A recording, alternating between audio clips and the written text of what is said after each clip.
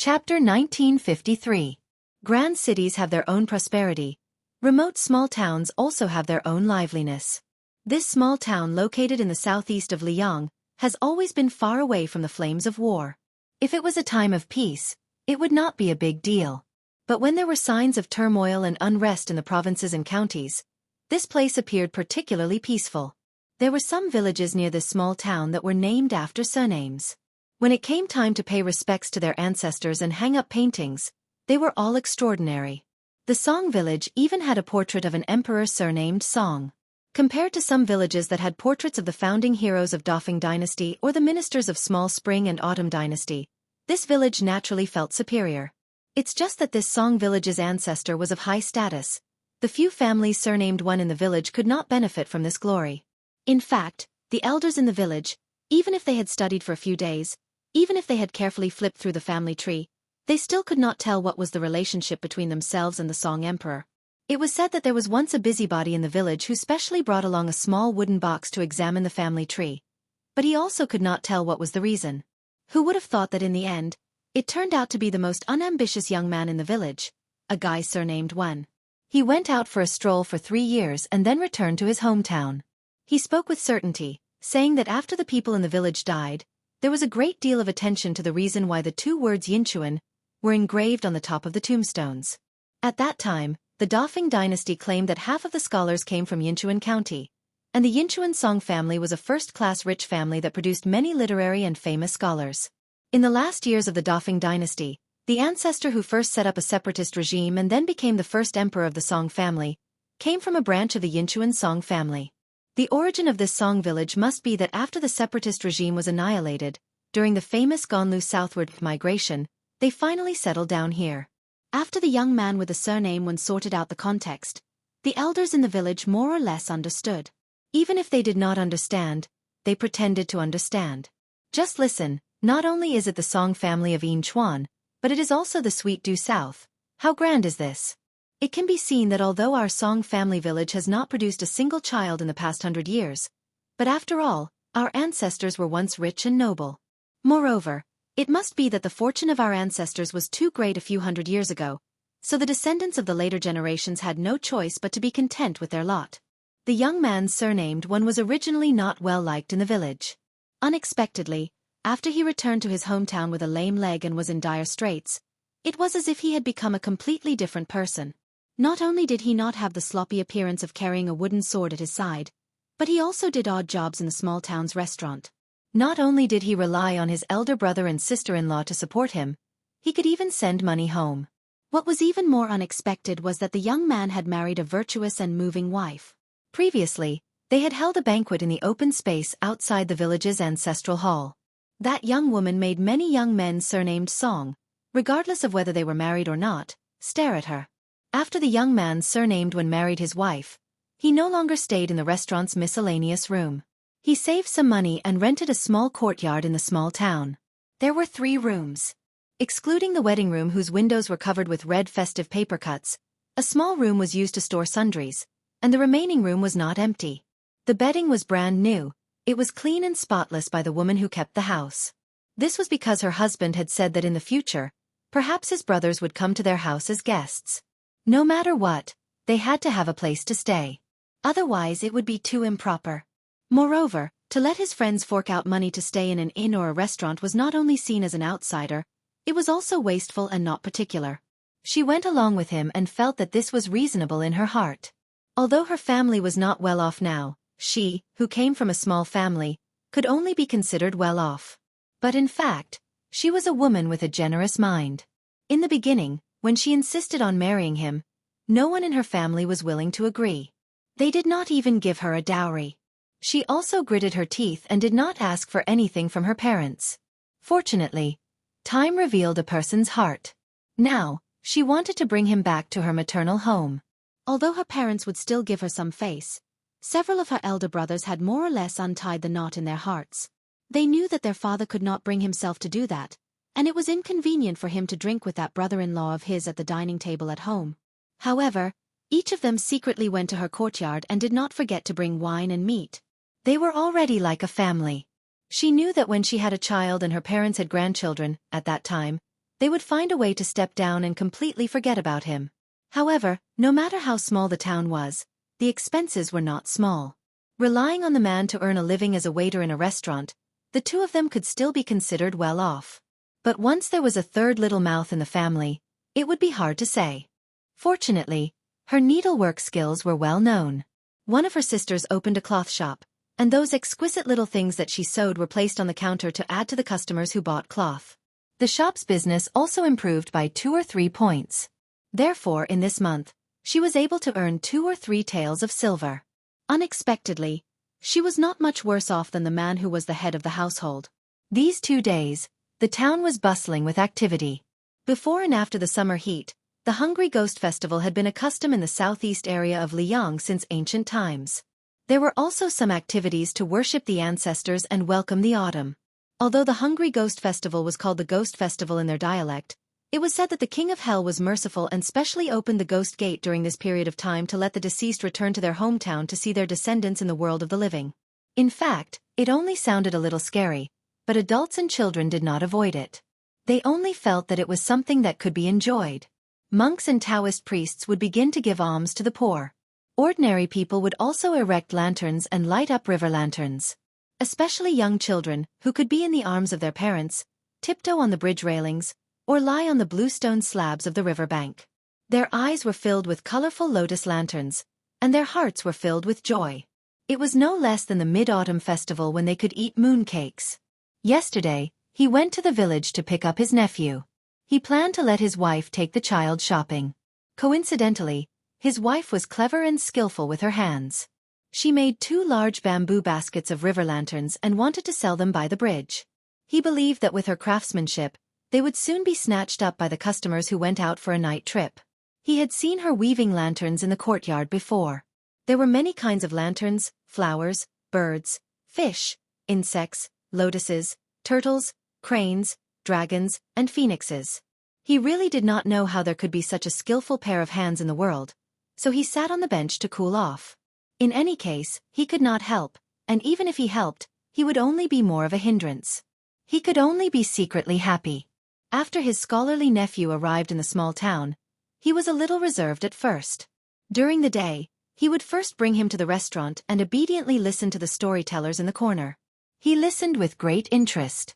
The child's temperament was like his father's, introverted and honest, and did not speak much. As the uncle, he liked but was also worried. He liked the child's honest temperament, but was worried that if he was too honest, he would easily be taken advantage of when he grew up. The restaurant that the waiter surnamed when worked in was now considered a famous place in the small town. Although most of the restaurants in the town had hired storytellers to tell stories of Jianghu, only their restaurant always told the freshest and most novel stories. All of this was naturally due to him. Earlier on, it was he who successfully persuaded the restaurant's manager to not be stingy with the storyteller's travel expenses to the county or even the provincial capital. Therefore, when this restaurant first told the story of the female Wulin chief of Great Snow Plateau who comprehended immortality by watching snow for a night, the debate between Buddhism and Taoism on Mount Wudong in the northwest Taoist ancestral court, the turmoil and unforeseen events in the holy land of Jianghu, and the Wu family's sword tomb's journey to Beiliang, it could be said to be a sensation in the small town.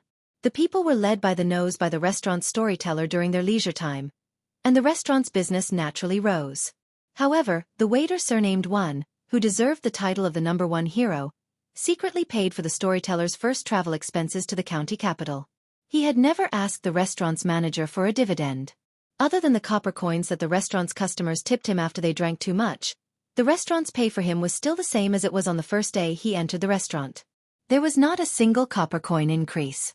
Every day, the shopkeeper would stand behind the counter with a smile on his face, watching the waiter with the surname when running errands attentively, and watching the lively young man serving tea, wine, and smiling apologetically every day.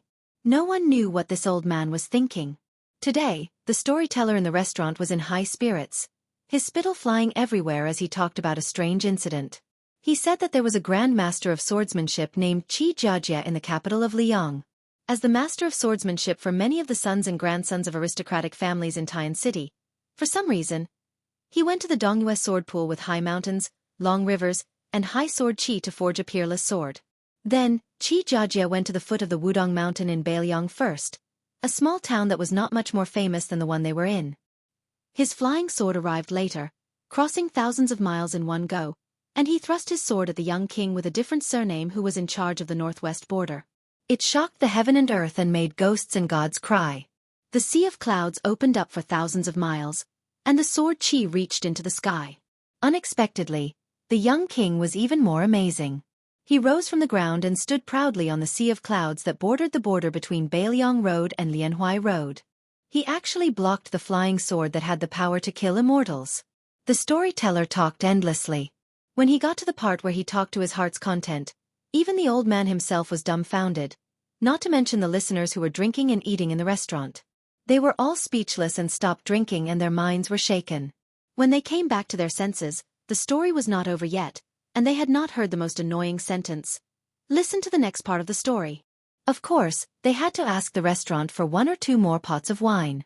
The waiter's nephew, whose surname was Wan, was listening to a storyteller for the first time. And it was also the first time he heard about Jianghu people. He was even more dumbfounded, as if he was listening to a book from heaven. He sat on the small stool in the corner that his uncle brought for him, clenched his fists, pricked up his ears and widened his eyes. He felt that listening to Jianghu stories was more interesting than reading the books of sages. Chapter 1954. Stories always come to an end, and so do restaurants. When the storyteller's story came to an end, it was already night outside, and the restaurant was about to close for the day. The owner of the restaurant, who had made a lot of money, was in a good mood today.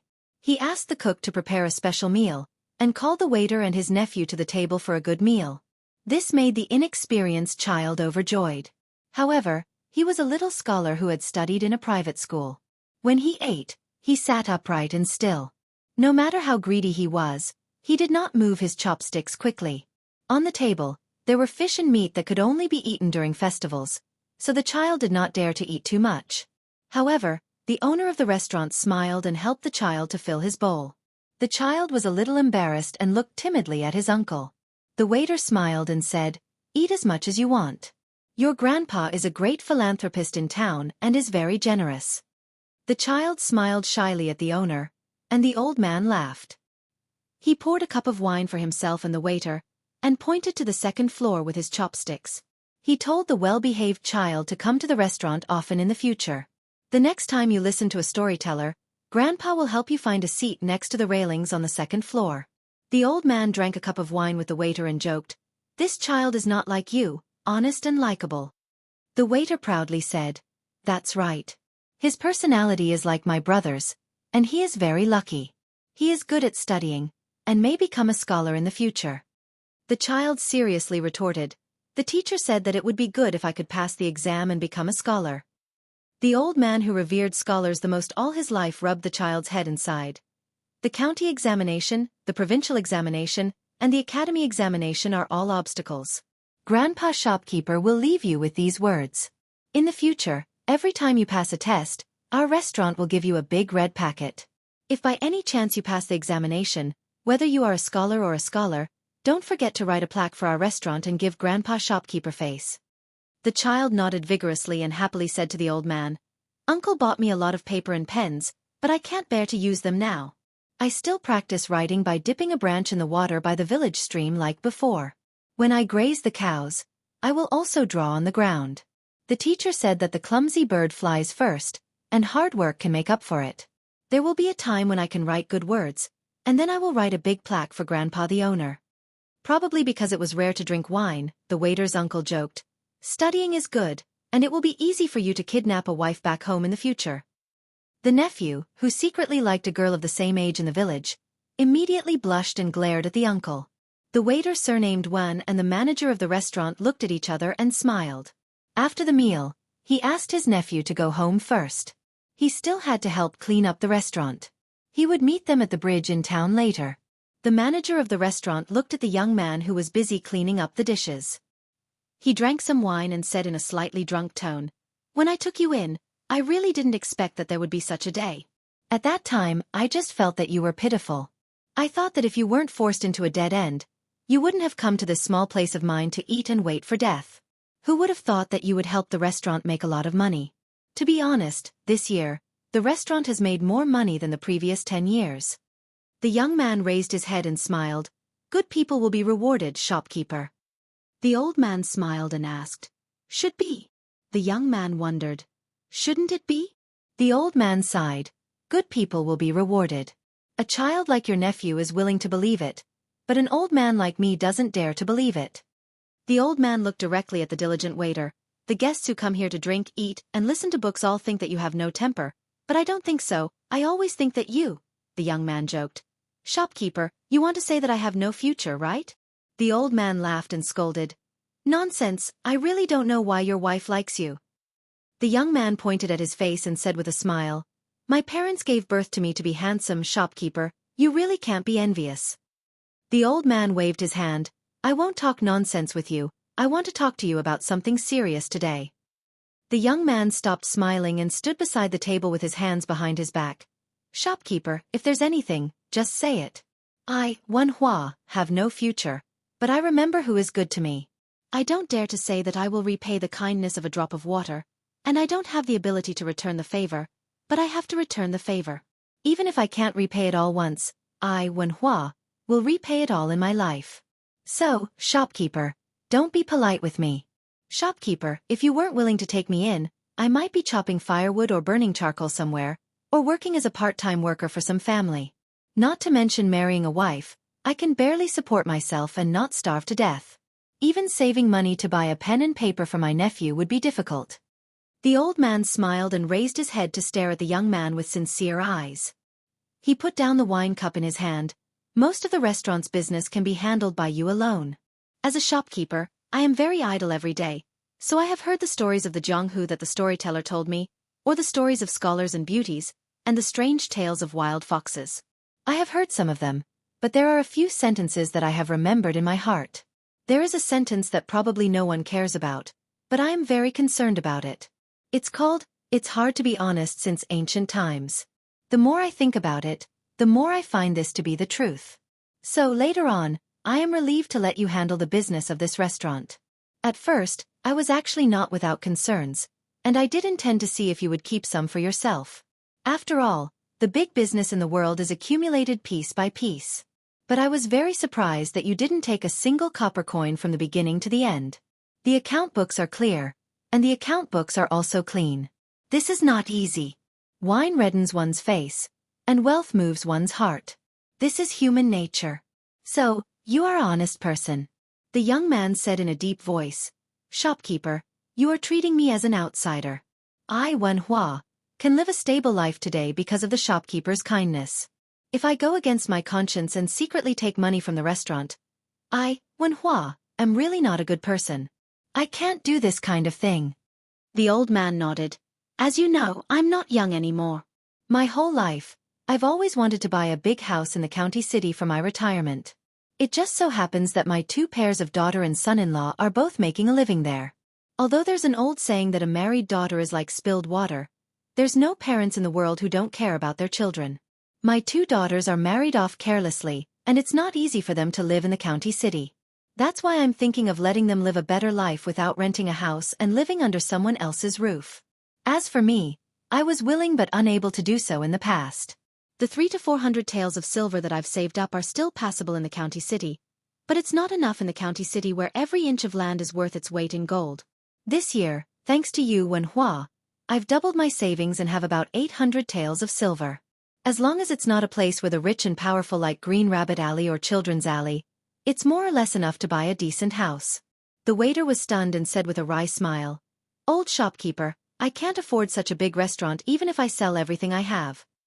The old man said with a smile, This restaurant used to be worth about 180 taels of silver. Now, it is different from the past. It should be valued at 300 or 400 taels of silver. You know this in your heart, and of course, I know it better. As for how much savings you have, I know it better. So, I thought of a compromise. The restaurant will be converted to 300 taels of silver. You don't have to rush to pay this money. Just don't forget about the dividends in the future. But, let me say the ugly words first.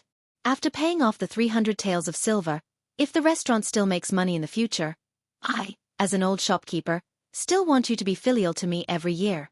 As for the specific amount, I won't force you. You can do as you see fit. In short, Take care of your family first. The young man wanted to say something but stopped. The old man waved his hand to signal the young man to sit down. Don't feel like you owe me. I am very smart. I know that you will definitely make the restaurant business bigger and bigger in the future. With your kindness, how can the dividends be small every year? I can lie in the big house in the county city and enjoy life. I can get a sum of silver every year for free and make a fortune. Chapter 1955. The young man sat back on the bench and straightened his back. Old shopkeeper, I can't thank you enough for your kindness. The old man twirled his fingers and joked. Don't just say that. You'll speak with money in the future. The young man suddenly laughed. Old shopkeeper, aren't you afraid that I'll go back on my word in the future and refuse to pay the dividends after paying back the 300 taels of silver? The old man raised his eyebrows. After that, he pointed at the young man's chest and his own eyes. The reason for this deal is that I believe in your conscience and my own eyesight. The young man and the old shopkeeper each poured a cup of wine and raised their cups. It's all in the wine. The two drank the wine in one gulp. After the old man finished his wine, he said, You should go and see your wife. All right, go to the back of the cabinet and get a jug of green ant wine. Treat it as my celebration for you finally having your own business. The young man stood up and laughed. Sure. The old man reminded him, celebration is one thing, but the wine will be on your tab. This green ant wine is not cheap. It's said that a jug from Baiyang costs less than 2 taels of silver. In Lianhuai, it costs more than 1 tael of silver. And from Gongnam-do to here, it costs 4 taels of silver. How is this selling wine? It's more like selling silver. You should drink slowly. Don't drink until you've drunk all the wine. The young man chuckled. I can't bear to drink it myself. The old man asked curiously. Why? Are you giving it to your brother or your father-in-law? The young man who went straight to the counter suddenly paused, turned around and grinned. Neither. I'm saving it for my brother. In the future, when he comes to my house to eat and drink, I'll treat him with this wine. Back then, a long time ago when I was hanging out with him, he always said that this green ant wine was the most delicious wine in the world. At that time, he always liked to use this wine to covet me. Later we separated. There was one time when I passed by his hometown alone. I was in a hurry and didn't get to drink it. I don't know what it tastes like. The old man said unhappily, What tastes like? It's just that it's expensive. Other than that, I don't like to drink it. It's too strong and too strong. It burns through the throat and has a strong after effect. In my opinion, it's not as good as our home-brewed rice wine. The young man smiled and said, That brother of mine is half a Jianghu man. Riding a horse to drink wine, he naturally has to drink the strongest wine. Drinking that soft rice wine is not considered a hero. The old man was amused. Oh, so you're from the pugilistic world. Also, from what you've said, you've traveled quite far in the pugilistic world, haven't you? The young man scratched his head. It's just that I've gone far. The old man rolled his eyes. You've suffered before, haven't you? The young man laughed it off. The old man sitting alone at the table raised his cup and drank slowly. He looked at the waiter who was carefully holding the wine pot from afar and asked without any reason. Wenhua, the storyteller in our restaurant, said several times that the Northwest vassal king admitted that he had a brother in Jianghu who happened to have the same name as you? Then shouldn't your brother's surname be Su as well? The young man stood in the distance, a brilliant smile on his face. What a coincidence. It really is him. The old man laughed and waved his hand. Brat. Get lost. The old man who had no wine in his cup shook the wine pot. It was empty. He turned his head and looked at the young man who was walking towards the door of the restaurant. The young man was limping, but he didn't give off a miserable or funny feeling. The old man suddenly laughed and asked, Wenhua, are you really not that famous swordsman in the capital? The young man who was holding the pot of green ant wine slowly turned around and made a face. Shopkeeper, do I look like him? The old man smiled and didn't answer. He waved his hand again. The old shopkeeper returned to his seat. There was no more wine in the pot. The bored old man thought for a while and looked at the door. He laughed at himself and said, You don't look like him. That's right. Can you look like him? After the young man left the restaurant, he quickly walked towards the small bridge. Along the way, there was an endless stream of people on both sides of the river. As far as the eye could see, the quiet river was full of lit river lanterns. It was like a starry sky on a summer night.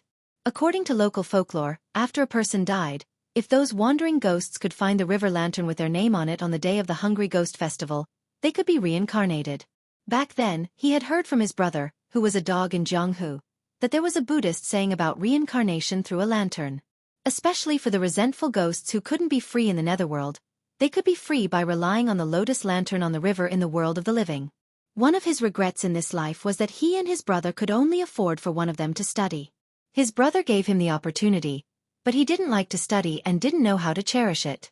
He only thought about doing chivalrous deeds all day long and yearned for the Jianghu where blades flashed and swords flashed. Therefore, he liked to nag his nephew even more than his brother and sister-in-law, telling him to study hard. The paper and brush he bought for his nephew were the most expensive and the best in town. He didn't hope that his nephew would pass the imperial examinations and become a scholar, nor did he want to bring honor to his family. Instead, he felt from the bottom of his heart that if a man studied hard, had a belly full of knowledge, and could write good characters, he wouldn't need to ask others for couplets every year. In other words, if he had a child in the future, he could go to the books and name his child. When it came to swordsmanship, there was only one person in the world who wanted to become the best in the world. When it came to fists, there would always be martial arts experts in Jianghu whose fists were harder. However, the principles that scholars read from books were definitely not the principles that emperors, kings, generals, ministers, high officials and dignitaries spoke out. They would definitely be a bit more important. When he arrived at the familiar bluestone bridge, his wife had already sold 2 baskets of river lanterns. His nephew was holding the last one in his hand. She waited until he came closer before softly asking, "Why do you want me to leave one? Do you still want to write the 2 words Baelyang?" He smiled and said, "The young man I told you about is from Baelyang. Now that there's a war in the west, I want to pray for him." The 3 of them walked down the bridge together and came to the shore. He bent down and gently placed the river lantern into the river. The 3 of them sat side by side on the shore. He rubbed his nephew's head and asked him to help hold the bottle of green ant wine. He looked up and smiled at his wife. "If you have the chance to meet him in the future, don't agree to it if he calls you sister-in-law. He must call you sister-in-law." Her eyes curved as she smiled mischievously. "You 2 are also fighting over this kind of thing." He smiled happily. "We don't have to fight over other things, but we can't give in on this matter." She blushed slightly and said helplessly, "Then you still want to become in-laws with him in the future? You said that he agreed to your marriage when you were a child?" He said boldly, "Does he dare to not agree?" His wife smiled. She didn't know why her man didn't care about anything. Only when he talked about his brother would he be especially proud. Sometimes, she even felt a little jealous. She didn't know what her man and his brother went through together that made him so reluctant to let it go. She knew better than anyone that this man with the surname Wen and given name Hua was actually able to take on and let go of anything. He even let go of the face that a man should care about the most. He looked at the river and said softly, "Wife, don't worry. I'm not thinking about the Jianghu that I went through back then. I'm just thinking about my brother." He then turned his head and grinned. "I can't help it. I know that without me in the Jianghu, no matter how well he does, he'll feel that it's meaningless. Look, listen, it's that tone again." She rolled her eyes at him. He snorted.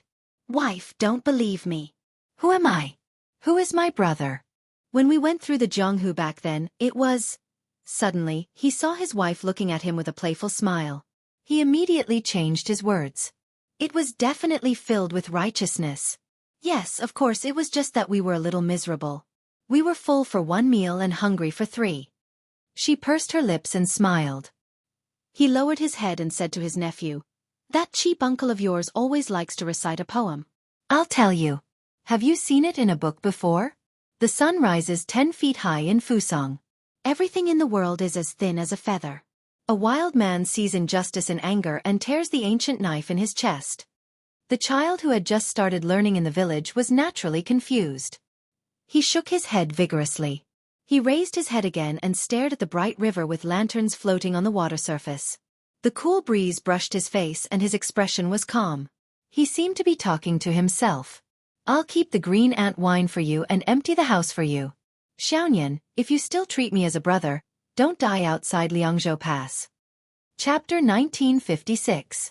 If one looked closely at the map of Liang, one would find that Beiliang Road was like a narrow knife, and Beimang's border to the south of Gusai and north of Liangzhou was like a millstone. This vast battlefield was like a whetstone, and in the end, the Beiliang cavalry was the best in the world. Murong Baoding's vanguard cavalry split into two groups. The 30,000 Winter Thunder elite cavalry went straight for the left cavalry, while the 30,000 Ruren cavalry went straight for the right cavalry. This Beimang royal family member, who was also the governor of Jianghu province, personally took charge of the middle infantry and did not put himself in danger. Aquarius province's disciplinary magistrate Wang Yong and Hushi province's disciplinary magistrate Helian Wuwei. After they surrounded Fuling and Liuya, these two towns, they similarly sent 20 to 30,000 cavalry south to reinforce the Winter Thunder elite cavalry and Ruren cavalry. Murong Baoding's intentions of being in charge of northern Liang's border cavalry was completely undisguised. But this was undoubtedly an open and above-board scheme. The Northern Mang Emperor and the Peace Magistrate precisely wanted to use Murong Baoding's two elite troops to tie down the left and right cavalry outside northern Liang Pass. They wanted to draw the snake out of its hole, have the two cavalry forces pull apart the distance between northern Liang City and northern Liang Pass, while also stopping the left and right cavalry forces from providing support to Huaiyang Pass defensive line. In short, Northern Mang wanted these two northern Liang field forces to be consumed between northern Liang City and Huaiyang Pass. Even though Northern Mang's intentions were extremely clear, after the young vassal king and the various generals and elders discussed this, the northern city's discussion hall didn't shrink back in the slightest. From start to finish, no one asked if these two battles were going to be fought or not, instead discussing how to fight them. The commander of the right cavalry, Jean Partridge Zhou Kong, stayed in the meeting hall in the end. He probably still had some matters to discuss with the young king. The deputy commander of the left cavalry, Lu Dayuan, and the second commander of the right cavalry, Li Yanchao, who were about the same age, just happened to cross the threshold side by side. Li Yanchao was not familiar with Lu Dayuan, who came out of nowhere. The youngest deputy commander in the history of the Manchu battalion, the old corporal of Li Mofan and Wang Lingbao, and the old soldier of the Su family who was on the same level as Su Pu Wu Qi, and Lu Jinu Li Yanchao, did not care about Li Yanchao, who only cared about military achievements. Moreover, it was very interesting.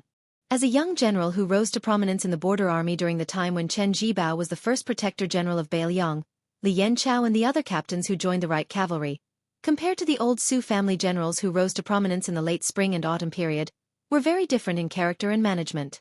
Just like after Lu Dayuan returned to the border army, even though he held the actual military power of the left cavalry, he did not have the official custom of a new official making drastic changes. Usually, when he inspected the cavalry, he did not have a straight face. He also turned a deaf ear to Chen Jibao's strict military rules of Beiliang. If he did not care about it, he would not care about it, or discuss military affairs in the meeting hall. He was also not as serious as Li Yanchao. Even when the young king asked him personally, Lu Dayuan had a lazy expression, as if nothing in the world was a problem. This naturally made Li Yanchao, who was strict in managing the army, displeased him and had no intention of befriending him. Lu Dayuan and Li Yanchao walked side by side to the barracks. There were some specific matters that needed to be discussed with Yang Shenxing. For this kind of large-scale deployment of troops, not only Yang Shenxing, the deputy military governor, but also Bai Yu, the head of the household department, had to participate. Li Yanchao suddenly stopped and took the initiative to say to Lu Dayuan, "Can I have a few words with you?" Lu Dayuan naturally did not refuse. The two did not rush to enter the barracks, but walked down the stairs. There was a wooden archway directly opposite the meeting hall and the 6 departments in the east and west wing. There were words on both sides. On the south side, there were 4 golden words on a red background, Northwest, written by the young king himself. On the north side was a Beiliang official maxim written by Li Yishan, "Heaven and earth can be bullied, but not the people." When the members of the vassal residence were in charge of military and political affairs, they could see this maxim when they looked up. Lu Dayuan led Li Yanchao to the wooden archway, smiled and went straight to the point.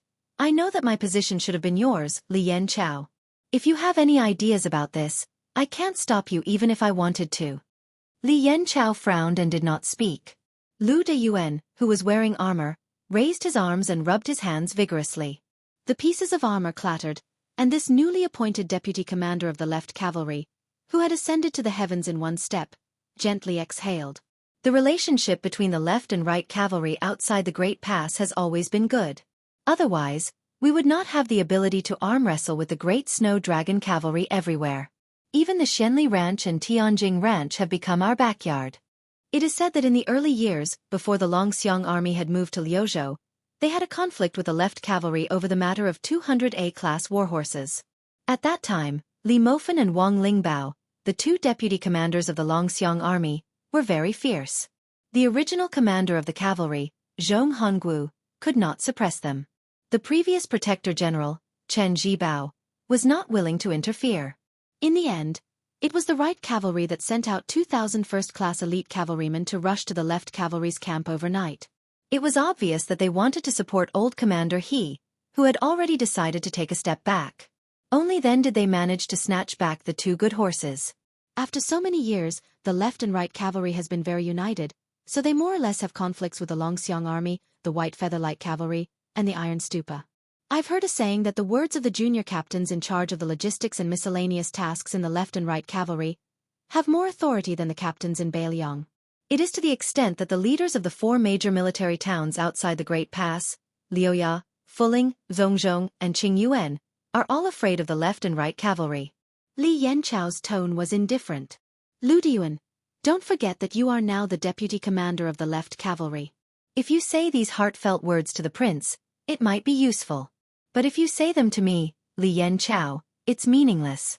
Lu Diyuan curled his lips and turned back to look at the meeting hall and the 6 rooms. They were all busy figures with hurried footsteps. He patted the heavy armor on his body and laughed. The Su family that I know was not like this in the past. They were all a bunch of uncouth men, all of them carrying swords, bows, and armor. Even the only 2 scholars by the general's side, Sir Li and Sir Zhao, used to carry swords and participate in meetings. Today, in the general's residence, Li Gongda, Bai Yu, and the others are wearing civil official robes, while the military counselors are wearing scholarly robes. Looking around, there are so many scholars. There are very few people who wear turtle shells like us. Li Yanchao, who still had a lot of matters to deal with personally, said in a low voice, "The war is imminent, and the military affairs are heavy. Lu Diyuan, if you have something to say it directly. Don't beat around the bush with me. I won't play along." Lu Diyuan nodded, not angry at Li Yanchao's arrogant attitude. He smiled and said, "I, Lu Diyuan, am a donkey. I haven't been taken out for a walk for nearly 20 years. Since the prince trusts me and has allowed me to sit on the actual first seat of the left cavalry, then I can't let the prince down. Speaking of which, I, Lu Diyuan, have fought more than 60 battles and have never lost. This time, I definitely won't lose. Today, I called you out for a chat to let you know that the left cavalry has been handed over to me. The prince can rest assured, old Marshal he can rest assured, and also you, Li Yanchao, can rest assured. We have to let everyone know that the left and right cavalry have always been arrogant and domineering, but we have the qualifications to be domineering. If you don't believe me, then let everyone open their eyes and watch. What to choose Twin Jade Annulus, Ko Jianghuai, Xie Shibei, Chao Benlei, Yu Yueqi. In front of the seniors of the Su family's iron cavalry. In the future, on the day of rewards, as long as you meet on the road, you have to obediently step aside. Lu Diyuan turned his head and looked directly at Li Yanchao. Old Li, what do you think? Li Yanchao sneered. Your words are still acceptable. Whether or not you have the ability, I'll wait and see. Next, if the left cavalry can kill half as many enemies as my right cavalry, I'll treat you to a drink in North Town. If not, when you meet me at that time, scram to the side. Lu Diyuan reached out and patted Li Yanchao's head. You brat, your temper is even worse than the great generals in the past. Li Yanchao, who had almost never been patted on the head in his life, was stunned. By the time he regained his senses, Lu Diyuan had already run away. At the entrance of the meeting hall, Partridge Zhoukong, who had witnessed this shocking scene, also widened his eyes. He said helplessly, "This Lu Diyuan is really something. He even dares to touch Li Taisui's head." Su Fengnian dismissed it with a smile. He said softly, "If that's the case, the left and right cavalry's burden will be somewhat heavy." Zhoukong snorted coldly. "Since your highness believes that Ko Jianghuai and his group of youths can make a name for themselves in Liuzhou, I can't be bothered to say anything about the muddled account of Qingyuan military town. However, even without the support of Stone Talisman Ning Mei and Yuan Nanting, Old He's left cavalry and my right cavalry against Murong Baoding and Wang Yong and Helian Wu Wei behind them, your highness can put your heart back into your stomach. Su Fengnian hesitated for a moment, then said, the 30,000 Winter Thunder Cavalry and the 30,000 Ruren Cavalry can be considered Bei Mang's first-rate elite army in the Southern Dynasty. Bei Mang is willing to use such a large amount of bait. You must not let your guard down. Zhou Kong grunted in agreement.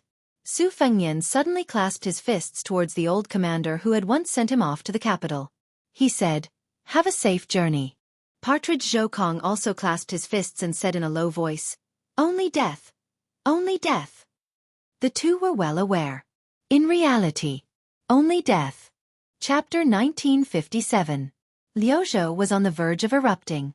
At that time, neither side in Liangmang realized that this was going to be a battle that would determine the outcome of the war. It would be on par with the Battle of the Western Wall that ended the chaos of the spring and autumn period.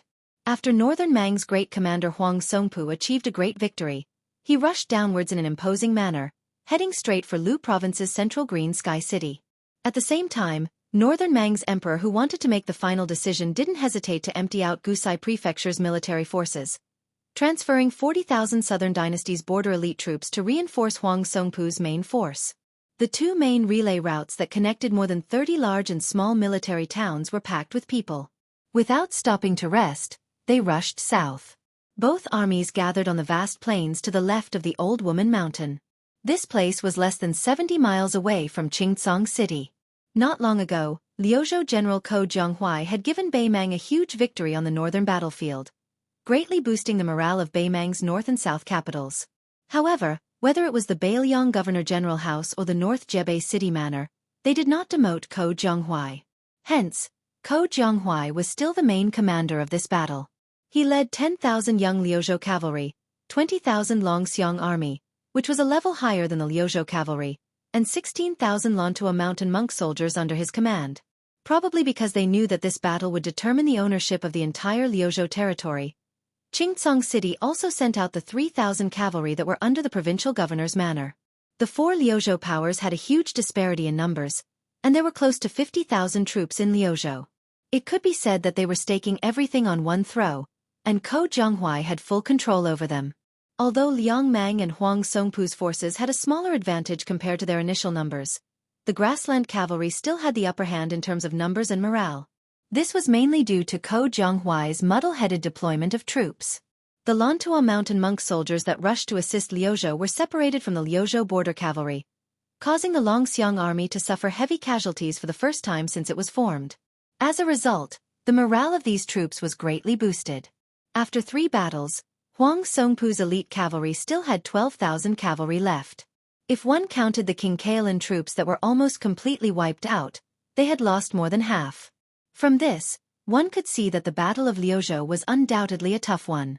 These 10,000 elite cavalry were undoubtedly the stabilizing force for the next battle. Wanyan Yinjiang, who was born in Longguan Pass, had lost all face in the second battle. It was precisely because of his mistake that Northern Mang was unable to form a tight encirclement, allowing Ko Jianghu's main force to break through the encirclement easily. His brother, Wanyan Jinliang, who was the most powerful person in the Southern Dynasty, sent a secret letter to reprimand him before the biting emperor. The wording was extremely strict, and the meaning behind it was to tell Wanyan Yinjiang that if he was unable to redeem his family's face in Liuzhou, then the family would have to close the door to him. Before the third battle of Liuzhou began, Wanyan Yinjiang not only gathered all the generals in the army, but he also called all the centurions to the empty space outside the tent. He made everyone sign a military order that on the battlefield, if no one within 10 people was able to kill the enemy, then the squad leader and the centurion would be executed on the spot. A chilly arch would be demoted to a centurion. Therefore, in the third battle, Wanyan Yinjiang's cavalry soldiers were not afraid of death. After the battle, they indeed had a lot of gains. Their military exploits surpassed that of Huang Songpu's main force. They even left behind the Yi family's cavalry. When this report, personally written by old Marshal Huang Songpu, was sent back to the 2 capitals of the grassland, the Wanyan army caused a sensation in the Southern Dynasty. The old lady was very happy and bestowed the Wanyan family with a total of 18 Xianbei belts. This meant that the Wanyan family would have an extra 18 Xie Shui guards. More importantly, This battle ensured that the Wanyan family would sit firmly on the throne of the Southern Dynasty. However, the repercussions were that after going through that brutal battle, the Wanyan tribe's elite cavalry had been reduced to 14,000 men. In addition, the head of the Wanyan tribe, Wanyan Jinliang, had to stay on the second front outside of Liangzhou Pass. Similarly, with the impending battle, the Wanyan tribe's descendants had all left the nest. Among the troops that were sent to reinforce Liangzhou Pass, there wasn't a cavalry troop that belonged to the Wanyan family. Currently, in the southern border of Beimang, Gusai Prefecture and Longyao Prefecture, other than the troops and horses that were sent south to attack Liangzhou Pass, the rest of the troops that were stationed there had been influenced by the remnants of Hongjia's people who had fled to the north. They had long known that this was a rare commodity that was worth hoarding. This was especially so when the importance of Gusai Prefecture was slightly lower than Longyao Prefecture, where the central army of Beimang was located. Coincidentally, it was a critical moment for the troops that were sent south to reinforce Liangzhou Pass. Almost all of the troops guarding Liangzhou Pass and Maolong Pass had privately offered a price. After all, going south to Laolong Pass was the general trend, and no one could refuse the emperor's order. However, there were a lot of things that needed to be done under the table. For example, the Wanyan family was afraid that Wanyan Yinjiang would make a mistake in the next battle due to the lack of troops, so they secretly offered a price to Ligu and Maolong towns, which were second only to tile-building Gentleman's Pavilion, in an attempt to persuade the two cavalry troops to take care of the imperial army during the Battle of Laolong Mountain. Unexpectedly, the two generals of the two towns firmly refused. It turned out that the Yi families that were also on the front lines of Liuzhou Pass had already taken the initiative to spend a large amount of money to form a temporary alliance with them. Furthermore, the price they offered was much more sincere than the reserved Wanyan family. For example, the A family that bought Maolong Town's 5,000 cavalry troops not only promised that the daughter of the family would be married to the eldest son of the cavalry general, but they also offered chests of gold and silver that amounted to 400,000 taels of silver to Maolong Town. Logically speaking, after 3 fierce battles in a row, the 2nd Cavalry, which had the weakest combat power and the largest number of soldiers, should have suffered the heaviest losses. However, the result was unimaginable. Before the southern expedition, there were more than 40,000 cavalrymen of mixed brands. Of the 40,000 cavalrymen who survived to advance to the battlefield of Crone Mountain with their commander-in-chief, Huang Songpu, there were still 34,000 cavalrymen who survived. In addition to the military forces of Gusai province, which were advancing south at full speed, the 40,000 cavalrymen of the Southern Dynasty who had been recuperating in the rear from the beginning to the end were all kept by the second noble families with a large sum of money. Apart from the 20,000 cavalrymen who were the old king of the southern courtyard, Huang Songpu's old subordinates who would obviously follow the old commander-in-chief's lead, the remaining 20,000 cavalrymen were all divided up by the second noble families. Huang Songpu, who had already lost his position as the king of the southern courtyard, could do nothing about it.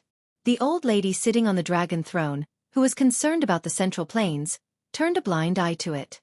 Huang Songpu, who had a large number of reinforcements, did not act rashly. Otherwise, in this grand battle that was about to begin, the main battlefield would be under Qingcang City, and not on Crone Mountain, which was like a small island floating alone in the sea. The area to the right of Crone Mountain was dozens of li, with strong winds and strong sand. The large expanse of rugged terrain was naturally extremely difficult for cavalry to gallop through. In the first battle between Liang Mang and Lu Guo, the cavalry under Crone Mountain had successfully advanced south from the plains on the left flank of Crone Mountain. However, at that time, the border army of Liuzhou was only defending the city to the death. Their military strength was also relatively weak. The refugees had not yet joined the army on a large scale, and the Longxiang army was alone. The main force in the field was not enough to support a large-scale cavalry battle far away from Qingcang City. As a result, they did not choose to take the initiative to intercept. However, it was clear that today was different from the past.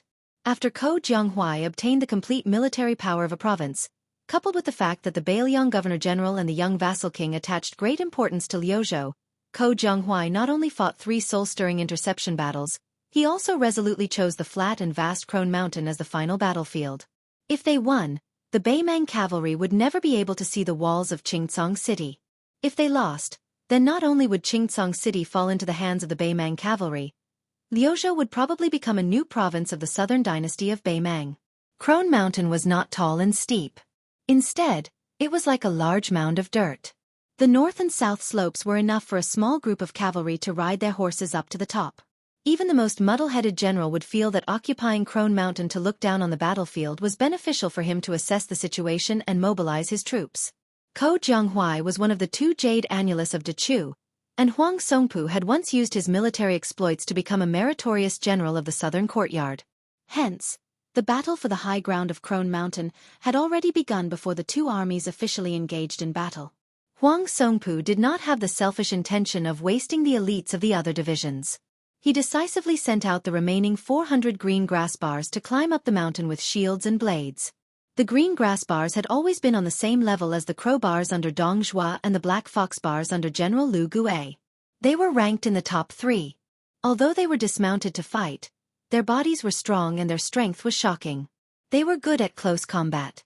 As expected, the Liuzhou side sent out 600 white horse crossbowmen, similarly armed with blades and shields. They climbed up the mountain at almost the same time. Both sides entered the battlefield of Crone Mountain at almost the same time and started to fight for Crone Mountain at almost the same time. This was probably the so-called coincidence of fate. Chapter 1958. Naturally, Huang Songpu did not think that 400 grassy barricades would be enough to take down the peak of Crone Mountain. After this batch of elite horse barricades, there were 600 men of sacrifice drawn from the various divisions. With the grassy barricades nailed to the peak of Crone Mountain, Wanyan Yinjiang and the other nobles and generals did not hesitate at all. In these 3 battles, Old Marshal Huang Songpu's performance was completely different from Dong Zhuo in the first battle of Liangmang. He did not take any actions to weaken the strength of the other divisions. Every time, he fought to the death first, and people died first. In these 3 difficult battles, Old Marshal Huang Songpu had reported to the emperor and was very protective of them. Twice, he took all the blame, and the 3rd time, he generously gave out military merit. Under these circumstances, even the gloomy Wanyan Yinjiang would feel bad. Of the 600 men of sacrifice, Wanyan Yinjiang sent out 300 Wanyan disciples. As expected, in a small-scale battle, without the leeway brought by the warhorses, people died even faster. The 400 grassy barricades quickly died. Looking up from the foot of the mountain, the peak of Crone Mountain was filled with the figures of the remaining white horse crossbowmen. The 600 men of sacrifice of the southern court aggressively entered the battlefield. The side of Liuzhou seemed to only use the white horse crossbowmen as an opportunity to seize the initiative, and definitely did not have the intention of letting all the crossbowmen die at Crone Mountain. This was also within reason. The ownership of Crone Mountain was of course important, but it could not be considered crucial, and could not be said to affect the outcome of the battle. If the battle between Liangmang and Liangmang was on the map of the Central Plains, where the tempo of the battle was slower than that of a cavalry battle, the gains and losses of Crone Mountain would be more significant. However, in a cavalry battle, especially a large-scale cavalry battle where both sides had accumulated more than 100,000 soldiers, and both sides were familiar with fighting on horseback, opportunities were often fleeting. In addition, Crone Mountain was not located at the center of the battlefield, but at a side away from the battlefield. When the time came, the side that lost Crone Mountain could very well take the initiative to move the main battlefield away from Crone Mountain.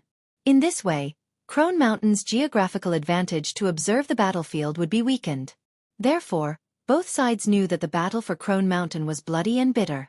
To a large extent, it could be said that it was used to raise the morale of the soldiers at the foot of the mountain. Liuzhou's reinforcements quickly arrived at the peak of Crone Mountain, consisting of close to 1,000 Lantua mountain monk soldiers. The white horse wandering crossbowmen who had fought from outside Liangzhou Pass all the way to Liuzhou's border, compared to their mortal enemy Kinko Lanzi who had been completely wiped out on the battlefield, their losses were not small either, close to 300 people dying on the mountain peak. At the foot of the southern slope of Crone Mountain, away from the main battlefield, the leading general Ko Jianghu was actually among them. The military authority of the 10,000 Liuzhou youths had already been completely handed over to Chief Fulong Pass. As for the 20,000 Longxiang army, on the battlefield where they faced off against Beimang's main force, it was naturally Su Longxiang and Li Mofen who each led 10,000 cavalry. Ko Jianghu only spoke about how to win this battle, how to deploy the troops in detail and how to generally deploy them. But he definitely would not interfere with the killing of the Longxiang army after they entered the battlefield. The 3,000 cavalry directly under the Liuzhou provincial governor's mansion also did not appear here, instead following behind the 10,000 cavalry from Chief Fulong Pass, forming a central army. The two wings were the even stronger 10,000 dragon elephant cavalry. Huang Songpu did not leisurely head to the foot of Crone Mountain's northern slope like Ko Jianghu to oversee his own central army. When the old general vaguely saw the monk soldiers of Lantua Mountain appear at the summit, the old general with a grave expression finally let out a light breath of relief. In the previous third battle, the monk soldiers of Xie were not even worth his weight in gold. They were practically a burden that held him back, allowing this Southern Dynasty great general to obtain a great victory that even Tai Ping-ming did not expect. His military service was so great that it shook the grasslands. However, in the depths of Huang Songpu's heart, he instead felt even more apprehension towards the monk soldiers of Lantua Mountain that the Beimang had obtained through winning the Battle of Miyun Pass. He was not as optimistic as many of the Southern Dynasty border army generals who believed that the reason for the defeat of the Liuzhou border army was that Ko Jianghu intentionally suppressed Xie, whose name shook the world at the Battle of Miyun. Huang Songpu firmly believed that this was a trap set by Ko Jianghu and Xie for him. If he was not careful, the people who would be strangled by the neck would be tens of thousands of grassland soldiers. Wanyan Jiang, who was holding an iron spear and wearing heavy armor, urged his horse over. He loudly asked, "Great General, when do we charge?" Huang Songpu glanced at the direction of Crone Mountain and calmly said, "Wait a little longer." Wanyan Jiang, who knew the inside story of the military, was a little puzzled. Other than the 400 grassland soldiers and the 600 death warriors of the Southern Dynasty, the old general still had a backup plan. A total of 1,500 elite soldiers. Using these elite soldiers to fight for Crone Mountain showed how much importance he placed on it. However, even Wanyan Jiang, who was not as talented in military strategy as the old general, knew that the number of soldiers he had was still too little. With the Beiliang Frontier Army's character of wanting to lose people, they could not afford to lose face. At the very least, they would need to add another 1,000 soldiers to ensure that they would be able to take over Crone Mountain. One Crone Mountain was only worth this price. If more soldiers were sent in, more people would die on the mountain. For both sides, Liang Mang and Liang Mang, it would be a loss. The old general, Huang Songpu, obviously did not plan to take over Crone Mountain from the start. Instead, it was more of a test. After going through 3 battles, Wanyan Jiang knew his own worth. His arrogant personality had long been smoothed out. He was completely convinced of the old general's ability in military strategy. Since Huang Songpu said to wait a little longer, Wanyan Jiang, who was bound to the old general for good or ill, did not say any more nonsense. The figures of soldier monks appeared on the surface of the water in an endless stream. These monks of Mount Lantua, who possessed extraordinary combat strength, were especially eye-catching on the summit of Old Woman Mountain.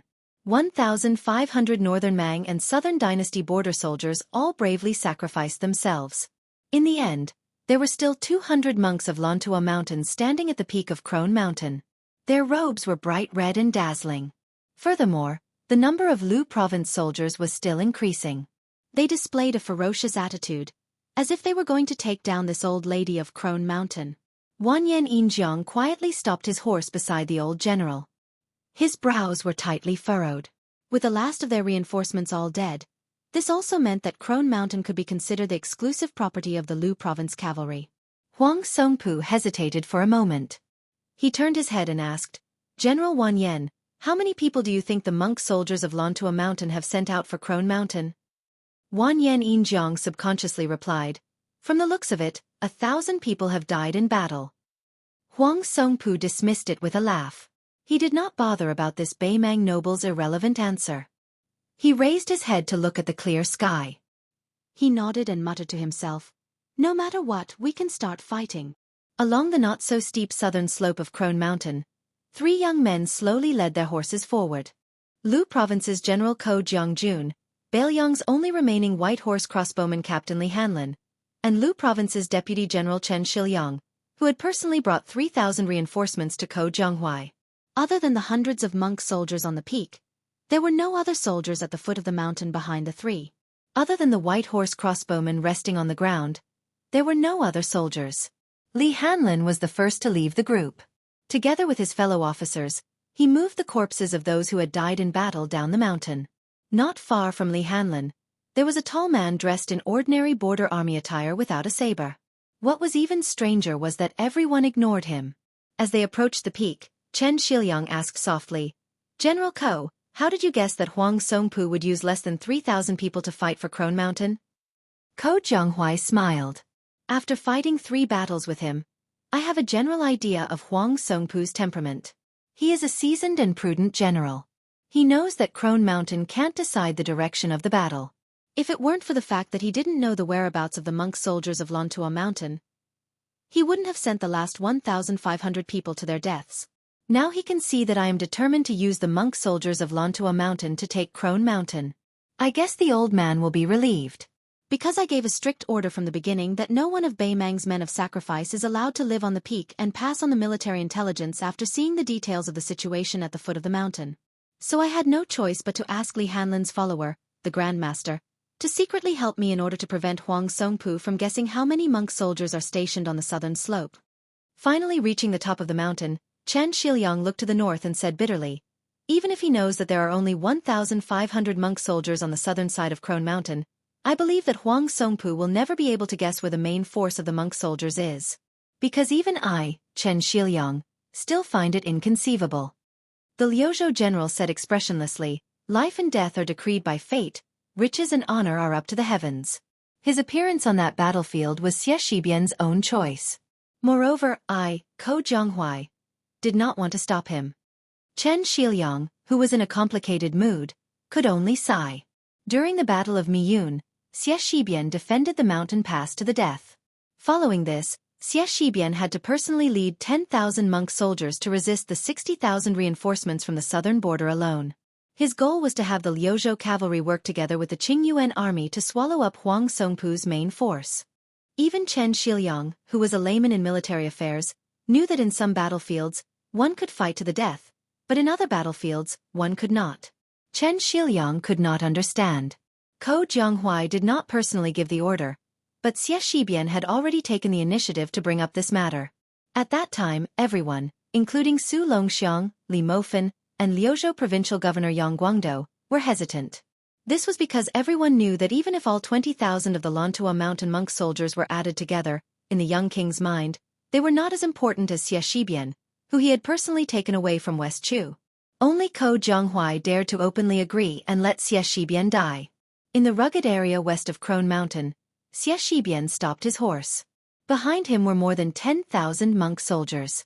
Everyone had abandoned their blades and carried large shields, holding long spears to stop the horse.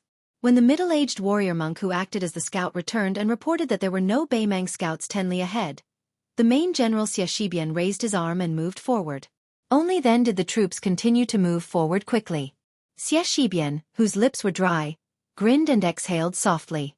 For some reason, he thought of the delicate girl who often walked past his door with her head down and sunbathing when he was young. South of Beiliang, there was her. The reason was enough. Chapter 1959. On the vast plains to the north of Crone Mountain, the sound of a bugle horn shook the heavens. Huang Songpu had 12,000 cavalrymen, 14,000 Wanyan elite cavalrymen, and 34,000 second cavalry. Among them, there were also 500 to 600 rare heavy cavalrymen who were fully equipped with armor. The northern Mang cavalry that had been accumulating power and waiting to set out stretched out 5 or 6 li in length, continuing without end. Compared to Beiliang's Liuzhou border army, which only had 30,000 cavalry, Beimang's morale was not inferior. Their military strength was far superior. Commander Huang Songpu did not purposely try to win by surprise. Although the battlefield was vast, this general who had been the #1 person in the Southern Dynasty for more than a decade did not try his best to spread out the front lines. It was obvious that he did not plan to fight a chaotic battle of unprecedented scale. He also did not split into left, middle, and right formations like the Liuzhou border army. Instead, he used his own troops as the vanguard, with the Wanyan elite cavalry following closely behind. The E cavalry, which had the largest number of people, brought up the rear. In this way, the northern Liang border cavalry, who had the advantage of natural armor, could be weakened to the greatest extent. While ensuring the thickness of their formation, it could force the Liuzhou cavalry into the mud and reduce the number of repeated charges. On the other hand, to be able to make the grassland cavalry that was described in the spring and autumn annals as the western and northern borders were filled with fierce cavalry that came and went like the wind, and the central plains were unstoppable unless it was a high city, they had no choice but to use such a stable formation to fight. This in itself showed the exceptional strength of the Beiliang cavalry. Ko Jianghu and Chen Shiliang stood at the peak of Crone Mountain, their field of vision extremely good. Overlooking the battlefield, they could see that after Liang Mang's cavalry began their charge at the same time, they were like two waves of flood bursting through a dike, colliding into each other. Chen Shiliang had never considered himself to be an expert in military affairs. When facing the battlefield, he also did not have the hot-bloodedness of a general. It could even be said that this talented second-generation Su family strategist of the Tide Listening Pavilion had an instinctive dislike of killing on the battlefield. The Confucian school advocated cultivating the body, governing the family, and governing the country. The essence, or perhaps the root, lay in the word governing in peace. Therefore the world was governed and peaceful. This was the true home of a scholar. Chen Shiliang subconsciously turned his head and saw Ko Jianghu holding his horse with one hand and his blade with the other. His expression was calm. Chen Shiliang was often compared to Su Beiji, who was also a strategist of Mount Qingliang. This was just like how the imperial court of West Chu liked to comment on the twin jade annulus of De Chu, Ko Jianghu, and Xie. It was the same logic as how the West Chu imperial court always liked to comment on the twin jade annulus of De Chu, Ko Jianghu, and Xie. In Beiliang Pass officialdom and the border army outside the pass, Chen Shiliang and the higher-ranked transport envoy Su Beiji were polar opposites. The Beiliang border army recognized Chen Shiliang, who had personally experienced the first great battle of Liang Mang. They believed that Chen Shiliang had truly inherited the mantle of Tide Listening Pavilion Li Yishan. In the future, he might have a chance to reach a transcendent height that could stand shoulder to shoulder with Li Yishan. However, the officialdom of the three provinces, especially Liangzhou and Lingzhou, where Su Beiji had lived before, regarded Su Beiji even more highly. They viewed him as a true pillar of Beiliang, a talent comparable to Li Yang's Grand Secretary Zhang Julu. He had the stature of a prime minister that could only be achieved by one person in a generation. On the other hand, Chen Shiliang was probably no more than a military strategist at the border or a minister in the central government. Chen Shiliang paid no attention to these comments about the undercurrents of Beiliang's upper echelons. This was because of his temperament. Although he was born into a humble family in Gangnam-do and did not even have the qualifications to sit at the same table as famous scholars, compared to many officials in the Liang imperial court who seemed to have suddenly turned yellow overnight after passing the imperial examinations, Chen Shiliang was more open-minded. Instead, there were often people who half-jokingly said to him that Su Beiji had a competitive heart. Even the provincial governor Yang Guangdo did not mince his words. Whether a gentleman competed or not depended on the timing. He warned Chen Shiliang that Chen Shiliang could not truly not compete for anything and only give in. As for the twin jade annulus of De Chu, who was currently leading troops and fighting alongside him in Liuzhou, Chen Shiliang felt that he had a slightly better impression of Xie, who came to Liuzhou later than him. He and this person, one was scholarly and one was martial, but their backgrounds were similar. They were both at the bottom of the marketplace. Moreover, compared to the proud and arrogant Guangling Dao descendant Ko Jianghu, Xie was more in line with the image of a scholar as a gentleman. Interacting with him was like bathing in the spring breeze. Ko Jianghu was always like the blazing sun in the midday summer sky, dazzling and dazzling. But even so, the deeper Chen Shiliang interacted with Ko Jianghu, the more sincere his admiration for him grew. He remembered reading history when he was young. He read, "One does not rejoice in victory, one does not feel discouraged in defeat. One who is as calm as a lake even when there is a thunderstorm in his chest can become a general." At this time and place in Crone Mountain, Chen Shiliang gazed at Ko Jianghu's resolute profile. In his heart he sighed. A master of the art of war should be like this. Ko Jianghu did not turn his head. He suddenly said, "If I win this war, but Xie dies in battle, then to me, Beiliang wins and I lose." Chen Shiliang, who had been immersed in officialdom for many years, naturally understood the mystery. He asked curiously, "Since this is the case, why did Ko Jiangjun agree to General Xie's generosity and go north?"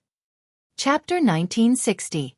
Ko Jianghu smiled and said slowly, "In the battle of spring and autumn at the West Wall, do you know how many cavalrymen were really involved in the battle? Actually, the total was less than 140,000. Far less than the 40,000 to 50,000 infantrymen sent in at once in the middle and later stages of the battle. It was because both sides had used up a lot of military strength before the final battle, and the cavalry had suffered heavy casualties early on. It was also because the Guangling Road territory was not suitable for large-scale cavalry to fight together. So, not to mention me and Xie Shibian, even Chao Chongqing and all the people in the Central Plains who use troops will have a knot in their hearts, and that is to have a proper cavalry battle with the grassland cavalry that is said to be invincible after the Great Feng. There is no need to rely on the dangerous pass, no need to defend the city to the death, just on the flat terrain of the battlefield, warhorse against warhorse, warblade against warblade. At this point, Ko Jianghu paused for a moment.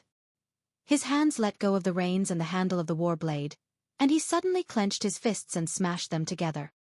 Meet force with force, let's have a proper battle. Ko Jianghui's eyes were burning. Victory! Our cavalry of the Central Plains will win. Even Chen Shiliang, a civil official who despised casualties on the battlefield, couldn't help but feel a surge of strong emotions when he heard these words. Ko Jianghu reached out an arm and pointed at the battlefield at the foot of the mountain where the two armies were about to collide. Coincidentally, a once-in-a-lifetime opportunity is in front of me and Xie Shibian. I want to win, he also wants to win, so no matter what, we can't lose. However, Xie Shibian is more ruthless. For this battle, he is willing to pay the price with his life. I'm not as good as him, and I'm only willing to bear the price of a dark future in Beiliang. An ambitious person values success or failure, and a hero doesn't care about death. Maybe in the history books, Xie Shibian will be praised more than me. Chen Shiliang had nothing to say. On the battlefield to the right of Crone Mountain, the battle between the two sides reached 100,000 cavalry. It was spectacular and tragic. To increase the strength of the formation, the refugee young cavalry in the middle of the three cavalry armies of Liuzhou led the charge with 6,000 men of the direct collision camp, jumping out of the original front line. In the first charge, Huang Songpu did not use the armored cavalry that was worthy of its name. Instead, he hid them outside the battlefield, and it was still the old commander himself who led the elite cavalry under his direct command. It was still this old general who had once been the king of the southern courtyard leading the charge. Abandoning the tactic of luring the enemy and wandering about, the cavalry clashing into the formation was exchanging lives. The 6,000 direct collision battalion acted as the tip of the cone formation. As they accelerated, they gradually reduced the width of their front line and collided with the 12,000 cavalry under Huang Songpu. The Chong of Liuzhou was like a giant drill to cut open a mountain. Including the collision camp, the direct and the cavalry, and the Bian Beiliang and the cavalry. The deeper they dug into the formation, the easier it was for the two dragon elephant armies at the sides of the conical formation to tear through the northern Mang cavalry's thickness. Huang Songpu's front, middle, and rear formations, in this kind of simple collision formation, displayed an astonishing effect.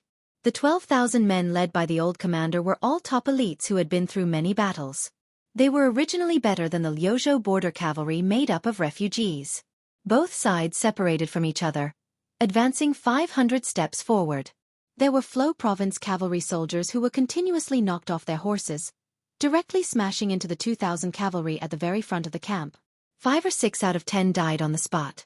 Under the continuous collision of this type of cavalry formation, it was often impossible for them to even slow down the northern Mang enemy cavalry. It was to the extent where the northern Mang cavalry didn't even need to deliberately remove their heads. Their war horses could just charge straight through. The 14,000 Wanyan elite cavalry did not follow closely behind Huang Songpu's cavalry. Instead, they opened up a 600 to 700 step gap between the two armies. With that, Wanyan Yinjiang's family private army was able to launch a second charge. When the remaining 7,000 Liuzhou cavalry broke out of the formation of Huang Songpu's cavalry, they faced the Wanyan elite cavalry who had raised their speed to the max. One side's speed and momentum were decreasing, while the other side's momentum was at its peak. The result of the collision was obvious. The 14,000 Wanyan elite cavalry held their spears and charged forward. Relying on the impact of the charge, they were extremely heavy. 500 Liuzhou border cavalry were actually brushed past and died on the backs of their horses. The perfect soldier cavalry at the back even had the time to grab the chance to stab those Liuzhou cavalry, who had unfortunately fallen to the ground. When this Liuzhou cavalry that broke through the formation twice finally met the B cavalry with the largest number of people, they had already suffered heavy losses. Luckily, their sacrifice reduced the pressure on the two wings of the Longxiang army. No matter if the wild goose flew north or south, it was always the leading goose that had the most difficulty. It was even more so when the formation on the battlefield was like flying geese. Although the cavalry gathered by the Yi High School had the thickest formation and the longest depth, they did not pose much of a threat to the Liuzhou cavalry. Facing the charge of the Longxiang army, which did not suffer many losses, they were at a disadvantage. It was just a change of battlefield position. Both sides of Liangmang were covered in corpses. However, both sides still maintained a relatively stable formation. This meant that in the next charge more people would die, and it would be easier. Chen Shiliang stood on the mountain peak. After personally witnessing this intense clash, he kept silent. If one only judged from the Old Woman Mountain battlefield, based on the current situation, the final victor would be Bei Mang. Ko Jianghu was expressionless from start to finish. Not enough people had died here, and the northern Mang did not feel that the achievements were at their fingertips. Or if Huang Songpu sensed that something was wrong, the final encirclement of the Crone Mountain would not be able to stop the main force of the northern Mang at all. After all, this was not the Calabash Pass of Yuzhou that was blessed by nature, and there were no terrifying troops like the Great Snow Dragon Cavalry and the two northern Liang Heavy Cavalry responsible for blocking the retreat. Ko Jianghu turned his head and looked toward the southeast. Chapter 1961. Northern Liang Path's two new relay routes within Lu Province's territory were both horizontal, separately leading to Liang and Ling provinces, far less meticulous than the Pass Inner Province's 3 provinces. This was also a helpless move. The vast Lu province only had 3 military towns to rely on, yet it was bordered by northern Mang's powerful Gusai province. That was why building longitudinal relay routes within Lu province could only make it easier for the grassland cavalry to drive south. This was a move that destroyed one's own border. Taking 10,000 steps back, even if that young vassal king mysteriously lost his head, overestimating his own abilities and exhausting his military, building relay routes in Lu province, Green Azure City's provincial governor manor, Huayang Pass Protectorate Manor and Clear Frost Mountain would all rebel at the same time. The plains on the right side of Crone Mountain was the most suitable terrain for cavalry outside of Qingcang City. The location chosen by Ko Jianghu for the third intercepting battle after the 2 great victories was a yellow sand plain about 200 li north of Crone Mountain. Between that plain and Crone Mountain, there was a huge corridor running north and south. It was roughly shaped like a woman's waist. If the grassland cavalry were to advance from north to south, although this wasn't a path they had to pass through to reach the battlefield of Crone Mountain, compared to taking a detour, it could shorten the distance by 60 li. Furthermore, this corridor wasn't narrow or steep, definitely not a winding path. It was impossible to set up an ambush on both sides. On the contrary, the mountains on both sides of the corridor were flat. The width of the corridor was roughly the same, about 1.5 li. It could be said that a large group of cavalry could pass through it without any hindrance. The so-called corridor was shaped like a woman's waist, but that was only in comparison to the entire Liuzhou territory. As a result, from the first battle of Liangmang, when Lu Wei's cavalry went south, to the second battle of Ko Jianghu, when the 3 intercepting battles, neither side had set their eyes on this place that the refugees had named Grasshopper's Leg. However, amidst the grandiose reinforcement of the 50,000 southern border cavalry, when almost everyone could see the northern entrance of this corridor, there was already a group of Lu province soldiers in the middle of the corridor. They had been waiting for a long time. When Ma Lanzi hurriedly reported back to the Beimang generals, the 50,000 cavalry fell into an awkward situation. The Liuzhou infantry all assumed a posture of defending the corridor to the death. There were about 14,000 of them. The main force was the monk soldiers of Lantua Mountain in the west, mixed in with 2,000 to 3,000 native Liuzhou soldiers. The bad news was that with this corridor as the battlefield, the cavalry couldn't move left and right. The good news was that the infantry army that was waiting in formation didn't bring any large-scale anti-horse machine. Once the cavalry army that already had the absolute advantage in terms of military strength smashed through the infantry army and forced them to retreat in panic, forget about 17,000 to 18,000 infantry. Even if their military strength was doubled, it still wouldn't be enough for this cavalry army to cut down with their blades. After 20 years of fighting to the death at the border, the northern Mang Southern Dynasty cavalry no longer dared to underestimate the strength of the northern Liang cavalry or the Yuzhou infantry under Yan Wenluan's command. However, if it was any other troop, they really wouldn't think much of it. This wasn't blind arrogance, but rather the enormous confidence that the grassland cavalry had accumulated over the past 400 years since the end of the Great Feng Dynasty's era.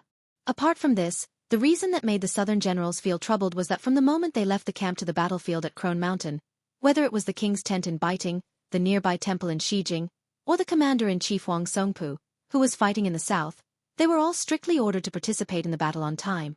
At the crucial moment, the entire battle would be decided and all the main forces in Liuzhou would be wiped out.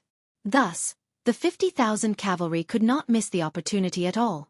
Right now, the difficult problem facing these Southern Dynasty generals who grasped military authority wasn't just whether or not they should take a longer detour, because the monk soldiers in the middle of the corridor could similarly quickly withdraw to the south. Perhaps if they changed the battlefield, the northern Mang cavalry could break through the formations even faster. But the consumption of traveling 60 li of additional distance was definitely not a price these Southern Dynasty generals, large and small, could endure. Moreover, the military merit of more than 10,000 Western region monk soldiers, especially Xianxia, whose head might be exchanged for the merit of being granted a noble rank, was just too tempting. Should they fight or not? Of course they would. Whether it was for public or private reasons, the Beimang cavalry felt that they had to fight in this corridor to obtain a large amount of military merit. The 18 Xianbei jade belts that the emperor had recently bestowed to the Wanyan family were the best example. With great merit in front of them, how could the 50,000 cavalry, whose stamina and spirit were at their peak, not be able to break through the formation of more than 10,000 infantry soldiers? On the other side of the corridor, Xianxia, wearing armor and a war blade at his waist, sat on the back of a horse and looked toward the north. The wind blew in his face, and it was as if he could already smell the scent of blood. This deputy general of Liuzhou, who was known as one of Dechu's twin jade annulus, had a firm gaze and a calm expression. Chao Zhongqing had once privately commented with the Empress of West Chu, Jianghu, about the generals and ministers of the dynasty. Most of them were mediocre, but when it came to Xianxia's proud disciple, he was unexpectedly not stingy with his praises. Especially when he said, using troops on the battlefield, turning stone into gold, these 8 words carried the most weight. But in the end, he added a comment that seemed to be a digression. Xianxia's tenacity and perseverance surpasses Ko Zhonghuai's. Xianxia slowly closed his eyes. This young man that even the young emperor of Liang wanted to recruit into Great Peace City was now a citizen of Dechu, but a general of Beiliang. Dechu had been invincible for 200 years during the spring and autumn period. They relied on 3 things to defeat their enemies: strong armor, strong bows, long spears, and military orders. When Dechu was at the peak of its power, it had once beaten Liang and Dongyu to the north of the country like a strong man beating a young child. Even though Great Chu's military strength had declined from its peak, and Liang, located in the northern corner of the 9 kingdoms of spring and autumn, had begun to pay attention to cultivating cavalry, before the 120,000 great halberd warriors were completely wiped out in the Battle of Scenic River, the entire Central Plain still believed that the Liang cavalry of a certain scale would not be able to gain the slightest advantage against the heavily armored infantry that was hailed as the most powerful in history. However, in the Battle of Scenic River, reality had proven that on a suitable battlefield, heavily armored infantry that did not have enough cavalry supporting them could only wait for death no matter how many there were. They might not necessarily lose, but they definitely would not obtain a great victory. That classic battle in the history books was far inferior to the one at West Leby. It had always been underestimated and looked down upon by Liang's historians and militarists. First of all, in the 3 battles, not many soldiers actually died on both sides, only 30,000. Second, the Su family army that had achieved a great victory with a combination of cavalry and infantry chose to brutally bury more than 80,000 surrendered soldiers in order to prevent any mistakes in the crucial battle that followed. In addition, the old emperor of Liang, Zhao Li, had once sent an old general with meritorious service and 2 Zhao clan relatives to participate in the battle. Therefore, it was inconvenient for Zhao Dun to spread the taboo of ascending the throne and claiming the title of venerable. However, that battle of Jianghu had a great impact on the victorious Su family. When Su Shao and his subordinates were touring the battlefield, he squatted down and stared at the fine armor of a Dechu halberd soldier. Long sabers hacked and spears stabbed, but it was still mostly intact. He sighed. The person is already dead, but the armor is still intact. If I had armor like this, how many people would die? We can't continue to be so poor. Chapter 1962.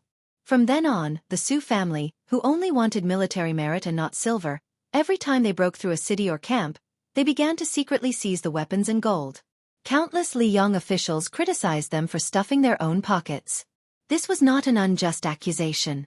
Of course, Su Shao never denied this. Especially at the end of the Battle of the Western Wall, Su Shao made a rebellious move. It was precisely because of this that most of the incense between the Su and Zhao families died. Su Shao issued a secret order to his subordinate, Cavalry General Su Pu, and his two adopted sons, Chen Jibao and Yuan Zuozong. The three of them worked together and successfully allowed the Su family to secretly gather 10,000 soldiers and horses. They took the lead in breaking through West Chu's capital before the Li Yong selected candidates. Afterwards, they wantonly searched for all the treasures and gold that could be carried away in chests. Su Zhao's famous sentence, "Shit tastes good, but it doesn't taste good," came from after the plundering. When the Li Yong military sent an envoy to denounce him, Lame Su got straight to the point. "The things are already in my stomach. If you want them, I can only give you shit. Do you want to eat it?" It was said that when the old emperor, Zhao Li, heard this report, he was so angry that he didn't know whether to laugh or cry. In the end, Su Shao just symbolically spat out some spoils of war to the imperial army and left the matter unsettled. After being granted the title of king and vassal of the northwest border, Su Zhao's obsession with weapons and horses could be said to have become even more intense. Rather than saying that the Beiliang cavalry was the best in the world, it was better to say that the army and horses were the best in the world. In these 20 years, the smuggling of ironware to the Beimang grasslands and the endless border of Liyang never stopped despite repeated prohibitions. The two Beiliang border armies, who enjoyed half of the country's taxes, constantly made small movements that were extremely difficult to stop. It wasn't until Chen Jibao temporarily served as the former Minister of War and Gu Jiantang left the capital to personally oversee the north that the two most powerful generals in the military worked closely together on this matter that they succeeded. Even in the Beiliang Frontier Army, which had strict military law, there were still several captains with real power who were beheaded on the spot because of this. The implications were broad, from the generals inside the pass to the generals with real power outside the pass, to the captains of the pass, and finally to the big and small beacons. Often, close to 100 heads would fall in one incident. The grassland cavalry had never lacked horses, but they lacked armor. After the old lady ascended the throne, Beimang's outlook had changed greatly. Borrowing the momentum of Hongjia's rush to the north, the entire country, from top to bottom, from the iron smelting technique to the military equipment, was the same. However, there were some things that were deeply ingrained in the nomads. Even after 20 years of influence, it was still difficult to change. For example, the Chong cavalry that was destroyed in the northwest of Liuzhou, the famous Beimang Southern Dynasty's Chong cavalry, and the Ruren cavalry that Hong Jingyan led, were known as the most important border cavalry. With the old lady's foresight and the importance of the Southern Dynasty's Shijing imperial court, how could she not have the foundation and courage to equip 10,000 Chong cavalry with good equipment? However, the Chong cavalry maintained the light cavalry path of leather armor, fast horses, short knives, and short spears. This couldn't be simply seen as a sectarian bias of the Beimang cavalry. It was more of the times that made heroes. The sound of the hooves of the Beimang cavalry became louder and louder. Added to the natural echo of the corridor, and the roar of the Beimang after they thought that victory was in their grasp, it was like a thunderclap on the ground. The momentum was extremely majestic. Xie Shibian suddenly opened his eyes and pulled out the cold knife at his waist. He shouted angrily, "Formation! Barricade the horse!" This time, using the infantry formation to stop the 50,000 Beimang cavalry, Xie Shibian had the right to distribute 5,000 bows and crossbows from the Liuzhou provincial governor's mansion. He also asked for 800 horse lances and 1,000 mo knives from the Liangzhou border army. The mo knife was popular in the southern Tang during the spring and autumn period. It weighed more than 50 catties and was made of fine iron. Only the best soldiers in the army could wield it. In the past, the southern Tang border had 16 towns and more than 70,000 soldiers and horses. There were only about 2,000 mo knife soldiers. They were so strong that they were once hailed as the king of white blades. It was believed that if they could gather 10,000 mo knives to guard the country's gate, they could stop 100,000 invading cavalry.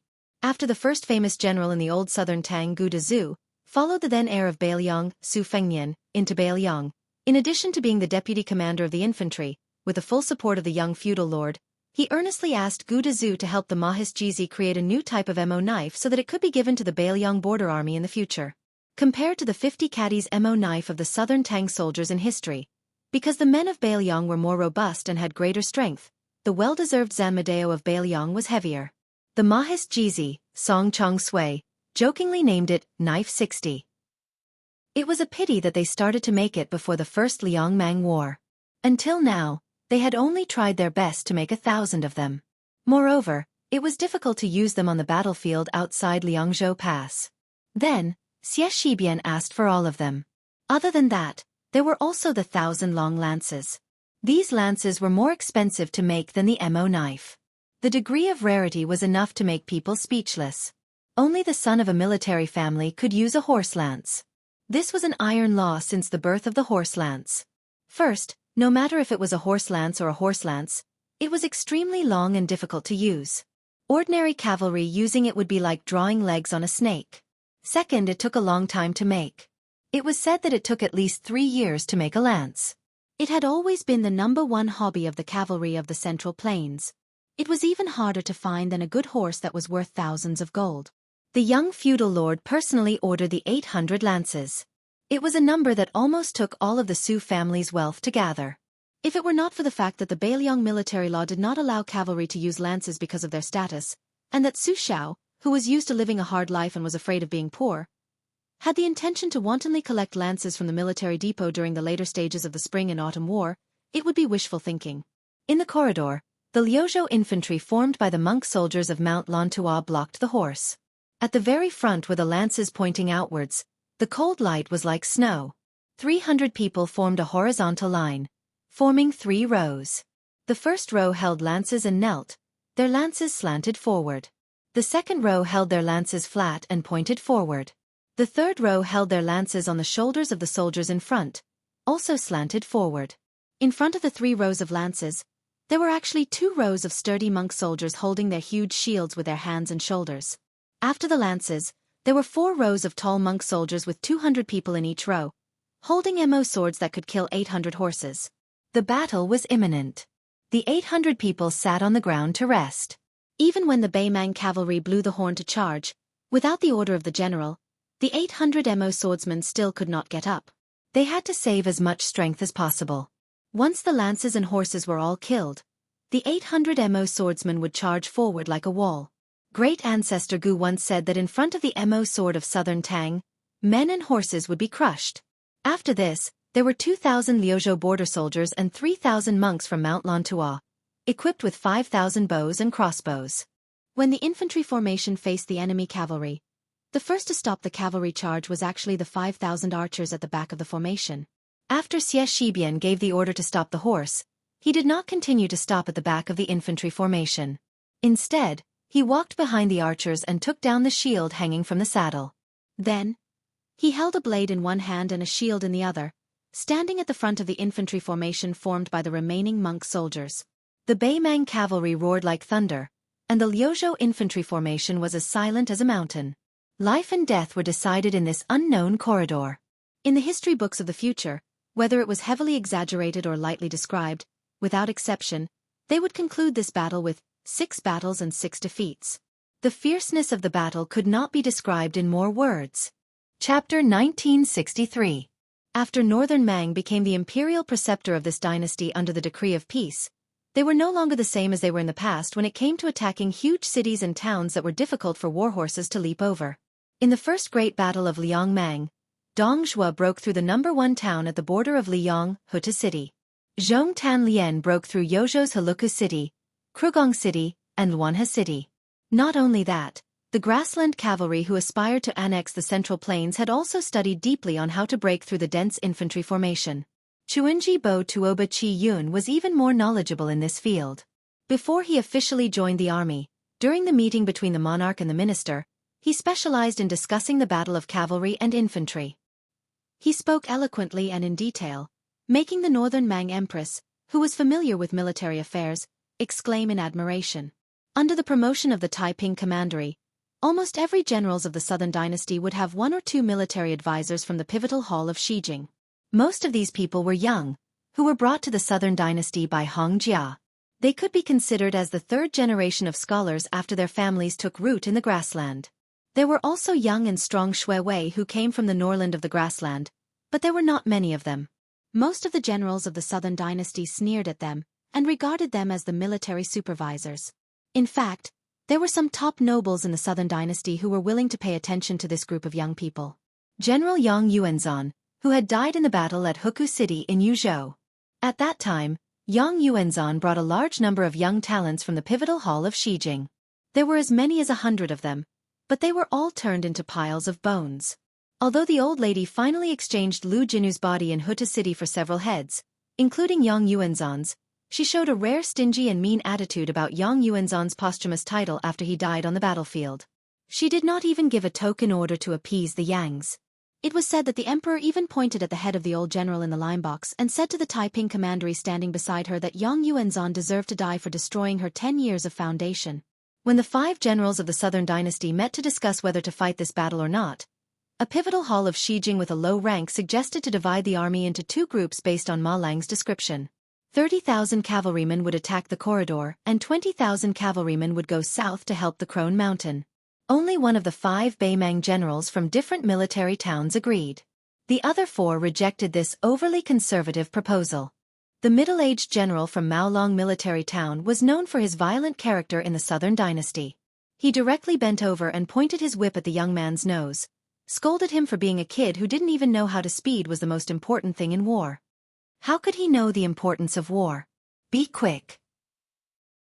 He also asked the young man in a strange tone, "Are you a spy planted in the Southern Dynasty by the Bailiang Frontier Army?" The only old general who agreed with the young man's cautious proposal couldn't bear it. Just as he was about to say something to smooth things over, he heard the other 3 generals, who had similar positions and more power, laugh out loud. The men of the grassland, especially the strong in the army, always believed that they could be killed but not humiliated. The young man whose father had died in battle outside Bailiang was so angry that his eyes turned red.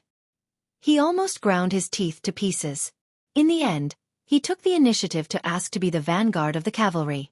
Before he left, he sneered and said, "After I die, I'll see how you die in the underworld." The 4 ambitious generals didn't care at all. The young man who had read a few tattered books and didn't know the immensity of heaven and earth wanted to die. They, who had no relationship with him, couldn't be bothered to stop him. However, after the 2,000 vanguard cavalry ran into a wall, all of the generals began to realize that the situation wasn't good. It wasn't that they didn't understand the natural mobility brought by abandoning the war horses. It wasn't easy to use cavalry to break through the infantry formation head-on. The cavalry who opened the way would inevitably die when they ran into the formation. However, even the oldest generals didn't expect the infantry formation's defense to be so shocking. If it was said that the 5,000 infantrymen hiding behind the horse barricade formation shot out arrows like a torrential downpour, it was still within reason. However, there were still more than 1,000 of the 2,000 cavalrymen who charged behind the wall. The bloody scene of both men and horses dying in an instant was still extremely shocking to the captains, who had seen many bloody battlefields. These 2,000 elite cavalrymen were undoubtedly 2,000 men of sacrifice. Almost everyone knew that they would die if they charged forward, so they began to accelerate at the edge of the range of the crossbows. When the 1,000 or so cavalrymen crashed into the horse barricade formation, their momentum was actually the strongest and their speed was the fastest.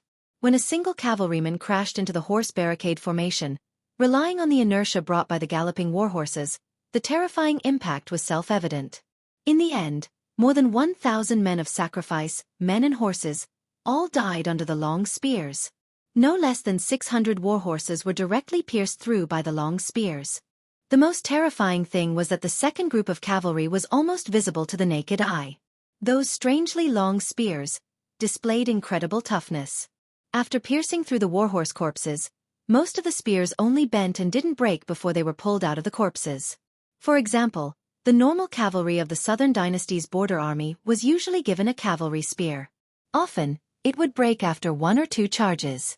Only the elite soldiers under the direct command of great generals like Dong Zhuo, Lu Gui, and Yang Yuanzhan were able to repeatedly ram into the formation without breaking.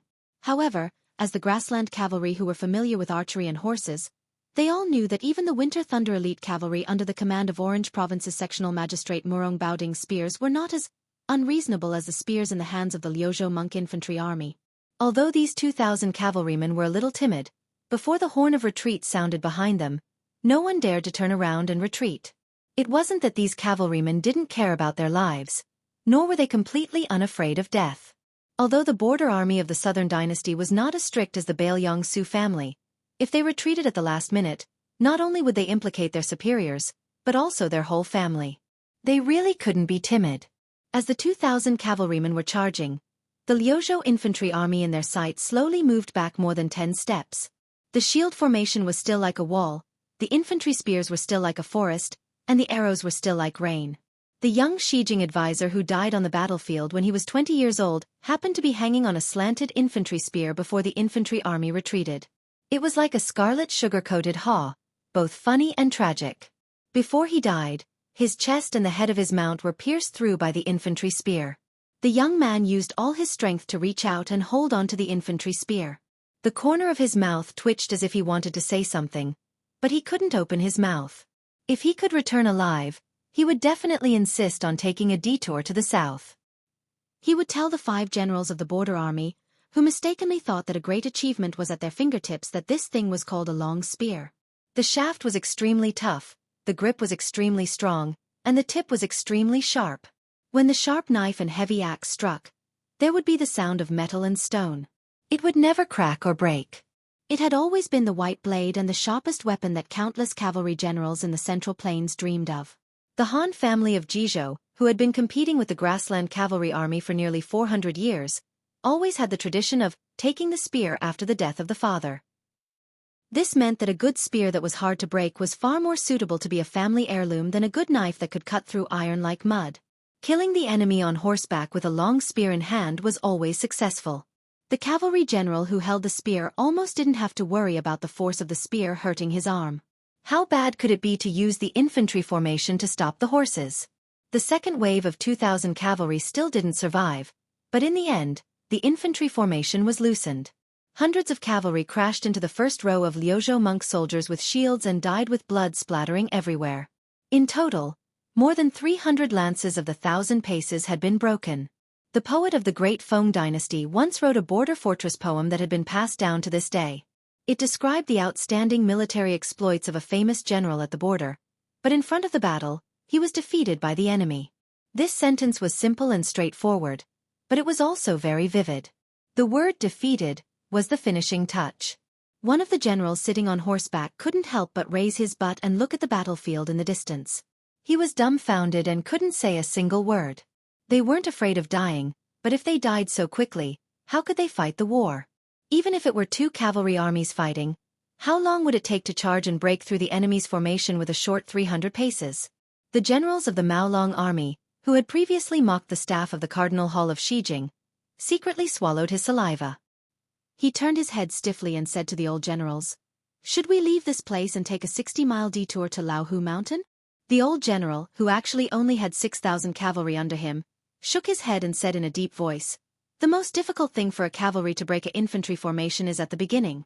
This Liuzhou monk soldiers' barricade is the most powerful, causing us to suffer heavy losses. This is reasonable. I believe that as long as we break through those few rows of spears, the rest will be much smoother." Chapter 1964. The faces of the other captains were uncertain. The old general calmly said, "Although it's not that we can't split up the troops to go to the Crone Mountain battlefield, or even withdraw the entire army from this place and take a detour to the south, I feel that the northern Liang border army must be plotting something on the Crone Mountain battlefield, or they are afraid that we will encircle them. In any case, the fastest way for us to pass through this corridor is the best choice. How can there be no deaths in a war? Let me be the one leading the charge next." This old general used to be a centurion under Huang Songpu with mediocre intelligence. After Huang Songpu left the army and entered the imperial court in the western capital, he was promoted step by step until he became the king of the southern courtyard. Only then did the old general rise in status and become the head of a medium-sized military town in the hinterland of Gusai state. Unlike the other 4 captains who secretly received boxes of gold and silver before they went to war, the old general rejected the invitation of the 3 second-class noble sects. However, he volunteered to go to the Crone Mountain. Since he was not here for money, in the eyes of outsiders, it was probably because he was old but not old at heart. When the 4 generals saw the old general urging his horse forward, the Maolong army cavalry was stunned. "Old general, are you going to break the formation yourself?" The white-haired old general turned around and smiled faintly. "Many of my men are about the same age as my grandson. As the main general of a town, of course I have to." One of the young generals frowned and interrupted the old man's words. "Old general, according to the military law of the border, the main general must die in battle. Once he is defeated, All the Kiliarchs and centurions will be executed. The old general dismissed it with a smile and glanced at the infantry formation in the south corridor. To open this formation, 6,000 cavalry is definitely not enough. The 8,000 men in my town who are not afraid of death have already followed me here. Perhaps these were the old man's last words.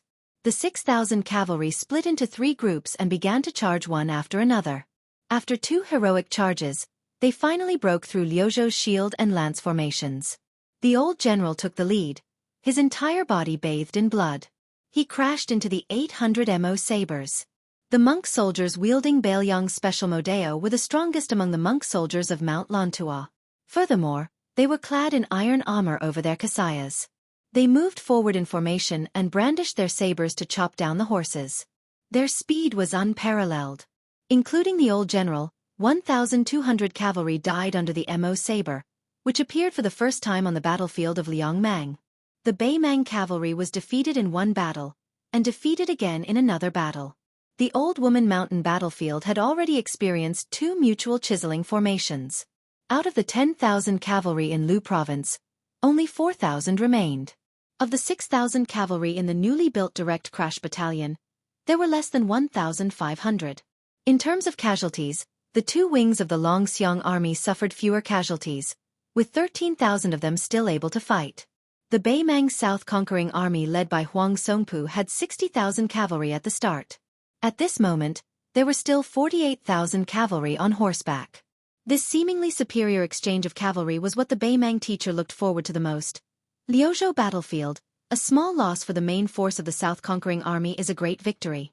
If there were no accidents, after 2 more such exchanges, the Longxiang army that had reached 30,000 men at its peak and the direct crash battalion that had just raised their camp flag would become a thing of the past.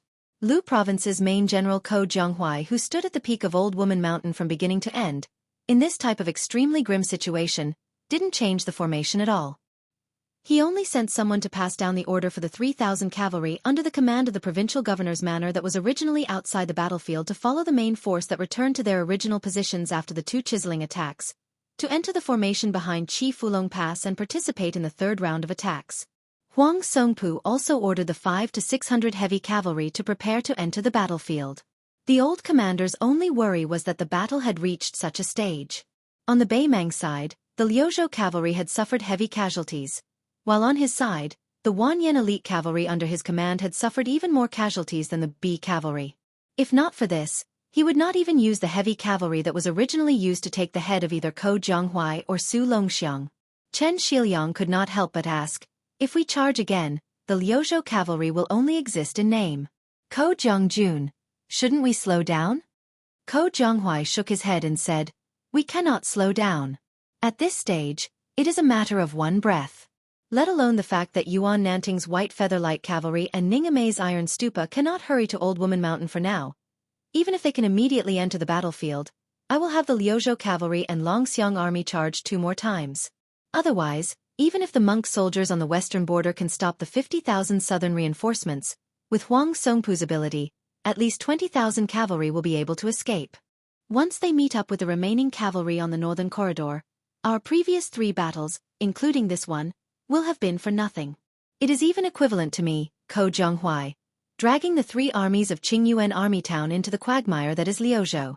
Chen Shiliang sighed and did not continue to speak.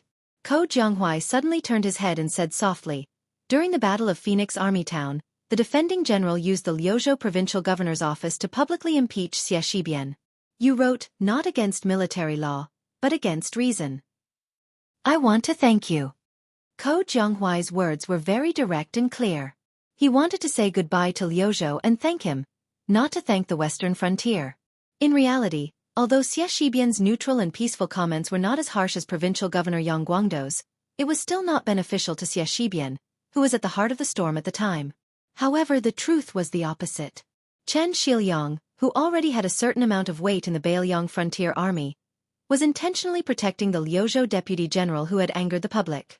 Once his words sided with Xie Shibian, it would only provoke a fierce backlash from the Liangzhou cavalry and the entire Yuzhou infantry. At that time, it would be extremely difficult for the young feudal lord to personally protect Xie Shibian. In the end, once Xie Shibian became a rat crossing the street in the eyes of the Bailiang frontier army, Then not only Ko Jianghu, who was also a young man and a foreigner, but even Yul Wandao, who had won the approval of the Bailiang frontier army, would be implicated.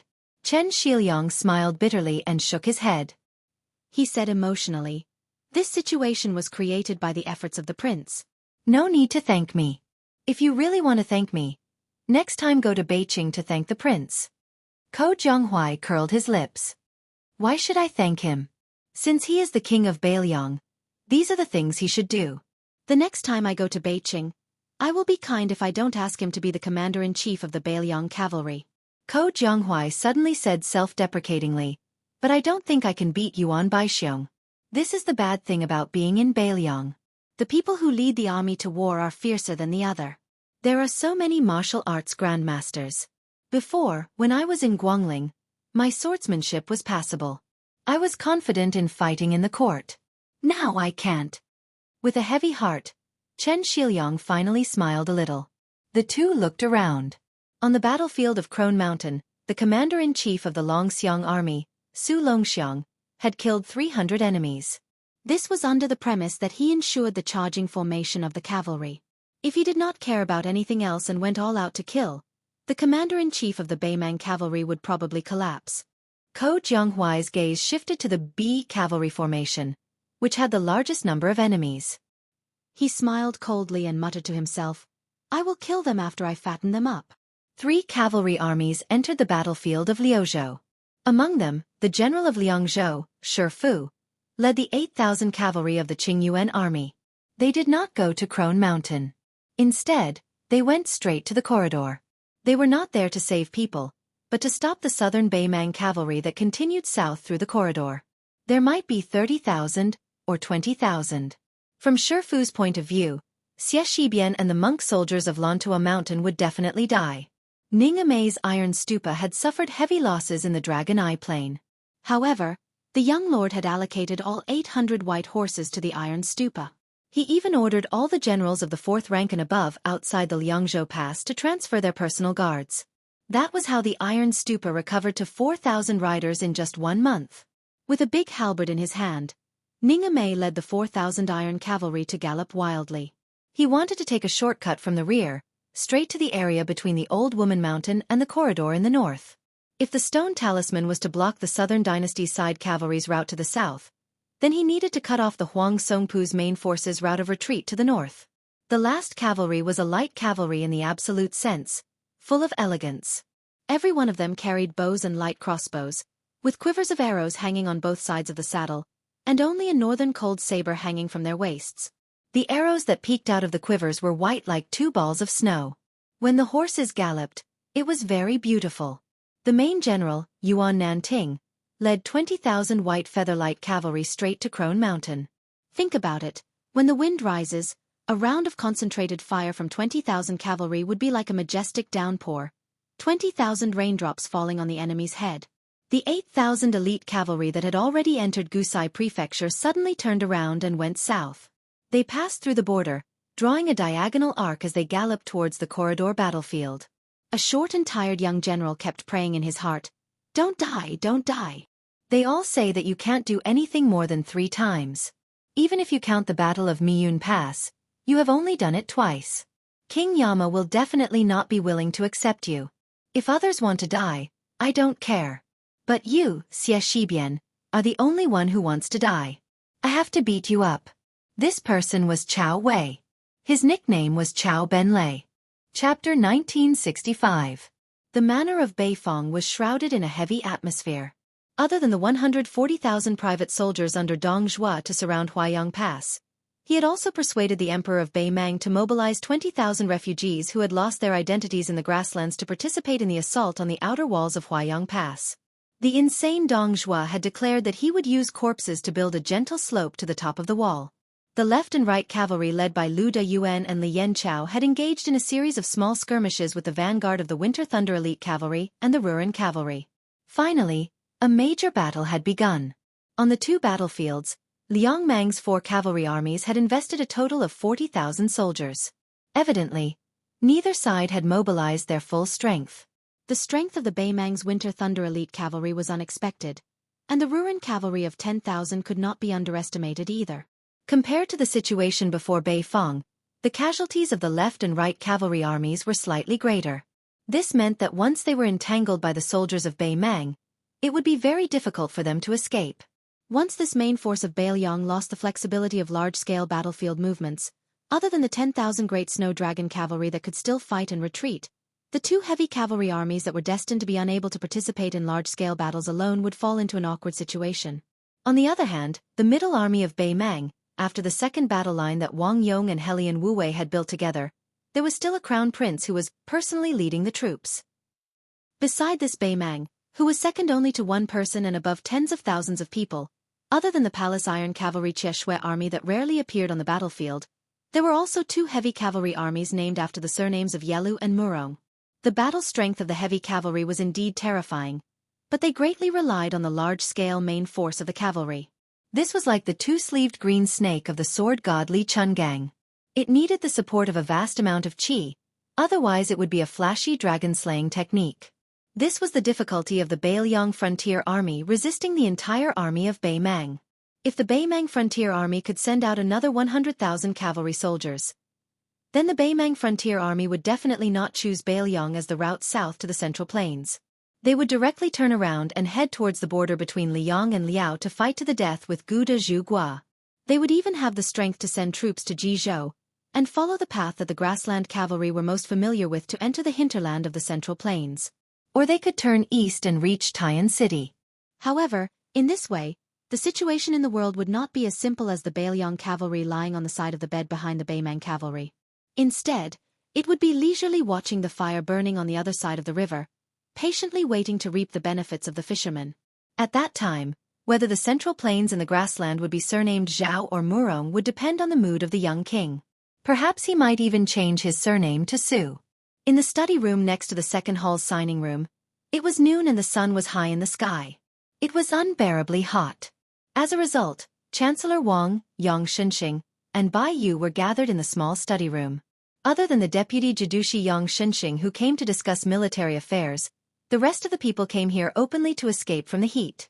Although this study room was small, it was only the young vassal king who was dealing with official affairs.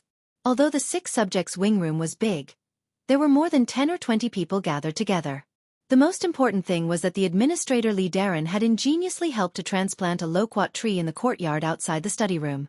The loquat tree was of moderate height. It had shade and would not block the light too much.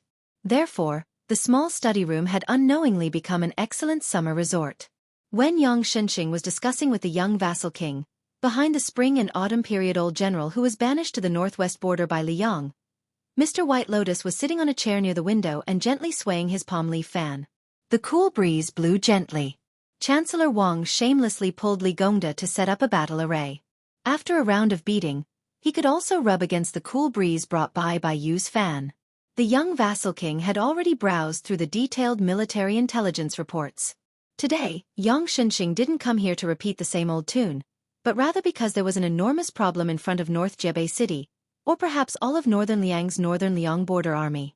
Qingyuan Army's Stone Talisman Tribes Cavalry, Iron Stupa and White Feather Light Cavalry, these 3 cavalry armies, as the most important mobile military forces outside of Liangzhou's pass, had already moved to Old Woman Mountain in Liuzhou. In that case, if the left and right cavalry failed to successfully devour Murong Baoding's main force of 60,000 elite cavalry, and were tightly bitten down by Wang Yong and Helian Wuwei, these 2 Northern Mang's military commanders, what should North Jebei City do? It could even be said that this risky deployment of troops was very likely to lead to a tragic ending of mutual destruction between the 2 sides of Liang Mang. The main force of Huang Song's Pu tribe was destroyed in Laowu Mountain, but Beiliang would also lose the front line of Huaiyang Pass. Yang Shenxing worriedly said, "At that time, we did not expect that when Yul Wandao led the army to attack Xijing, Chao Wei's 10,000 cavalry also made a gesture of supporting Yul Wandao's Yu Qi to the north. But Bei Mang unexpectedly only transferred the cavalry of Bo Wang Jing Chong from the eastern front, which was confronting the 2 Liao's Liao, and then did not make any move. It seemed that they did not care about the safety of the southern dynasty's capital region. In the end, they even ordered the army to go south to reinforce Laowu Mountain. Could it be that the old lady has lost her mind and really does not care about the smoke of war rising in the entire Gusai prefecture? You have to know that Gusai prefecture borders 2 prefectures to the north. It has always been lacking in military strength, but it has a well-developed courier route. Once we win Laowu Mountain and join forces with Yuluandao and Chao Wei's cavalry, Beimeng is going to give away half of the southern dynasty with both hands? Su Fengnian did not dare to jump to conclusions. He only smiled bitterly and said, if it were the Liang emperor who cherishes his reputation, he would not dare to do so. If it were that old lady, it would be hard to say. Yang Shenxing frowned. Who will lose and who will gain by such an exchange? Is Beimeng not afraid that our cavalry will destroy the southern dynasty, and they will not be able to recover their strength in 10 years and go south to the Central Plains? Chapter 1966. Su Fengnian shook his head and said, if it was in the past, the Liang imperial court still had control over the territory of the Central Plains. But now that the three kings have raised their armies, everything has become a variable. Beimeng can certainly stake everything on this gamble. Su Fengnian gently held a piece of white jade the size of an egg in his hand and slowly stroked it. This piece of white jade was slightly red, its texture was delicate, and it looked clumsy and simple. Su Fengnian could not bear to put it down. In fact, the item itself was not that rare. Compared to the fine jade that was carved into fine shapes, its price was as different as heaven and earth. However, the origin of this item was very interesting. Jiang and I, Su Ying, and Jia had secretly carried a heavy cloth bag back to North Jebei City not long ago. Everyone's clothes were stained with dust and mud. They swaggered into this study room as if they were asking for credit. They opened the cloth bag and poured it onto the floor. Most of the items were ordinary pebbles that were playful and pleasing, mixed with some green jade that could barely be sold for a few copper coins. However, the three of them had really picked up a treasure. It was this piece of white jade that Su Fengnian had left on the desk to play with. Su Fengnian was very cunning. He squatted down and pretended to wantonly belittle the stone, saying that this was not worth a single copper coin and that the stone was just a cobblestone that would not even look good on the road. In the end, he sighed and picked up the piece of white jade with a beautiful color. He casually tossed it around and then took out 5 or 6 copper coins from his money bag and threw it to the little mudman covered in dust, saying that this was a friendly price. Although the little mudman was doubtful and felt that he had suffered a loss, he was still a fledgling in the field of business after all. He was shamelessly picked up by the young king.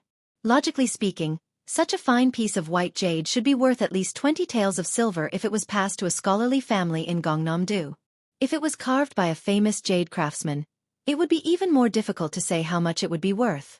When the three girls finally left the study room, the new money pouch on Jianghu's waist, which had been shriveled since they arrived at North Rejecting City, finally had some vitality. Jia carried the heavy cloth pouch that had been filled with stones again, and planned to make a small nest in the courtyard to play. Su Ying, on the other hand, was holding the copper coin that Jiang and I gave her. Everyone was happy. Yang Shenxing hesitated for a moment before finally lowering her voice to ask, "Dare I ask why Wang Yi is so determined to win the Battle of Luzhou? So much so that he didn't hesitate to mobilize the troops of the Qingyuan army to leave Liangzhou?" Su Fengnian suddenly tightened his grip on the piece of seed material in the palm of his hand, which was gradually heating up.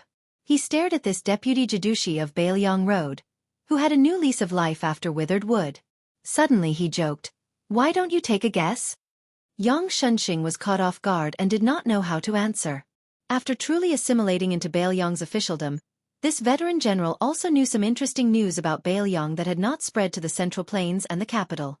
For example, the old prince of Liang, Su Xiao, liked to say, "Why don't you take a guess?" It was one of his catchphrases. Seeing the old man unable to hide his restraint and helplessness, Su Fengnian smiled and went straight to the point. There are many inside stories involved. For example, the crown prince of Beimeng once sent a message to me. Before Yelu Dongchuang left the Central Plains for the grasslands, he had a private meeting with me. There is also a long-term plan related to Hong Jia's escape to the north. It even involves the commander-in-chief of Beimeng's western front, Wang Sui, and that Gu Dezhuguo who is in charge of the two Liao provinces. If I really want to go into detail, I'm afraid I'll have to talk all night. I believe that General Yang is certain of one thing. On the battlefield outside Liangzhou past to the north of North Rejecting City, with the military strength of Liangmang and the Beiliang cavalry, it is impossible for our Beiliang cavalry to obtain a complete victory in a frontal battle. At most, it will be a Pyrrhic victory. Yang Shenxing nodded without hesitation. Su Fengnian gently placed the white jade document on the desk like a chess piece on a chessboard. When my master was alive, he always tirelessly told me that the depth of a national player's skill is always outside the chessboard. When I was young, I thought that my master always lost to my second sister in chess because he was looking for an excuse for his lack of strength. But as time passed, I realized that everything in the world is like chess, where victory and defeat must be determined. This is the truth. Su Fengnian slowly stood up and stretched out his finger to press on the seed material. When Su Xiao was in the most difficult situation in Liang in his early years, because he fought many tough battles that others were unwilling to fight, he didn't have many soldiers and horses under his command. Why were the big shots in Liang still willing to bet on Su Xiao? It's very simple. Su Xiao was always able to win a battle when almost everyone was not optimistic about him. This attracted the attention of the imperial court and made the old foxes who held the military seal in their hands feel that it was worth a bet. The inside stories I mentioned earlier, those national players hiding behind layers of curtains, were actually very fake. Both Beiliang and Beiliang are well aware that they won't act until they see the rabbit. There's no other way.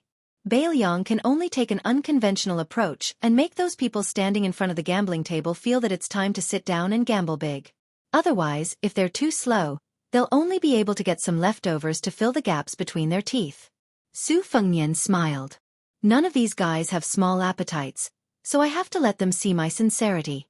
For example, Yang Xianxia subconsciously asked, for example.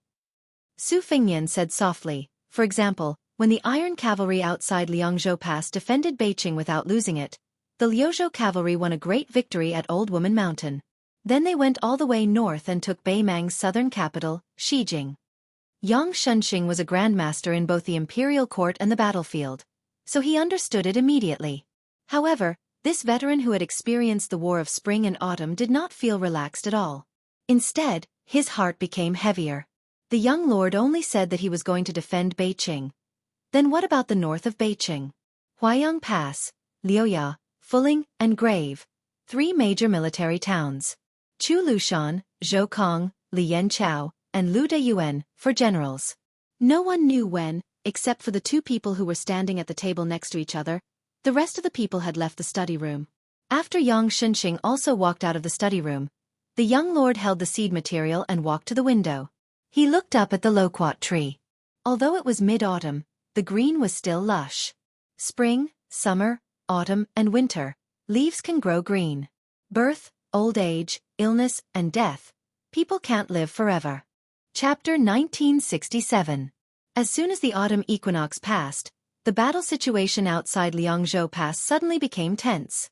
Previously, the scouts from both sides of Liangmang were roaming about outside the pass. Their forces were more or less equal. Although Beimang's Malanzi had the advantage in numbers, due to the battle on the Longyan Plains, the 2 elite scouts who were most familiar with the border army's terrain and had the most outstanding fighting power, Dongzhu's Crow Lanzi and Great General Lu Gui's Black Fox Lanzi, were almost completely wiped out. The Ma Lanzi who followed the army to the south of Huta City could not be said to be a headless fly, but compared to Liangzhou's second-class scouts, who were incomparably familiar with the terrain, they still did not have an advantage. Whenever the 2 sides encountered a sudden battle, Beimang's Malanzi was ordered to take the initiative to attack regardless of casualties. Many times they met on narrow roads. Even though Beimang's Malanzi was at a disadvantage in terms of military strength in some parts of the battlefield, they still charged bravely without fear of death, even if they had to sacrifice 3 for 1. The rich and overbearing Murong Baoding personally promised that as long as the Malanzi advanced to the front line, regardless of whether it was his direct subordinates or other troops, not only would they be able to obtain military merit by beheading the enemy, they would also be able to exchange their own losses for military merit. Under this kind of unreasonable and intense attack by Beimang, Beiliang scouts never suffered heavy casualties in a single battle. However, after the losses accumulated time and time again, in a short period of 20 days, according to the intelligence reports from the left and right cavalry, more than 700 men had died in battle. The Liangzhou border army had no choice but to start gathering small groups of scouts, at the same time reducing the width and depth of the scouting line, decisively giving up on the risky move of sending a small group of scouts to roam in and out of the enemy's territory. Back then, Beiliang had chosen to place great importance on the Liuzhou battlefield and did not hesitate to shift their forces to the west. For example, Li Hanlin's white horse crossbowmen had all moved into Liuzhou. Not to mention the control Beiliang city had over the border defense line of Huaiyang Pass, Luya, Fuling, and Grave. The The connection with the left and right cavalry was growing thinner and thinner. This was definitely not a good sign. As the main force of the Beiliang border army, the left and right cavalry's main purpose was not to kill the enemy, but to link up Beiliang City and Huaiyang Pass defense line, preventing Beimang's cavalry from completely dividing the battlefield outside Liangzhou Pass. However, from the current situation, unless Murong Baoding was willing to hold his troops back, unwilling to lose the Winter Thunder Elite Cavalry and Ruren Cavalry, slowing down the speed of his horse hooves and allowing the Liangzhou scouts to seize the opportunity to regain the initiative, from the perspective of the chessboard, the stalemate between the two sides was already set in stone. During this period of time, the northern Liangdao's only official in the northern part of the city, the administrator Li Gongda, proposed to have Li Hanlin lead the remaining Liuzhou white horse crossbowmen back to the battlefield outside Liangzhou Pass. However, this proposal was rejected by both the young king and deputy Jidushi Yang Shunxing. The result of the magnificent cavalry battle at Old Woman Mountain in Liuzhou, which was destined to go down in history, had not yet been accurately reported to Jubii City outside the Liangzhou Pass. The last urgent military document from a scout under Liangzhou's General Shifu was still neatly placed on the table in the small study next to the signing room. Even though they knew that the new Prince of Liang, who had accumulated great power and influence, valued the twin jade annulus of Great Chu, no less than the two trusted generals, Yulwan Dao and Chao Wei, who were born in northern Liang, the military document written by Shifu himself was still straightforward, revealing the unique cruelty of a battlefield. Thank you to the monk soldiers of the Western Frontier Division for blocking the 50,000 cavalry with 15,000 infantrymen. Forgive me for not being able to rescue them. I will only follow the established plan to block the remaining Southern Dynasty's cavalry from going south. Joining forces with Ning Amei's 4,000 iron stupas, we will definitely block the Yellow Song's Pu tribe's main force from retreating north. Whether Beiliang's monk soldiers and Lantua Mountain's monk soldiers live or die, my Qingyuan army can't help. In fact, the true ruthlessness of the battlefield lay in Shifu's words. Even if my stone talisman army can rush to the corridor battlefield in time, as long as Beiliang's infantrymen still have the strength to block the Southern Dynasty's main force, then the Qingyuan army's cavalry will stop far away and choose not to rescue them. This was to prevent the Southern Dynasty's main force from giving up on rescuing Old Woman Mountain and decisively fleeing north, returning to the Southern Dynasty's main force. The young king did not summon the generals to discuss this matter in the conference hall. He did not even instruct the stone talisman to send it directly to the study room to browse and circulate.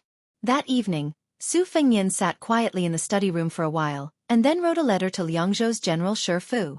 The content of the letter was concise and comprehensive. It roughly talked about the follow-up of the corridor battlefield. Shifu, since you are a general of a province, you should act according to your discretion. There is no need to report everything to Beiliang City. When the young king finally stamped the King of Beiliang official seal on the large blank space of the letter, the counselor in green took the letter and hurriedly left. The young king sat alone in the study room and was silent for a long time. The night was as cold as water. The mansion in Beiliang City was still brightly lit. The sound of footsteps was like a drum, incessant. They were already used to it. Su Fengnian was in his study, staring at two maps of the situation on the table with Crone Mountain and Huaiyang Pass as the main focus. He suddenly raised his head and saw Yang Shunxing, Great Ancestor Gu, and Bai Yu walking over together. His expression was extremely solemn. Great Ancestor Gu said with a hoarse voice, "We've just received news that Murong Baoding personally led the Winter Thunder Elite Cavalry and the Ruren Cavalry, each with a force of 20,000. Together with the 30,000 reinforcements from Wang Yong, the abbot of Aquarius State, they attacked Lu Deyuan's left cavalry of 24,000. Zhou Kong and Li Yanchao couldn't rescue them in time." Yang Shunxing said bitterly. From the looks of it, the 10,000 Ruren cavalry that fought with Li Yanchao of the right cavalry was just a bait. The remaining 20,000 Ruren cavalry had already joined up with Murong Baoding's direct troops and were heading straight for the left cavalry. The so-called splitting of the troops into two directions, with the 30,000 Ruren cavalry attacking the right cavalry of Liang province, and Murong Baoding staying in the 20,000 infantry camp without moving, was all a pretense. In fact, the 20,000 infantry were pretending to be the Ruren cavalry, and in the end, they joined forces with Wang Yong to attack the left cavalry. Su Fengnian's face turned slightly pale. He muttered softly, 20,000 Winter Thunder Elite Cavalry, 20,000 Ruren Cavalry, and 30,000 Aquarius Elite Cavalry, a total of 70,000 Beimang First-Class Cavalry. Yang Shunxing was about to speak when Bai Yu tugged at the sleeve of this veteran general, signaling him not to speak for the time being. The young vassal king who was sitting upright behind the desk slowly raised his head and asked, "How are the casualties of the Beimang barbarians?"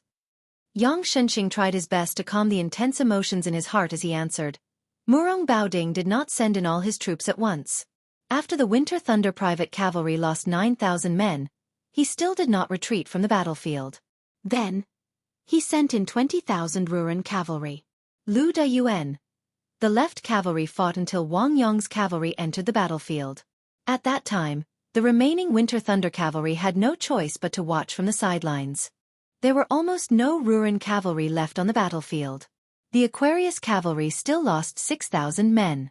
Only 800 left cavalry managed to break out of the encirclement and return to North Jebei City. The first deputy commander of the left cavalry, Lu Dayuan, and the other two deputy commanders all died in battle. In early autumn, there was once a left cavalry soldier who raised his arms to release eagles outside North Jebei City. The scene was still vivid in his mind. Grand Ancestor Gu suddenly said bluntly, "Since the left cavalry is gone, the right cavalry cannot hold the fort alone. They can no longer control the situation outside Liang Province Pass, which is north of North Jebei City and south of the grave. Your Highness, you must not agree to Zhou Kong and Li Yanchao's request for battle." Su Fengnian nodded and said, "Immediately send an order to Zhou Kong and Li Yanchao. The right cavalry must do their best to avoid Beimang's main force heading south."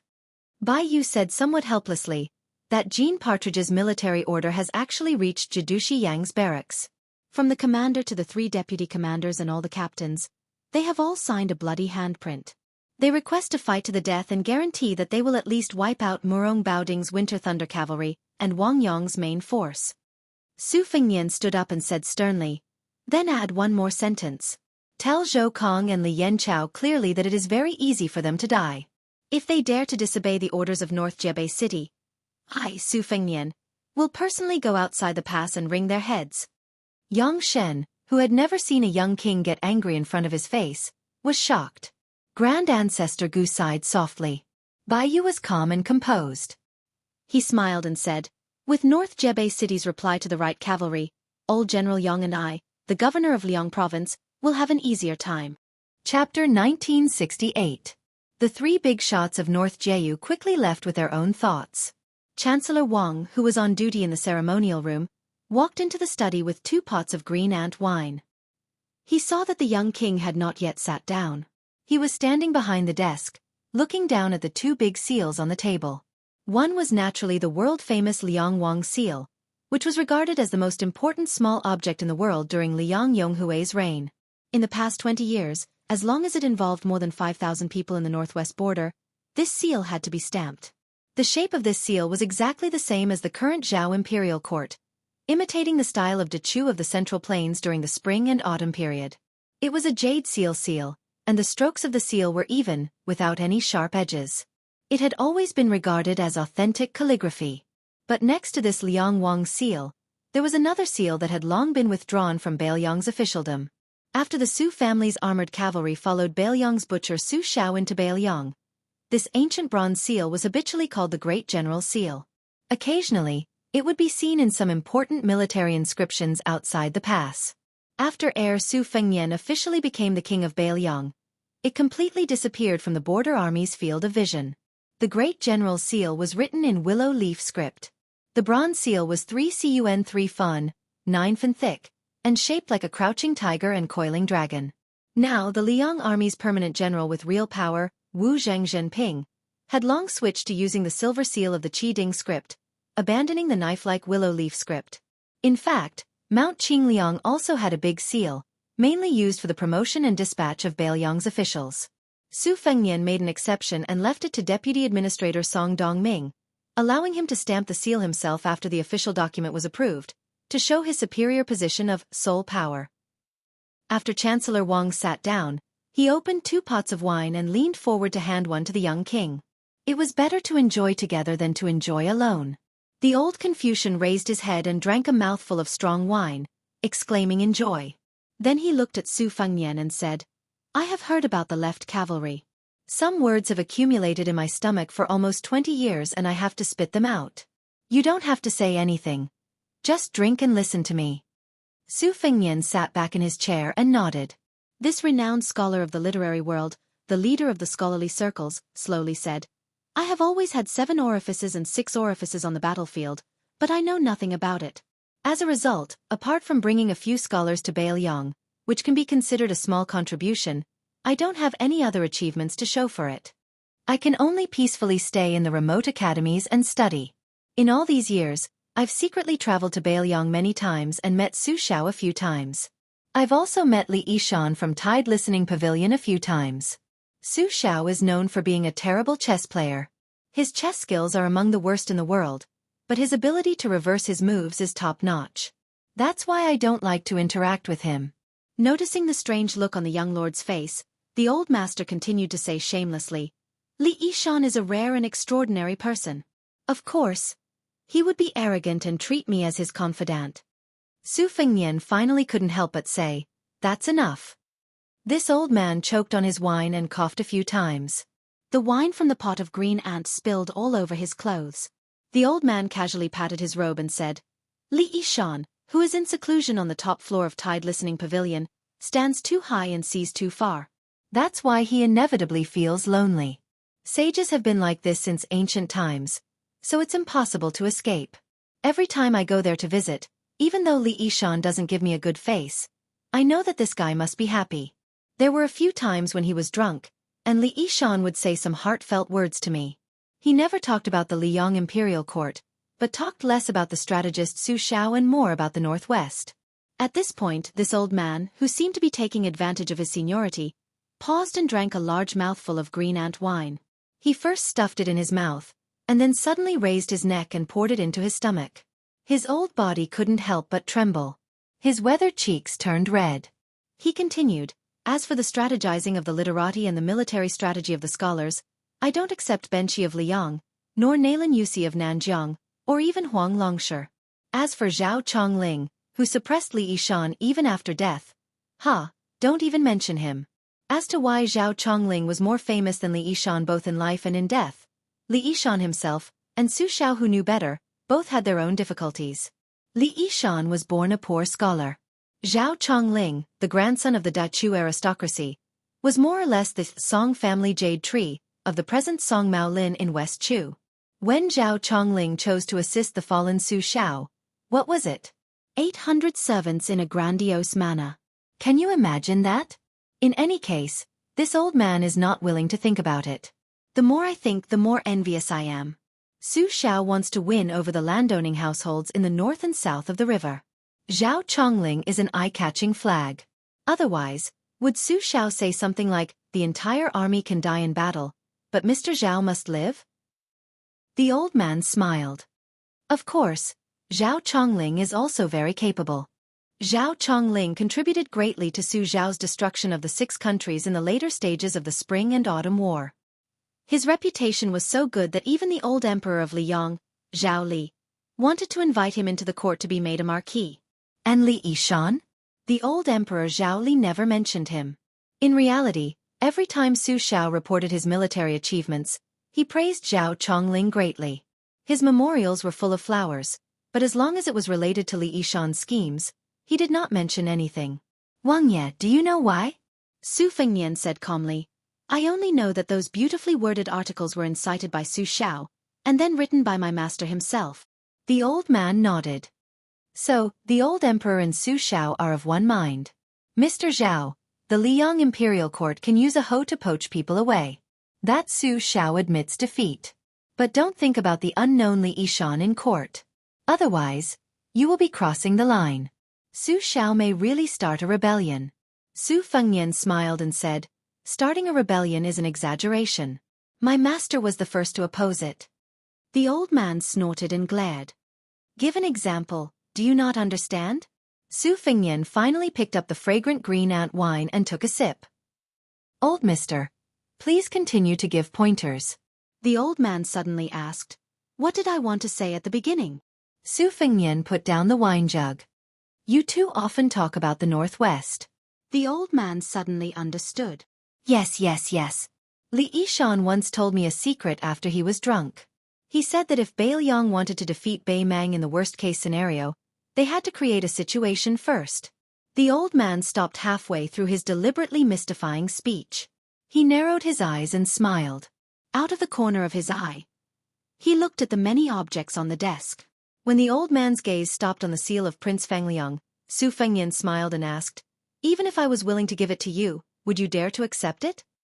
The old man's gaze shifted slightly to the bronze seal of the general, which now only had symbolic meaning. Su Fengnian glared at him angrily and said rudely, "Don't even think about it." The old man, who originally wanted to take advantage of the situation, was reluctant to part with it. He muttered regretfully, "That kind of willow leaf script that contains the style of the frontier fortress of Dofeng is not commonly seen." Then the old man raised his chin and saw the white jade seed material beside the young king's jug of green ant wine. His eyes lit up.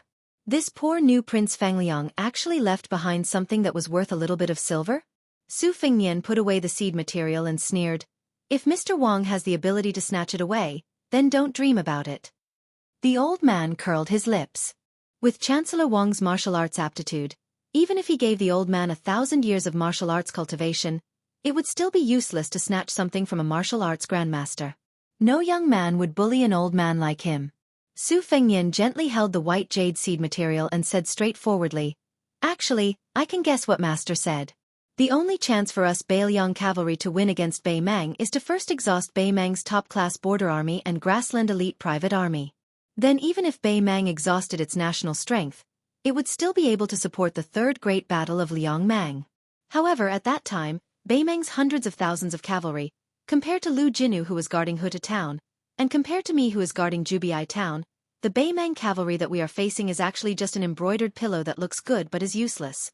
From Dongzhuo's private cavalry in the First Great Battle of Liangmang, to Yang Yuanzhan's direct cavalry in the mouth of the calabash, to Lu Gui's trusted cavalry, to the Cheng cavalry in the Second Great Battle, to the Ruren cavalry of Hong Jingyan and Murong Baoding's Winter Thunder elite cavalry, to the 20,000 cavalry of the Huangsong Puzhong army in Liuzhou, the cavalry of the Wanyan family in Longguan, and so on. They are all on this list. Su Fengnian said calmly, "For example, as long as we take down the Battle of Old Woman Mountain in Liuzhou, not only will we lose all of Gusai Prefecture's border army elites, we will also lose half of the southern dynasty. This is the potential advantage that the First Great Battle of Liangmang brought to Beiliang." The old man asked doubtfully, "You mean to say that Bei Mang's peace order plan has a fatal flaw?" Su Fengnian shook his head and said, "You are only half right." The old man was confused and almost wanted to scratch his ears and cheeks. Su Fengnian thought for a moment, then picked up the wine pot and tilted it slowly, as if he wanted to place it horizontally in front of his eyes. Up until now, Bei Mang still has a greater chance of victory, but Beiliang has sacrificed so many people just to tilt this wine pot. When the time comes, the more powerful Bei Mang is, the more intense the collapse will be. The wine pot tilted more and more, and just as the wine was about to spill out of the pot, Su Fengnian gently put it back on the table. Su Fengnian suddenly said without reason, "Now I'm afraid that the old madam and the magistrate of Taiping are willing to throw away the broken jar. Not only the west capital, but also half of the southern dynasty. They are determined to break into north-resisting city." The old man's face was pale. He asked tentatively, "Bei Mang won't be so crazy and decisive, right?" Su Fengnian looked at the night sky outside the window and said, "God knows." The old man only thought that the young king said it casually, but he didn't know that the words "God knows" were exactly the literal meaning. Tuoba inexplicably obtained the body of a celestial being, and his martial arts cultivation was close to Wang Xianji's peak. At the critical moment, he even surpassed him. Since even Tuoba was so lucky, then wouldn't the old woman of Bei Mang, who occupied half of the world's fate, be even more blessed? Thunder and rain were all the grace of the monarch. It was also the will of God. Chancellor Wang took the empty wine pot and left. The young king stared at the map of the situation outside Liangzhou Pass that was spread on the table. At the same time, in a heavily guarded tent in Bei Mang, the candlelight that was as thick as a baby's arm swayed gently. The peace order stood in front of the table and looked down at a map of the situation of the 4 provinces of Beiliang. He chuckled and said, "The chess players of the Central Plains all say that the golden horn, the silver border, and the grass belly, is it true?" Chapter 1969. The garrison troops outside the North Barbarian city began to evacuate the miscellaneous people in the market town. The scholars who carried books and traveled to study, recited poems and composed essays, and the heroes who rode their horses in the west wind with fairies gradually returned to the south with the geese in the sky above their heads. At dawn, a group of more than 40 people was particularly eye-catching. They were all scholars from Xianxia Academy.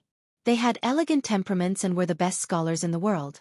After the caravan crossed the river south, a carriage stopped at the riverbank. 2 women, one big and one small, walked down. The girl had 2 braids and was holding a big fat white cat in her arms. The woman had a graceful figure and a stunning appearance. She was like a plump peony that stole the color of the country. She was in full bloom. She looked to the north. At the end of her vision was the southern city wall of the North Barbarian city. She could vaguely see the clanking of iron armor, but there was no king's robe. The little girl with braids, who was once praised by someone in Xianxia Academy as unparalleled fist technique and invincible leg technique, pouted and spoke up for her sister. Sister you're a heartless man. What's there to miss? Humph. I must have been blind to think that he was a dog. In fact, he's not even as good as Xianxia, that idiot. The woman with the enchanting but cold aura was indifferent. The little girl pulled the big white cat's neck and raised her head to ask carefully, "Why don't we go to the gate of that mansion and scold him?" "Don't worry, as long as I do it myself, I'll definitely scold that guy." What *T Grandmaster of Martial Arts? What #1 person in the world? None of them are my opponents. The older woman was Yu Wei, the teacher from Xianxia Academy. She rubbed the little girl's head and smiled gently. "There are some things that you'd rather not fight for. You'll only cause trouble if you're restless." The little girl put her hands on her hips and threw the white cat to the ground. She raised her head and said, "Sister Yu, how could there be such a magnanimous woman in this world? We are women. Alas, why didn't you personally go and ask? Why did you become a deserter at the last minute? What's going on? Didn't the history books always say that treacherous villains love to deceive the heaven? Perhaps that guy surnamed Su didn't even know that you had come to North Resisting City, and then you returned to the Central Plains in a fit of pique without saying a word. Didn't you end up being taken advantage of by those vixens who took over your nest? No, absolutely not. I must uphold justice for you." Just as the angry little girl took a step forward, Yu Wei grabbed one of her braids and gently pulled it back to its original position. The little girl frowned and said pitifully, "You're really not going?" Yu Wei smiled and said, "There's no need to go. I know he knows that I've been here." The little girl was still angry. "I don't care what you know or he knows. I just can't stand it. The saying that it's better to forget each other in Jianghu than to help each other in times of need. It's all a lie. How can it compare to the love between a scholar and a beauty?" The little girl looked at Sister Yu, who was calm. The little girl, who didn't know what love was, began to cry. She gently kicked away the big fat white cat by her feet and raised her slender arm to wipe her tender face. She sobbed and said, "No wonder my mother disliked the movie The First Snow the most. She always said that many of the words in the movie were too prophetic. It made all the women in the world unable to have the slightest bit of yearning. Especially the sentence, 'Too much affection will always be ruined by ruthlessness,' which is the most hateful." Her ancestors and parents were indeed learned scholars in Xianxia Academy. The little girl's speech was not very elegant, but it was definitely not comparable to the common children in the Central Plains. Suddenly, a cold voice sounded above the little girl's head. "The first snow is full of nonsense. The sentence, 'May all the good people in the world become a beautiful couple,' is the most hateful. Only the sentence, 'Too much affection will always be ruined by ruthlessness,' that you said is worthy of being called a piece of advice." 2 goat horn braids tilted backward. The little girl's eyes were hazy with tears. She blinked her watery eyes and looked up at the uninvited guest who seemed to have descended from the sky. The woman was tall and slender, just like the Mount Amei that was described in the travel notes of the literati. She was beautiful beyond compare. In the little girl's eyes, the fairy sister was dressed in purple and extremely beautiful. She had a sharp chin, which was like an icicle hanging under the eaves during a heavy snowfall. The little girl didn't know why she fell in love with this sister in purple at first sight. However, she was very afraid of her and felt very conflicted. Yu Wei asked politely, neither friendly nor distant, "May I know why the leader of the Xianyuan Alliance has suddenly come to visit?" Hearing the name leader of the Xianyuan Alliance, the eyes of the girl with the goat horn braids lit up. She really didn't lose to the civil and military officials. After hearing the name emperor, she mustered up her courage and took a step forward. She sneakily stretched out 2 fingers and secretly pinched the corner of the fairy sister's clothes. Then she turned around and said with a face full of joy, Sister Yu, the purple clothes on her must be like the rumors in Jianghu. They are made from the silk spat out by the ice silkworms on the peak of Mount Kunlun, the ancestor of the dragon bloodline. They are smooth and soft and very comfortable to touch. It is said that they are invulnerable to weapons and water and fire. This dress alone is priceless. Our leader of the Shenyuan Alliance spent half of the Great Snow Plateau's financial resources to invite a reclusive Mahis scholar to make 4 pieces. She wears one each in the spring, summer, autumn, and winter. When she goes out, she flies here and there. When she passes famous mountains and rivers, her feet never touch the ground. She flies past with a whoosh. In the distance, the young scholars who had heard of Shenyuanzi's name for a long time, but had never seen her in person, were fascinated by her extraordinary elegance. They secretly compared the leader of the Wulin Alliance with Master Yu. On the other hand, they sincerely admired the courage of the boy with the goat horn braids. Everyone knew that the leader of the Shenyuan family had an extremely strange temper. He was even more temperamental than those incapable rulers who were cursed in the history books. They were all worried that the little girl would be smashed into pieces by Shenyuan Qingfeng's slap. These scholars had traveled all the way west to the border of Beiliang and had interacted with the little girl day and night. In addition, they had spoiled the little girl in the academy. Even though they were extremely afraid of Mount Huishanzi's fierce reputation, there were still 7 or 8 people who walked forward together. However, Shenyuan Qingfeng only glanced at them from the corner of his eyes, and those scholars who were full of righteousness involuntarily retreated. In an instant, they were all drenched in sweat.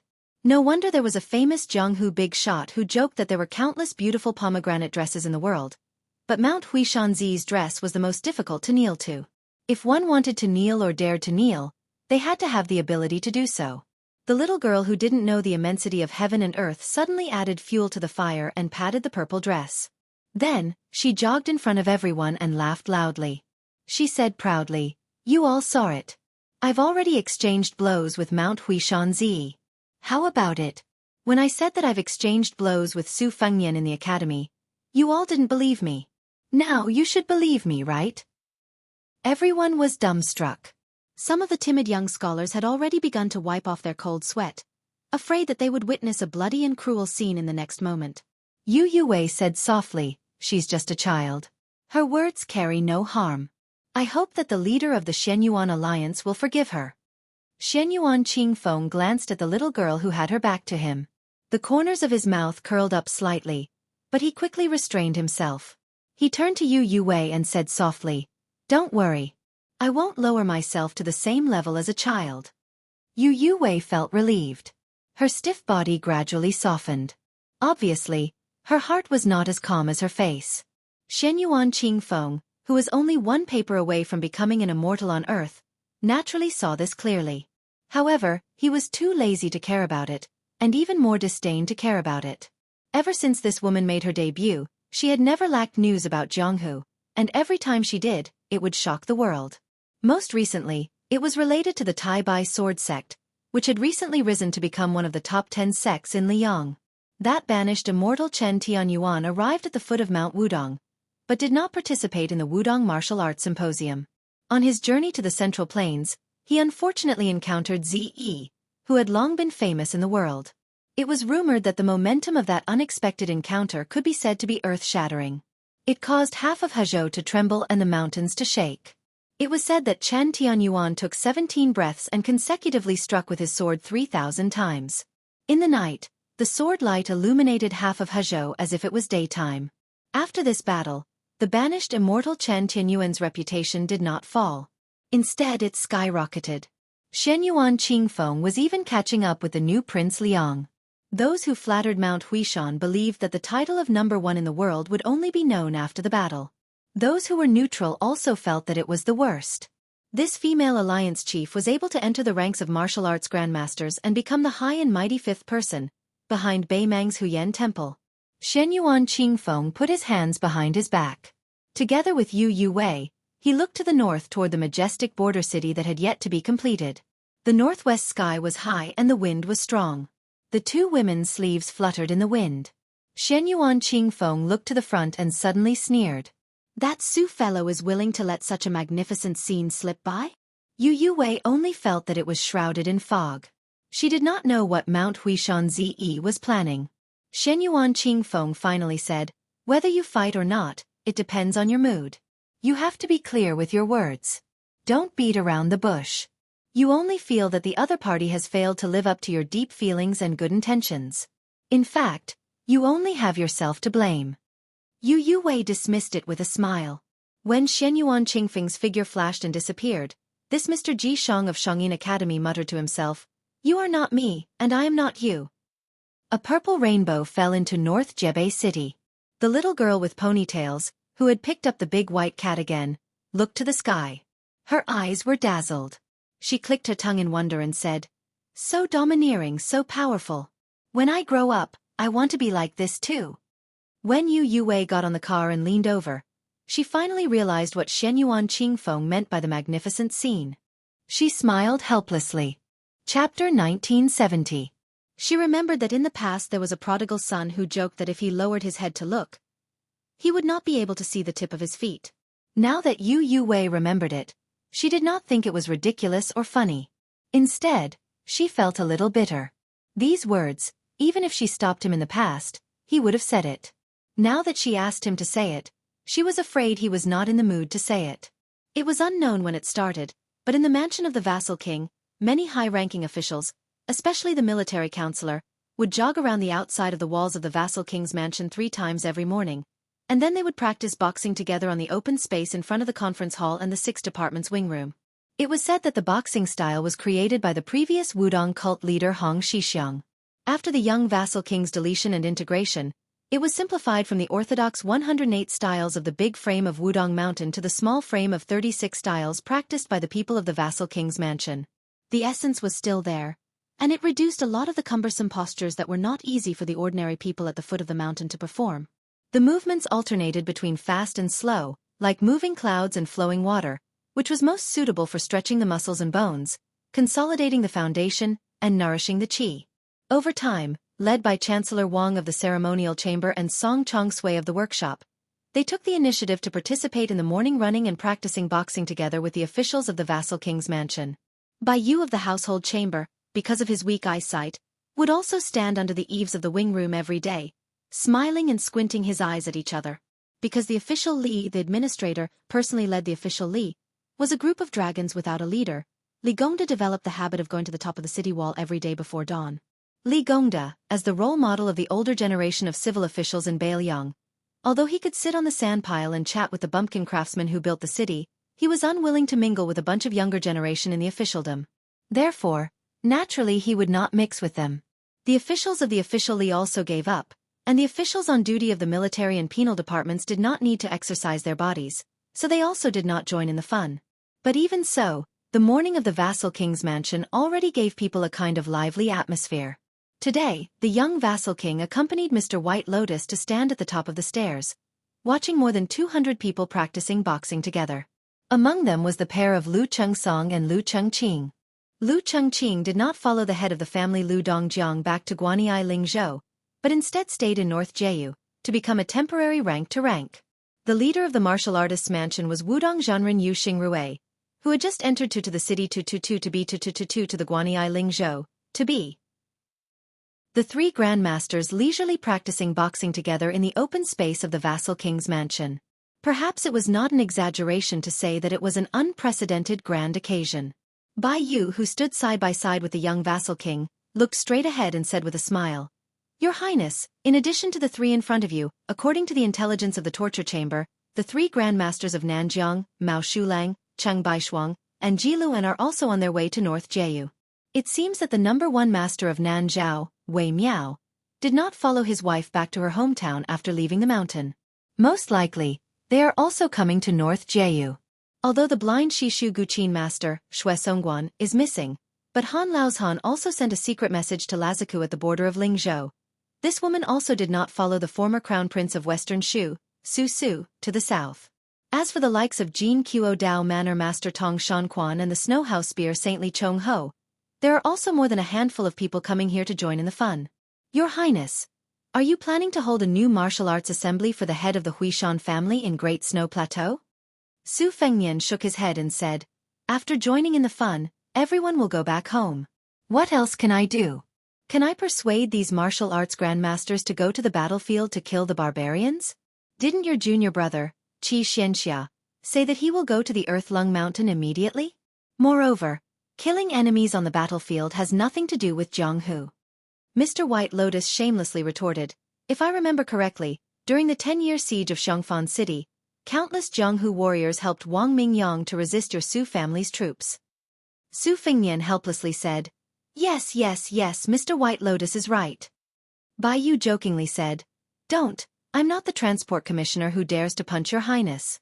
So your highness doesn't need to be so careful to please your highness. Su Fengnian laughed with a fake smile. It was obvious that he had learned most of the essence from Jia. Bai Yu, you're lucky that you're not a Jianghu person. Otherwise, I'd have to exchange pointers with you. Bai Yu suddenly changed the topic and asked softly, can I ask about the movements of Groom Yu and Lu Huang, Wang Xianji's 2 disciples? Su Fengnian didn't hide anything and said, Lu Huang is by Li Hanlin's side. As for Groom Yu, you guess. Bai Yu's heart beat faster. Then it's the same as Su Yanbing who is hiding in Huayang Pass. I understand. Your Highness, there's something I don't know if I should say. Su Fengnian didn't leave any leeway and said, I advise you not to say it. Bai Yu turned his head and pretended to be surprised. What? Is there someone who dares to publicly beat up a provincial governor in front of everyone? Moreover, he's the provincial governor of Liangzhou, the only provincial governor in the 30 provinces north and south of Liang. Su Fengnian still chuckled. It's a pity that Mr. White Lotus doesn't practice the sword. Bai Yu smiled knowingly and didn't continue to ask. He originally wanted to ask if Xie Shibian, even though he had Groom Yu by his side, had still died in battle in that corridor. Then Su Fengnian, the king of Beiliang, wouldn't have a grudge against the general of Liuzhou, Ko Jianghuai. After all, Bai Yu, Yang Xinxing, and Ko Jianghuai were all people on the same mountain. Just like how the deputy administrator Song Dongming had a close relationship with Wang Linquan, nicknamed Beiliang's god of fortune. It was also like how Chen Shiliang and Yang Guangdou had a close relationship with the Liuzhou army, while Su Beiji was friendly with Han Laozhan of Lingzhou and Huang Fuji of Yuzhou. The process was different, but the result was the same. Gentlemen made friends, not parties. Scholars gathered together to form a forest. That was just an elegant way of saying that scholars paid more attention to. How about Zhang Julu as an official? He was almost flawless and close to a saint. However, beside him was Tantanon and Huan Wan. Behind him was Zhao Yuling, Wang Xiongui, Yin Maochun, Yuan Gua, and Han Lin, who were important officials from Yonghui's spring. 30 years of cultivation on the mountain, in the end, it was just cultivating the heart. After Bai Yu left the mountain to become an official, he saw things more clearly than many of the old foxes who had been in the officialdom for decades. That set of Wudong fist techniques, even if an outsider used it, would still be pleasing to the eye. Bai Yu sighed. If one could change to a Taoist breathing technique, whether it was the entry chant of the Taoist temple of Longhu Mountain, the Song of Returning to the Truth, or the Heart Sutra of Wudong Mountain's Jade Pillar Peak, it would allow one's body and spirit to merge, both on the outside and inside. Not to mention how to prolong one's life, it can always cure diseases and strengthen the body. Su Fengnian nodded. If you and I have a chance in the future, you should take the lead to promote your position as the provincial governor of Liangzhou. I will help you say hello to Wudong Mountain. Bai Yu suddenly felt a gust of wind blow from the side. Before seeing the face, he heard the voice. The voice was cold, like the winter snow. Wudong Mountain's Jade Pillar Heart Sutra is hard to say. Can Longhu Mountain's Song of Returning to the Truth be taken out? Even Mount Huaishan's last guest elder disdains it. Bai Yu looked hard and saw a slightly blurry face. However, the dazzling bright purple color confirmed it. Bai Yu immediately smiled bitterly and kept quiet out of fear. Mr. White Lotus was rarely afraid of anyone. For example, he was not afraid of Su Fengnian at all. This young vassal king seemed to be incomparably arrogant, but in fact, he was the most reasonable when facing people who were willing to be reasonable. However, Bai Yu also knew that there were many strange things in this world. There were indeed a small group of people who completely did not like to be reasonable. Coincidentally, The woman beside Bai Yu belonged to this small group of people. She was the most unreasonable one. Every time they exchanged letters, Zhao Ningxian, the current leader of the Dragon Tiger Mountain, who lived in seclusion in the Earthlung Mountain, the first blessed enclave of Taoism, would complain in the letter about how arrogant and rude the young woman surnamed Xianyuan of Mount Hui was. To be able to make Zhao Ningxian, a Taoist priest who was easy to talk to, comment like this, Mount Huishanzi could be considered as a heavenly unreasonable person. After Mount Huishan's reputation soared, first of all, Mount Longhu's pilgrims were not allowed to go up the mountain to burn incense on the 1st and 15th day of the lunar month. Second of all Taoists surnamed Zhao of Mount Longhu were not allowed to come within 10 miles of Mount Huishan. Third of all, no Taoist priest of Mount Huishan was allowed to enter her site. In addition to these 3 prohibitions, she also let people swagger away dozens of ancient trees that were at least 300 years old from Mount Longhu. Among them, there were 4 osmanthus trees and 3 ancient cypresses.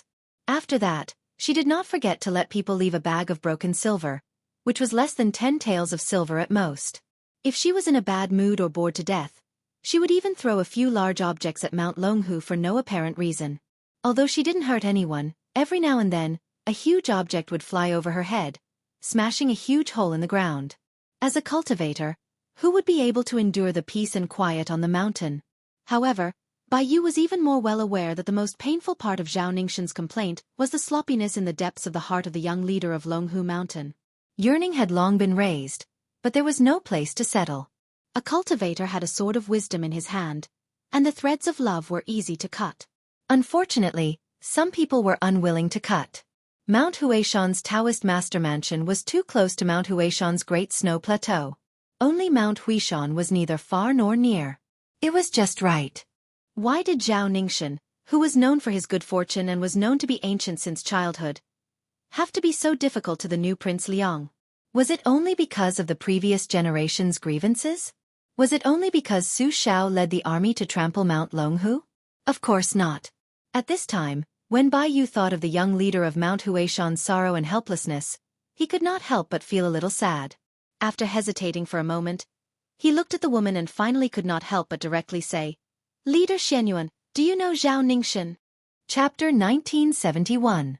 Xianyuan Qingfeng's expression was indifferent as he interrupted Mr. White Lotus and sneered. You want to say that he likes me? I've known for a long time. I'll have to trouble Mr. White Lotus to pass a message to this guy hiding in Earthlung Mountain. Tell him to come talk to me face to face if he has the ability. Then I'll let him know how the word regret is written. The young vassal king who had a grudge with the chief of Mount Longhu didn't hide his unperturbed expression at all. If there was a desk in front of him, he would probably slap the desk and shout, amazing. Bai Yu face-bombed and remained silent. After today's incident, Mr. White Lotus wouldn't dare to be frank with Zhao Ningxian in the letter even if he was beaten to death. Xianyuan Qingfeng frowned and asked, You're just a little provincial governor. Is it really appropriate for you to stand side by side with a vassal king? Perhaps everything had its vanquishing factor. Bai Yu took a deep breath and turned to leave. He sighed deeply, probably lamenting that public morals were deteriorating day by day and that women were as fierce as tigers. Su Fengnian turned around and looked at the young girl who was sitting on the edge of the roof with her legs crossed. He winked at her and signaled with his eyes. Hee, the girl only chuckled. Compared to Su Fengnian's gloating over Zhao Ningxian's misfortune, she was clearly gloating even more. Su Fengnian knew that the narrow-minded little clay figurine had 3 thresholds that could not be said to be too high, not too low, not too low, and not too high either. In this lifetime, she would never be able to cross the threshold. One of the thresholds had something to do with the princess making things difficult for the princess. But previously, when Su Fengnian worked hard to help the princess earn so many copper coins on Mount Wudong, he had already slightly let go of this matter. The second threshold was related to a certain illusion of leaning against the wall. Chancellor Wang, who had leaked the heavenly secret, had already suffered. During that period of time when the young vassal king had nothing to do, he would play chess with the old man who couldn't control his mouth. He would beat the old man until he threw away his helmet and armor. He beat the old man so much that he almost vomited blood when he saw the chess set and box. The third threshold was related to moving books and sending books. All these years, the little clay figurine had always felt that the most difficult thing in the world was moving books like moving a mountain. However, A certain someone actually sent large boxes of secret manuals to the great snow plains of Mount Hui. Just now, Su Fengnian had already accepted his fate when Su Fengnian barged into the north-resisting city. Presumably, Jianghu had already been alerted. It was already fortunate that he did not see the flying sword kill anyone. Su Fengnian's attempt to bribe Jianghu was nothing more than a last-ditch struggle. Shenyuan Qingfeng turned a blind eye to this and stood proudly at the top of the stone steps. Of course, she knew that there was a West Chu girl named Jianghu in this manner. She asked softly, "How do you think one is doing now?" Su Fengnian was stunned for a moment and was silent for a moment. "I think about it occasionally, but I don't dare to think too much about it." She added, "If there's a chance in the future, the three of us can get together? Back then, I didn't beat him up hard enough. It's a pity." Su Fengnian grinned. "All right, but I'll say this first. When the time comes, I'll definitely stop you." She narrowed her eyes slightly and raised her chin slightly. She laughed softly. "It doesn't matter if we win or lose. Regardless, that stingy one has to treat us to a drink and rip him off." Su Fengnian nodded. "I definitely won't stop you." Shenyuan Qingfeng looked around. "I'll just find a place to stay. When I want to return to the Central Plains, you don't have to send me off. I reckon you won't be able to take care of me then. When I get back, I'll help you find that one guy first. No matter how big the Jianghu is, it's still mine." Su Fengnian said softly, "Thanks." Shenyuan Qingfeng dismissed it with a smile and disappeared. She came and went without a trace, like a swan goose stepping on snow. Her figure appeared below the northern wall of north-resisting city, and she walked slowly. "May all the lovers in the world be together." She had said this to another girl before, and it was the most hateful sentence. However, she had never said it, and it was also the most hopeful sentence. Su Fengnian stood silently where he was. When he came back to his senses, he realized that everyone in the square was looking at him with different expressions. Even the sword grandmaster Chai Qingshan was whispering to the Wudong Zhenren Yu Xingrui, and his eyes were especially obscure and playful. Su Fengnian could do nothing about it, and he didn't want to explain further. It was tantamount to giving away 300 taels of silver here.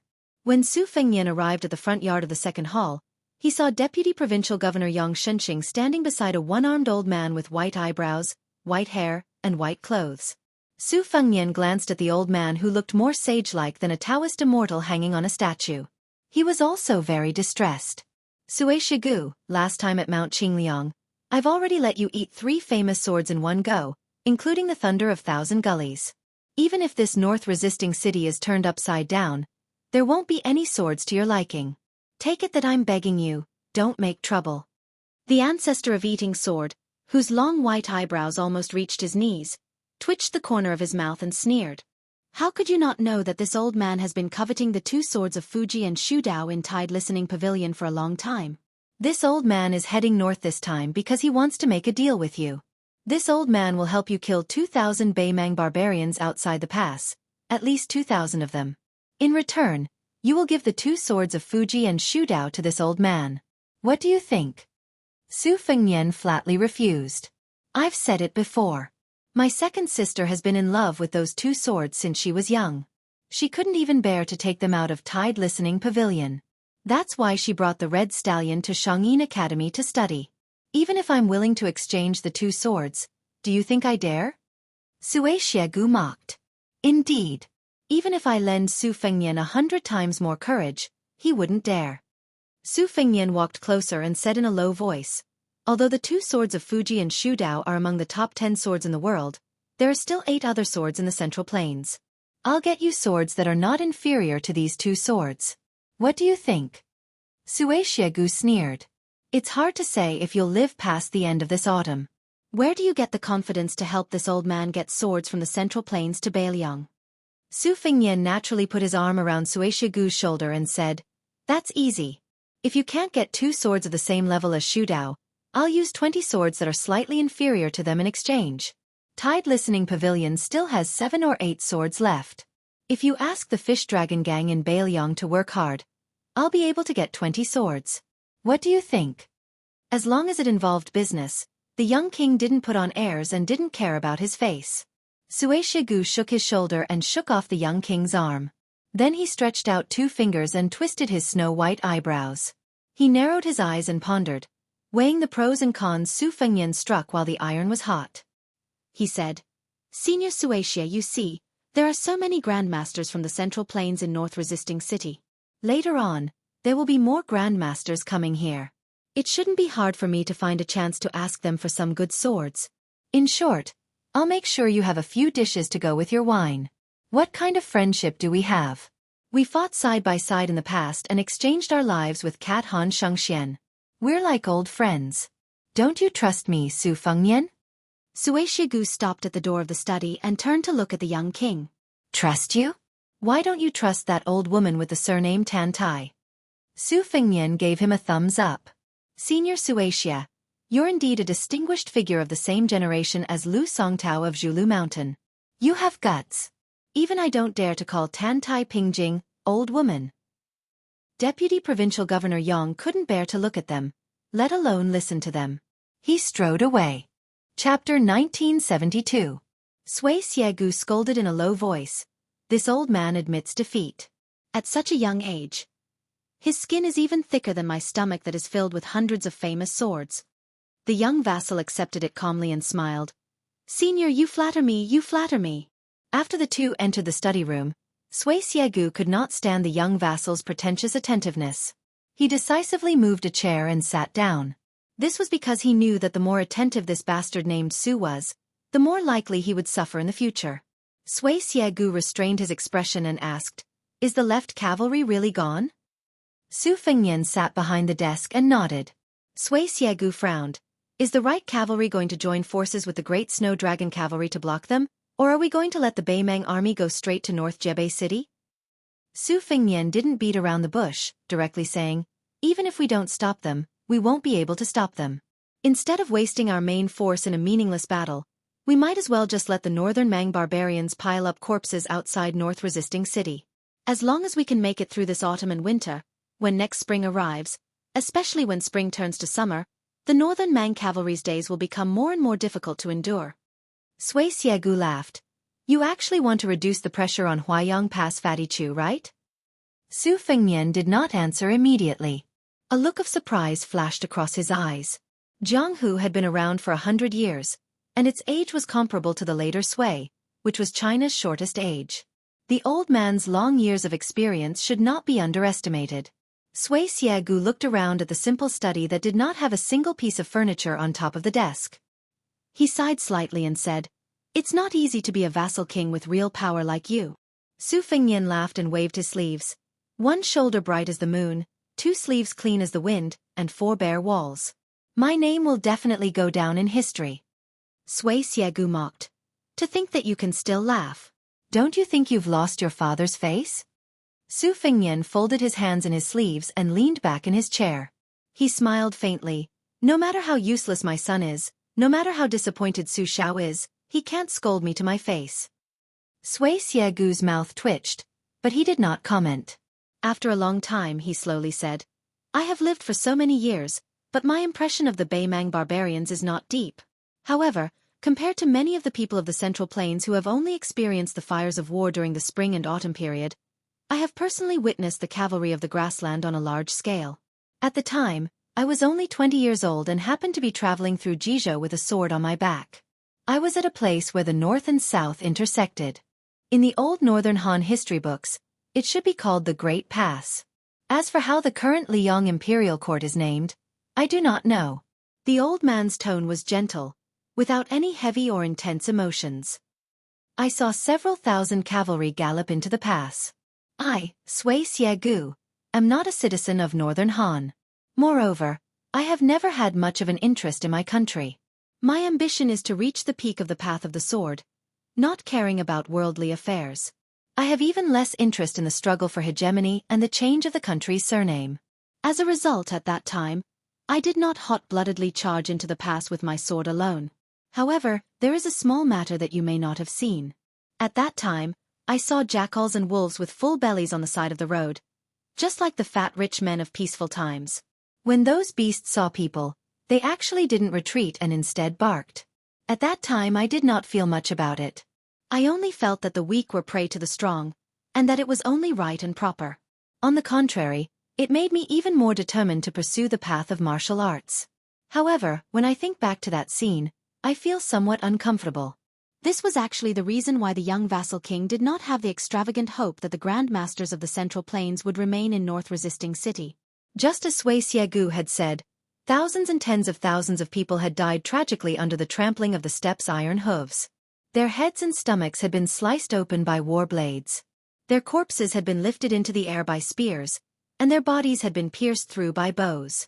No matter how many people died, in the eyes of the Jianghu experts who hoped to seize the championship of martial arts, the same scene in the eyes of the border soldiers and in the eyes of the grandmasters of Jianghu was like the difference between heaven and earth.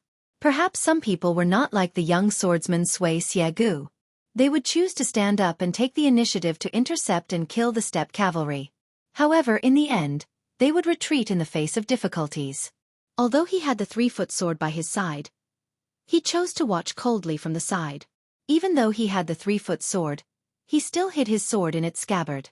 Until now, he only felt uncomfortable. Su Fengnian could not do it. It was not necessarily because Su Fengnian was more benevolent than Sui Xiegu. It was only because he was born in the Su family and had followed the cripple's surname since childhood. Perhaps it was not at the border of Beiliang. If it was somewhere else, such as Jizhou or the two Liao provinces, if Su Fengnian was only a grandmaster of martial arts who did not participate in the invasion of Beimang from the south, he would also be the same as some of the grandmasters of Jianghu. He would only fight to his heart's content and then retreat in the face of difficulties. He would not have the unyielding determination to retreat. Chai Qingshan, Xue Songguan, Wei Miao, Mao Shulang, Cheng Baishuang, Ji Luan, and so on. These grandmasters of the Central Plains were already in North Resisting City, or were about to enter North Resisting City. Why would Su Fengnian want them to die outside the border of Liangzhou and resist the hundreds of thousands of Beimang's cavalry with their flesh and blood? Sui Xiegu, who was resting with his eyes closed, opened his eyes and broke the silence. He said in a low voice, "Heaven can create all things and also kill all things." Su Fengnian, are you really not afraid? Su Fengnian smiled and asked, "Did Tantai Pingjing say this?" Sui Xiegu did not admit or deny it. Sui Xiegu stood up and walked to the window. His burly figure seemed lonely. The old man mocked himself. In terms of swordsmanship and sword will, I used to think that I would not lose to anyone. But strangely, I have never liked carrying a sword. Instead, I like to eat swords. Perhaps Li Chungang was right. I am not a swordsman. Then what am I? I've lived to this age, yet I'm still asking myself this question. What a joke. Before Sui Xiegu left the study room, Su Fengnian proposed a new deal. After a moment of shock, the ancestor of Eating Sword did not refuse or agree.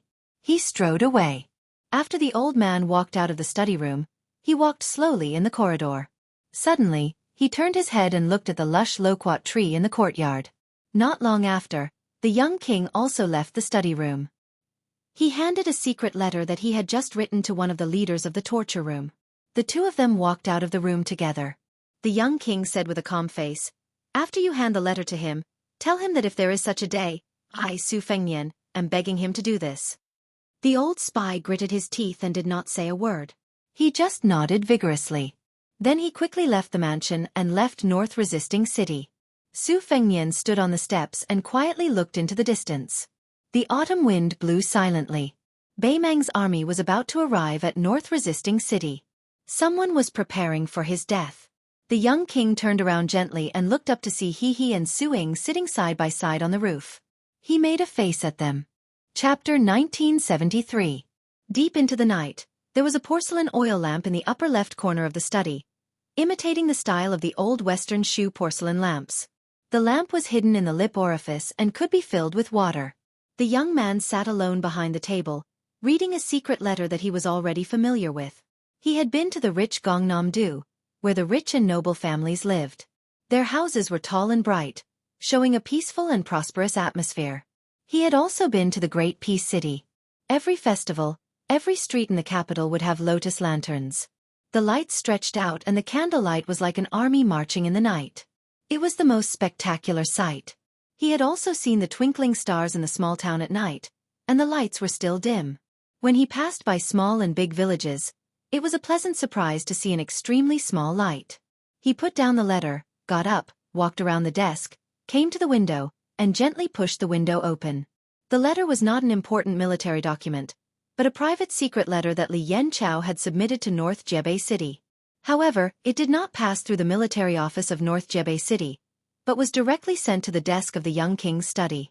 The first deputy commander of the Right Cavalry used a heavy brush, the ink seeping through the back of the paper. Li Yanchao did not write any trivial words. He only wrote 2 simple sentences. Lu Deyuan should not have died. No one in Bailiang can treat the death of the left cavalry as the humiliation of the border army. In reality, Li Yanchao did not even need to write this letter. Su Fengnian was more familiar than Li Yanchao with how Lu Deyuan used troops and how he was as a person.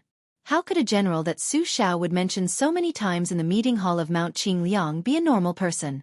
Su Xiao had left Liaodong with 800 old soldiers, 40 years of military service, and in the end, 300,000 Bailiang cavalry. There were many generals under his command. There were many who died on the battlefield, but there were also many who survived. Lu Deyuan was a full-fledged cavalry general. Almost everyone in the older generation of the Su family knew about him. From Yan Wenluan and Chen Yunchui to Zhou Kong and Yuan Nanting to Lu Jinu and Li Mofen, they all felt pity for Lu Deyuan who suddenly left the Bailiang frontier army. That regret was not inferior to the departure of Wu Qi and Su Pu. Before Lu Deyuan left the manor for the battlefield, Lu Deyuan privately visited Su Fengnian in the study and had a heart-to-heart conversation. After all, Lu Deyuan was not as relaxed and casual as he appeared to be when he assumed the role of commander-in-chief. On the contrary, Lu Deyuan, who had grown up with the Su clan's cavalry, was more familiar with tough battles than Li Yanchao and Ning Amei, who had risen to prominence outside the Liangzhou Pass, and was used to the saying, "The northern Liang cavalry is the best in the world." It could even be said that the pain and suffering of those years had been carved into his bones. Therefore, Lu Deyuan had to make everything clear in front of the young lord. Lu Deyuan wanted to make Su Fengnian feel at ease, and also make himself feel at ease. In that face-to-face conversation, Lu Deyuan believed that the 2 cavalry forces of 60,000 would definitely not be able to safely roam in the increasingly narrow crevice outside the pass. Unless the left cavalry retreated to the north of Qingyuan Army Town, and the right cavalry went straight to the east of Grave Tomb Army Town, stretching out the battle line in the northeast and southwest, only then would they have room to breathe. But in this way, although the 60,000 cavalry would drag out an ignoble existence, what would happen to the north? Although the left and right cavalry would still be able to pin down a certain number of Beimang cavalry, but to put it bluntly, the Beimang barbarians didn't even need to send out their main force. They just needed to casually throw 2 low-level cavalry forces to us, and when the time comes, we would have to lie on the back of our horses and watch the show. I, Lu Deyuan, am a big uncouth man. How to lead an army into battle, I learned bit by bit from the great general. I also consulted people like Su Pu, Wu Qi, and Yuan Zuozong, Chen Jibao. But I always felt that in the end, it was neither like a donkey nor like a horse, and it was not as convenient as my original method. In the end, I only believed in one principle. Once the cavalry entered the battlefield, they had to defeat the enemy's most elite field forces in one go. They absolutely could not lose the big picture for the sake of small gains and preserve their strength for the sake of the so-called overall situation. Otherwise, in a difficult battle with a great disparity in strength, the longer the battle dragged on, the more difficult it would be to fight. If it was a difficult battle, someone had to fight it. Otherwise, if everyone retreated again and again, all they could do was wait for death. How different would that be from that nest of old foxes and wolf cubs in the Bureau of Military Personnel of Liang? Su Fengnian stood by the window. The autumn air filled the room, and the lone lantern was cold. After opening the window, the chill was even heavier. Su Fengnian turned around. Back then, that man had been sitting on the chair in front of the desk. His appearance was ordinary. If he had not appeared in this study and instead stood on the fields within the pass, he would probably have been mistaken for a farmer with his face to the earth and his back to the sky. Your Highness, when I and the right cavalry set out at the same time, I will take the lead in breaking through to the north one day after the 2 armies have staggered, luring Murong Baoding's troops to gather their main forces. If nothing unexpected happens, Murong Baoding will definitely hear the news and request reinforcements from Wang Yong, the prefect of Aquarius Province. It's even very likely that he will temporarily transfer the Ruran cavalry to support Dong Lei's private cavalry. Your Highness, please be at ease. Even if my left cavalry is heavily surrounded, We will still kill at least 45,000 of the enemy's elite cavalry. Your Highness, I'll have to trouble you with one thing. When you go back, help me apologize to old Marshal He. Tens of thousands of border soldiers have been entrusted to me, but I can only take them to their deaths. My conscience can't be at ease, but I have no choice but to do this. Lu Deyuan is waiting for old Marshal He underground. However, it's best if I wait another 8 or 10 years. Haha, by then, old Marshal He probably won't have the strength to beat people up. With just a little bit of mercy, I'll be able to reincarnate. After this man stood up, he looked at the young vassal king who had also stood up and said in a low voice, "If in the future it is proven that I, Lu Deyuan, was wrong, then no one needs to bring wine to my grave. Presumably, I won't be able to drink that wine with a guilty conscience. Of course, that is if I still have a grave." The two of them walked to the door of the study together. Lu Deyuan suddenly asked, "Your Highness, do you think that in a few decades, there will still be people who remember us? Remember the battle that happened here?" Su Fengnian had shook his head and said, "Not necessarily. Damn it. Haha, Your Highness, please forgive me. I'm just a crude person. Nothing good comes out of a dog's mouth. It's fine. Su Xiao is the same. I've long gotten used to it." Everything was still vivid in his mind. Those words were still echoing in his ears for a long time. Su Fengnian pressed his hands on the window and leaned forward. Lu Deyuan, who had rushed to the battlefield with the heart of death, didn't leave any last words. If there were any, it would be too familiar. His Royal Highness had often heard it when he was young. It was just that he had changed his name. Su Fengnian slowly turned his head and looked at the door of the study. The man named Lu Deyuan had finally clasped his fist and said, "I am Lu Deyuan, the former cavalry general of Manjia Battalion, the current deputy commander of Left Cavalry. I request for a battle with you." Su Fengnian's lips moved slightly at that time. The two words were on the tip of his tongue, but in the end, he couldn't say it. "Allow a battle." Su Fengnian's hand suddenly pressed down heavily. Under his 10 fingers, the bricks on the windowsill shattered. Su Fengnian took a deep breath. He waved his hand at the darkness outside the window, indicating that the men of sacrifice of the Fu Shui room didn't need to pay any attention. He walked back to the desk and pulled out a piece of paper from a yellowed military book. The contents of the paper were the words of a man who had participated in the construction of North Resisting City. He said to his wife and children who had already left Lingzhou. The letter said that after autumn, the weather wasn't too cold. The 1,000-layer cloth shoes sewn together were enough and didn't wear out too much. The clothes he brought to North Resisting City were also enough to keep him warm. He also met 2 fellow villagers from Lingzhou's Longqing County. When he was free, he would go to a small town outside the city to drink a few mouthfuls of wine. The price was cheaper than inside the pass. He heard that they had won the battle in Liuzhou. The walls of North Resisting City were very high. The Beimang barbarians definitely wouldn't be able to break through in a year and a half. He told her and her 2 sons to relax. In the future, as long as they still received the wages sent every month, it meant that the area outside the pass was very peaceful and that there was no war. In the end, the man told his wife not to worry about money and not to worry about it. The children's studies were the most important. The letter was sent to a certain place in the Central Plains, the man's ancestral home. This piece of paper was just a copy. The real letter had naturally been sent out a long time ago. After the man arrived outside the pass, he didn't know how to read, so he couldn't write a letter. He had to find a nameless and poor scholar in the marketplace to help him write it. Under the dim yellow light, Su Fengnian lowered his head to look at the thin piece of paper spread out on the desk. When the last letter was sent out, it happened to be right after Lu Deyuan left North Resisting City. The first day Lu Deyuan re-entered the border army, Bailiang's Fu Shui Bureau had already investigated this man's situation in Lingzhou's Longqing County town for more than 10 years. They sent the information one after another to the North Resisting City governor's residence, and then compiled it and placed it on the desk in this study room. Later on, Lu Deyuan's every move in North Resisting City or the Left Cavalry was recorded by the Fu Shui Bureau spies without any detail. Su Fengnian did not stop them.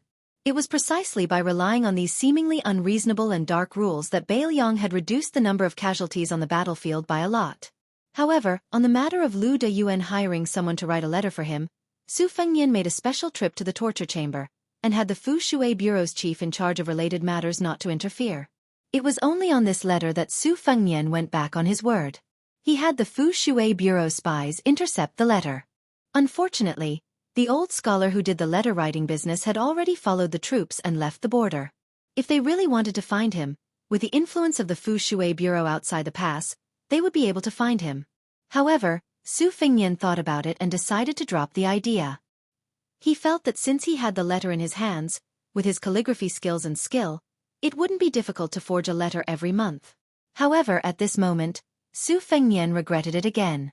Because he discovered that it was as if he couldn't pick up the brush at all. Even if he picked up the brush again and again, he didn't know how to write the contents of the letter a month later. Su Fengnian stood up, walked out of the study room, and came to the courtyard.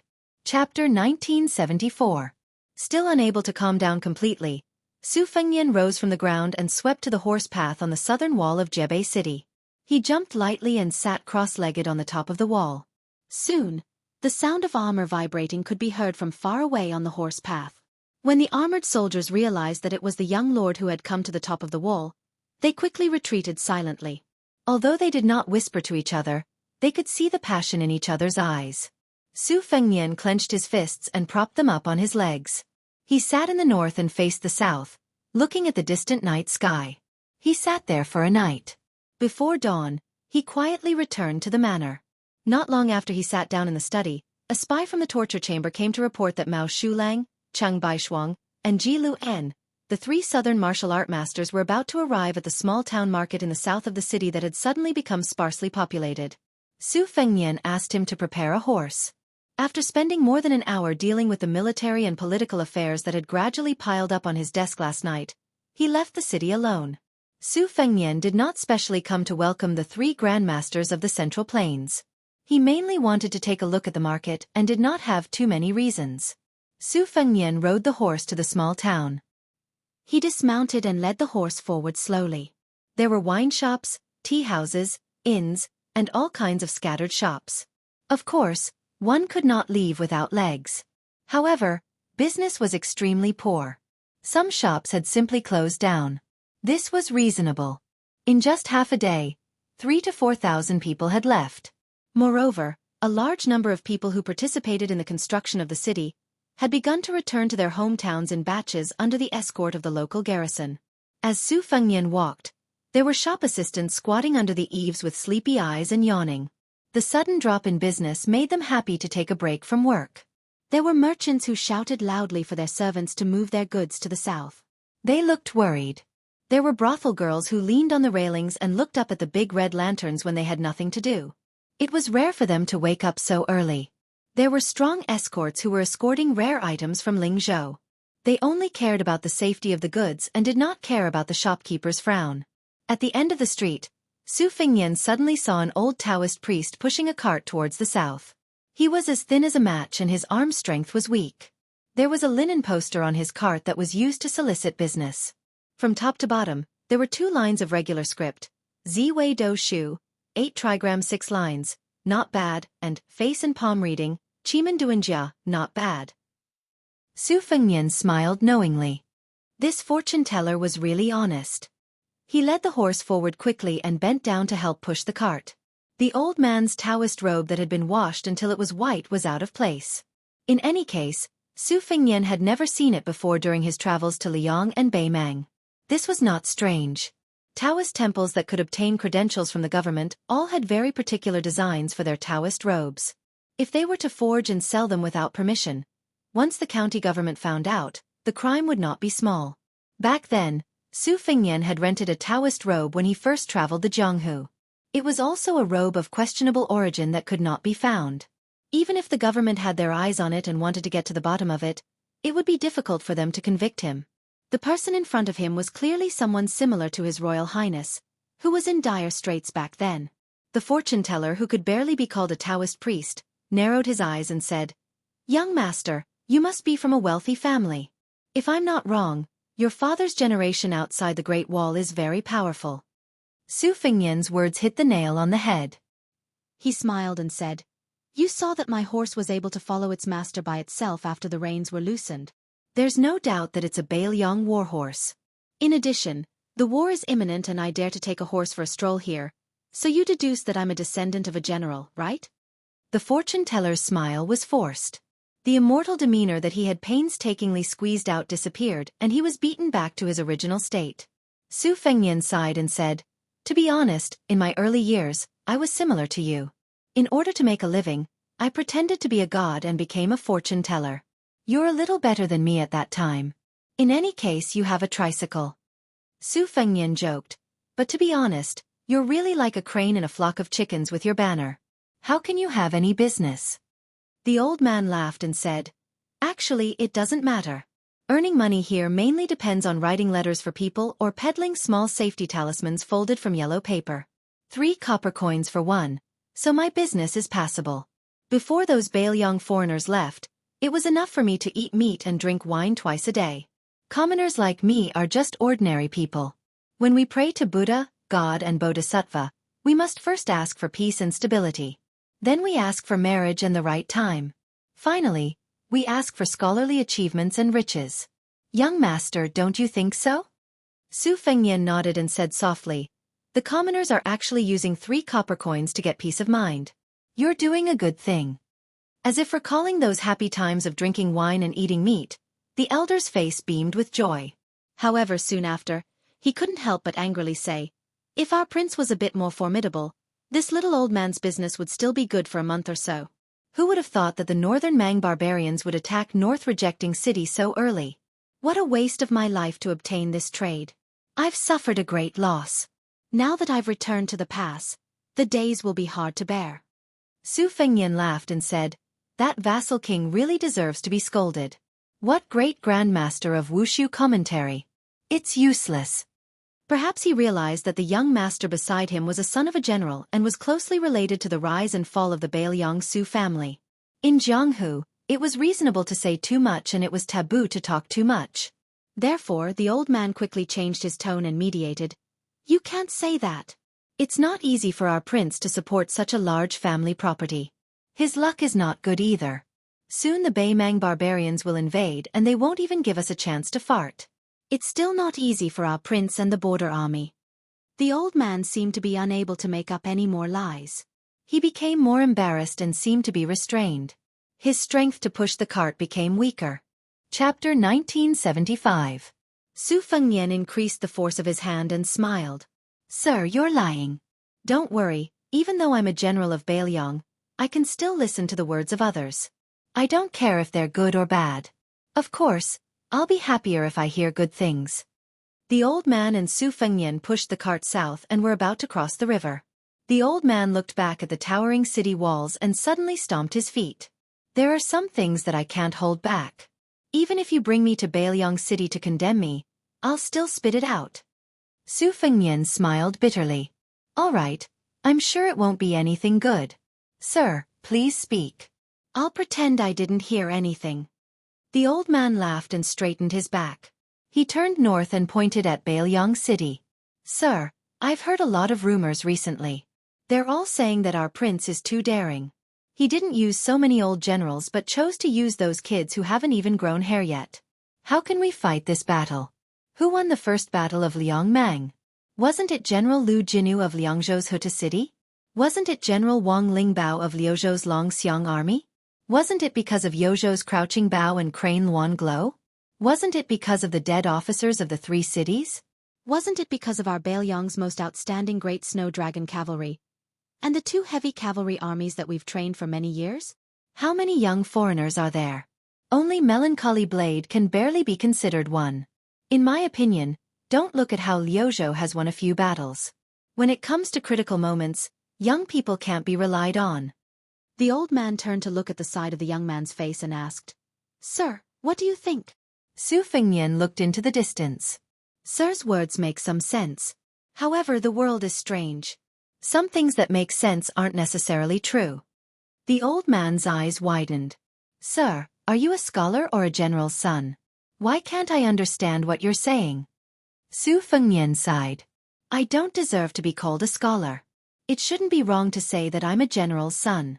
I grew up drinking sand, smelling horse dung, and listening to drums." After boldly expressing his thoughts, the old man's mood relaxed. He rarely joked. Sir, other than being unreasonable, you're quite easy to talk to. Su Fengnian said helplessly, Old mister, is this a compliment or an insult?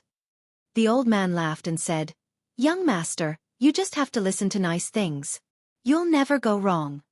Su Fengnian's mood also lightened up, and the haze between his brows gradually faded away. He smiled knowingly and said, I've learned something. The old man didn't ask Su Fengnian to help push the carriage across the bridge. He pushed the carriage south alone. He lowered his voice and muttered to himself, If only the great general was still alive. How would the Beimang barbarians dare come to our side? Beiliang doesn't even know how to fight. So what if we've won the battle? So many people will still die. I heard that there are 300,000 stone tablets behind Mount Qingliang. They're all empty toys. Being able to live is at least better than leaving behind a name after death, right? Su Fengnian stood still and didn't say anything. The old man certainly couldn't guess the young man's identity. He didn't think that a martial arts master would help him push the carriage, so he continued to complain. In my opinion, since the Central Plains Imperial Court is not a good thing, it's better to directly open the gate and let the Beimang barbarians enter the Beiliang Pass instead of letting our Beiliang frontier army soldiers die outside the pass. As long as both sides don't bump into each other inside and outside the Beiliang Pass, everything will be fine. Let those ungrateful people in the Central Plains suffer. Our people in Beiliang can live a peaceful life. I don't want to see the young king, or I'll definitely persuade him not to be impulsive and listen to the old man's advice. Don't blindly try to be a hero. Su Fengnian narrowed his eyes and raised his head. The autumn wind messed up the young man's hair. Maybe it was because he was miserable, or maybe it was because he felt guilty, or maybe it was both, so the young king didn't speak from beginning to end.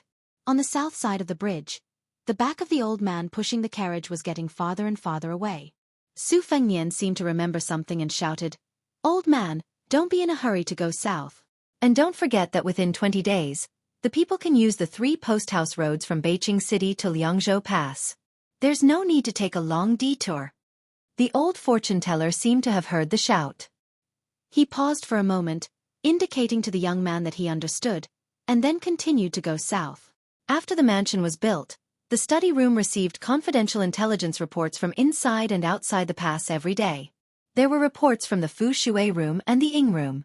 Beiliang's intelligence reports were always divided into 3 levels according to priority. Originally, the intelligence reports that were qualified to be sent to the study room were only the A-level intelligence reports. But the young king asked for an extra level of intelligence reports. In fact, it was not important for military affairs, but the new king used it to ease the tension. Although the 2 branches must have done a certain degree of screening, and it was impossible to really send all the intelligence reports to the study room, the number was still relatively large, and most of them were related to the situation of the academy or the scholars' opinions. The content was varied, and there was no lack of some extreme comments from young scholars. The young king always just browsed and didn't comment. There was a comment that the young king personally wrote down and used it as a daily self-reflection. Little virtue but high status, little wisdom but great schemes, little strength but heavy responsibilities. With such a muddle-headed king in charge of the border, the Beiliang frontier army will undoubtedly be defeated. The army's pressure, the father's last wish, the bitter cold hometown, the imperial court's constraint, the beautiful central plains, innocent people, and the heavenly law's pressure. They were all heavy responsibilities, layered on top of each other. On the north side of the bridge, the young man, who was less than 4 years old, slowly squatted down by the river. After dusting a licorice, he put it in his mouth and gently chewed. His mouth was full of sweetness. Chapter 1976. Su Fengnian suddenly stood up and whistled softly. The warhorse drinking water by the riverside galloped over.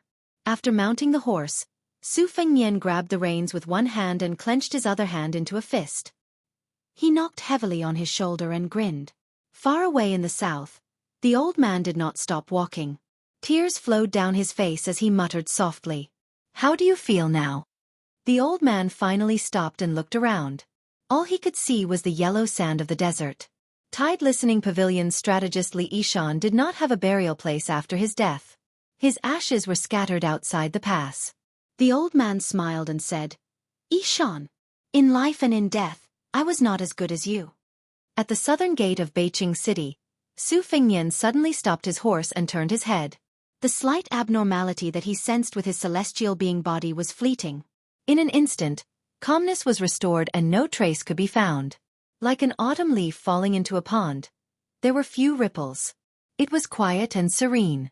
Previously, in that unknown corridor in Liuzhou, the Liuzhou infantry faced off against the 50,000 southern cavalry of Beimang.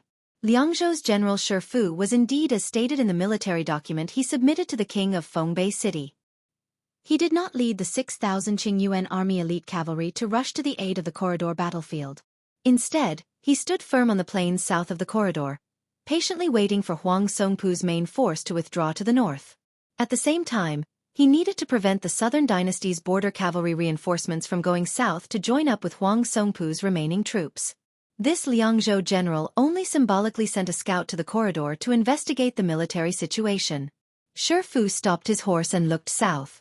His back was always to the bloody battlefield that was destined to be filled with corpses. His face was calm and his heart was stone.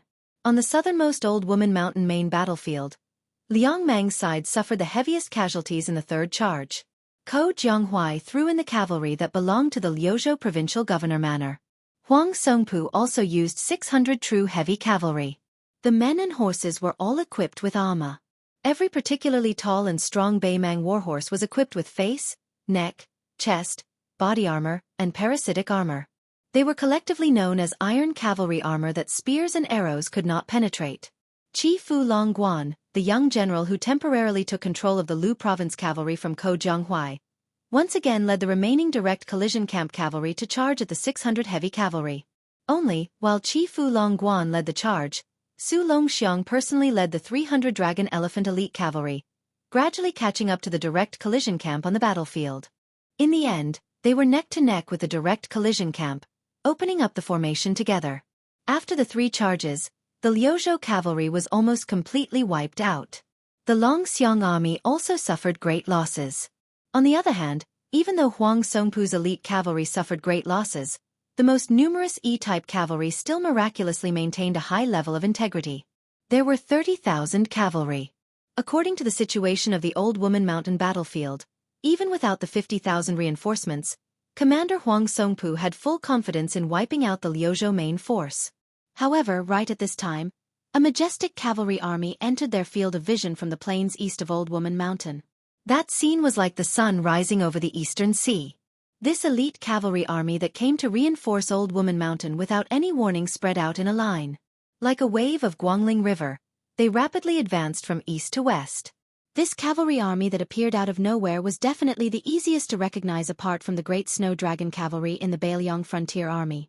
This was because each of their helmets had a snow-white eagle feather that fluttered in the wind. On the sides of each horse's saddle, there were arrows that shot out like 2 lumps of reed flowers. The cavalry's advance was like a great snowstorm surging between heaven and earth. Not only was the armor dyed in blood, the 2 spears that had already been replaced, the Beimang commander Huang Songpu's face was covered in blood. He turned his head to the east, his eye sockets about to split apart. On the Old Woman Mountain battlefield, after both sides spared no effort in the 3 vicious attacks, their Beimang cavalry army just happened to be at the original Liuzhou cavalry position. This was originally the plan of this Beimang Southern Dynasty's #1 person. He wanted to wait until Liuzhou's main force suffered great losses, their energy falling to rock bottom. As long as the Beimang cavalry army was in the southern battlefield, they would be able to form a natural line of defense that could prevent the Liuzhou cavalry from turning back to the south. However, reality proved that the old commander's plan succeeded. However, Ko Jianghui's plan also succeeded. That young Liuzhou main general didn't plan on withdrawing from Old Woman Mountain at all. He clearly wanted to turn around and surround the Beimang army. Huang Songpu didn't hesitate in the slightest. He ordered the entire army to do their best to break through the encirclement. Even if they were ambushed along the way, they were not to be entangled in battle. They just had to head north and meet up with the reinforcements that were about to arrive at the northern battlefield of Old Woman Mountain. Victory would still be on the side of Beimang. Qi Fu Longguan, Su Longxiang and Liemo Fan, these 3 generals who had fought side by side at Old Woman Mountain, didn't even need to greet each other before they quickly changed their formation. From the left, middle, and right armies Yanqi formation to a horizontal snake formation, stretching out as far as possible to form a long front line. Every dog has its day. It was now the turn of the Liuzhou border army's front, middle, and back to charge. Li Mo Fan's Dragon Elephant Cavalry was in the front 2 rows. Su Longxiang's army was in the middle, and Qi Fu Longguan's remaining Liuzhou cavalry was at the back. What they needed to do was no longer to kill the enemy. They only needed to try their best to stop the horse hooves of Huang Songpu's main force from breaking through the encirclement. After Yuan Nanting's White Feather Light Cavalry unleashed 3 waves of arrows from the flanks of Northern Mang's main army, another 6,000 cavalry with an imposing aura found an opportunity to draw their blades in an orderly fashion and charge into the enemy formation. It was as if they had sliced through the waist of Bei Mang's cavalry formation. Huang Songpu's direct cavalry, Wanyan's private cavalry, and the 30,000 second cavalry were all sliced in half. The rest of the main force, the White Feather Light Cavalry, began to circle northward, not engaging in a chaotic battle with the Northern Mang army. Instead, they relied on the advantage of light cavalry, which was originally charging from east to west, to quickly circle northward. If someone had just climbed to the top of Old Woman Mountain and looked down at the battlefield, they would probably think that this light cavalry was an ally of the Grassland Cavalry, and that they were heading north together from the left and right. Bei Meng's Kiliarchs and Centurions led their remaining forces to charge fearlessly at the right flank of the White Feather Light Cavalry in despair. Unfortunately, that heroic scene ended up like a stone hitting a river. It couldn't disrupt the pace of the White Feather Light Cavalry at all. The White Feather Light Cavalry, after suffering from the Northern Mang Cavalry's diagonal charge, easily moved slightly closer to the right.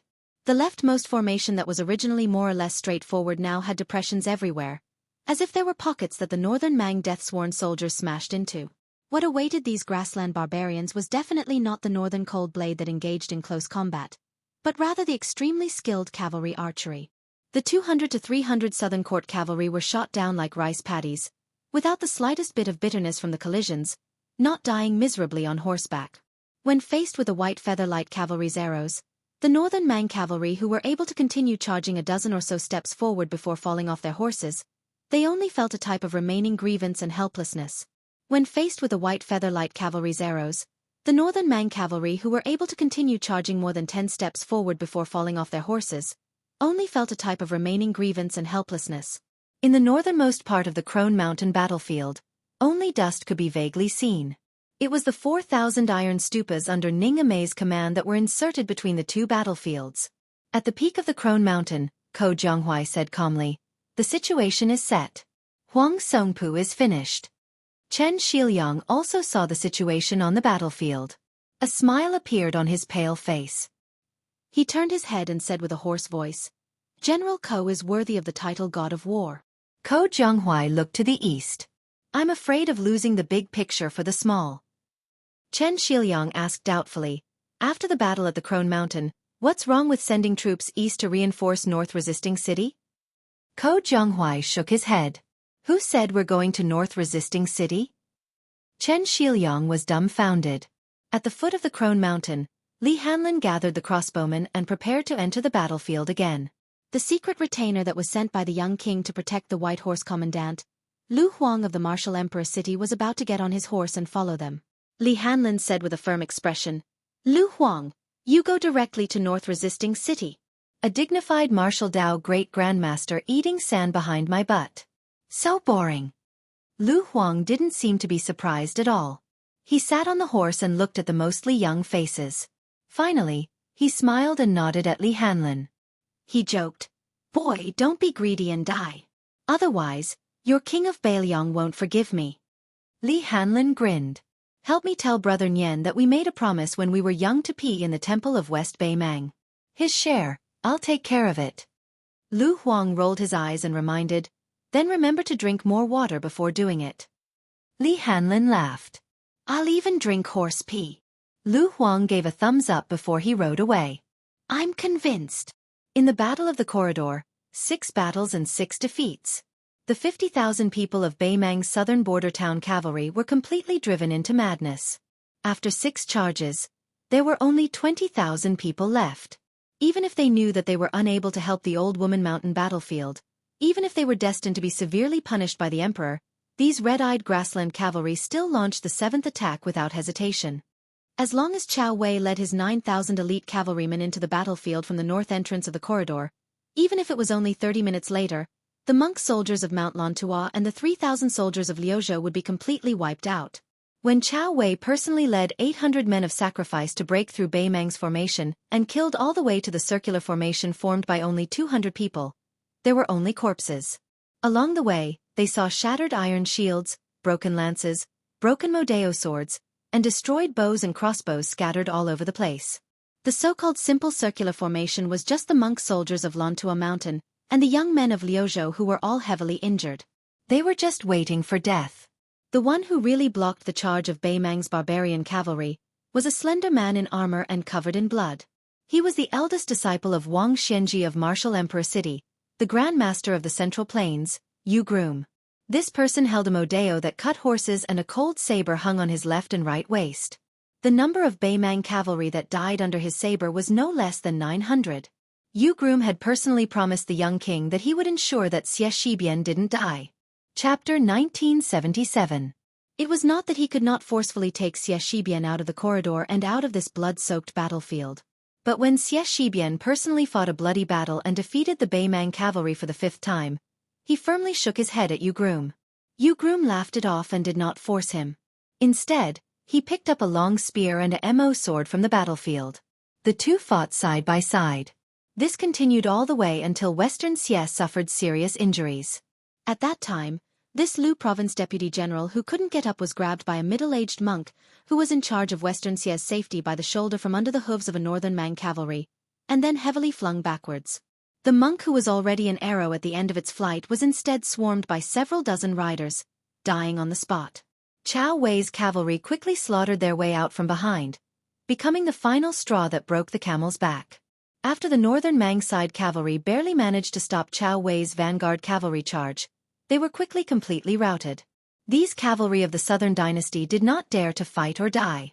Otherwise, they would not have charged to their deaths 7 times. But Chao Wei's cavalry appeared out of the blue. It was too sudden and too fierce. Especially in the narrow corridor, 9,000 cavalry launched an endless charge. It was as if there was only the endless figures of the Beimang cavalry in their field of vision. The northern Mang cavalry suffered a crushing defeat.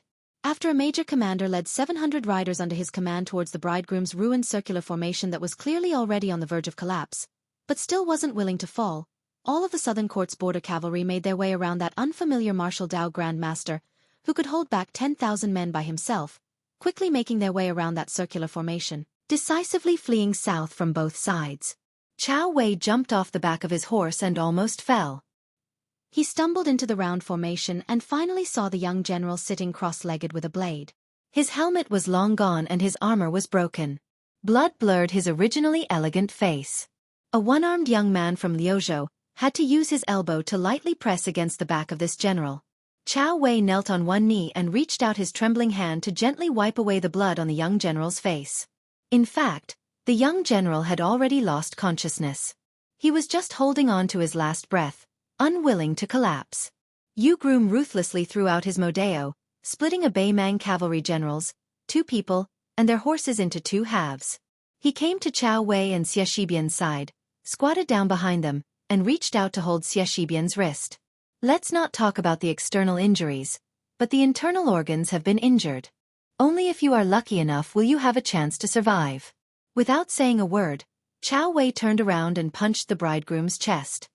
His eyes were red as he scolded angrily. Su Fengnian asked you to stay by Xie Shibian's side just for this bullshit slim chance of survival? Bridegroom, you didn't say anything. He just continued to lower his head and inject a gentle aura into Xie Shibian. Xie Shibian was not willing to leave. Yu Groom, who had never been on the battlefield, did not know why, but he also felt that he should not leave. The 2 of them did not leave. Xie Shibian felt that he should die in battle here. Yu Groom felt that dying in the yellow sand outside Liuzhou Pass was not too bad. However, after saving the deputy general of Liuzhou many times, the latter angrily said, "Yu Groom, you. Every time you save me you kill 3 or 4 fewer people. Do you want me to teach you how to calculate this?" After punching Yu Groom, Chao Wei did not immediately pull back his arm. Instead, he loosened his fist and heavily patted this Grand Master of the Central Plains on the shoulder. He choked out, "Thank you." Yu Groom still did not raise his head. He only asked, "After Xie Shibian's injuries have stabilized, Can I entrust him to you and send him to Xianxia in Liuzhou? I want to go to North Rejecting City. Chao Wei nodded and did not say anything. After a long time, Yu Groom loosened his fingers and slowly stood up. He pressed both hands on the cold sabers at his waist and asked again, "Temporarily lend me 2 sabers.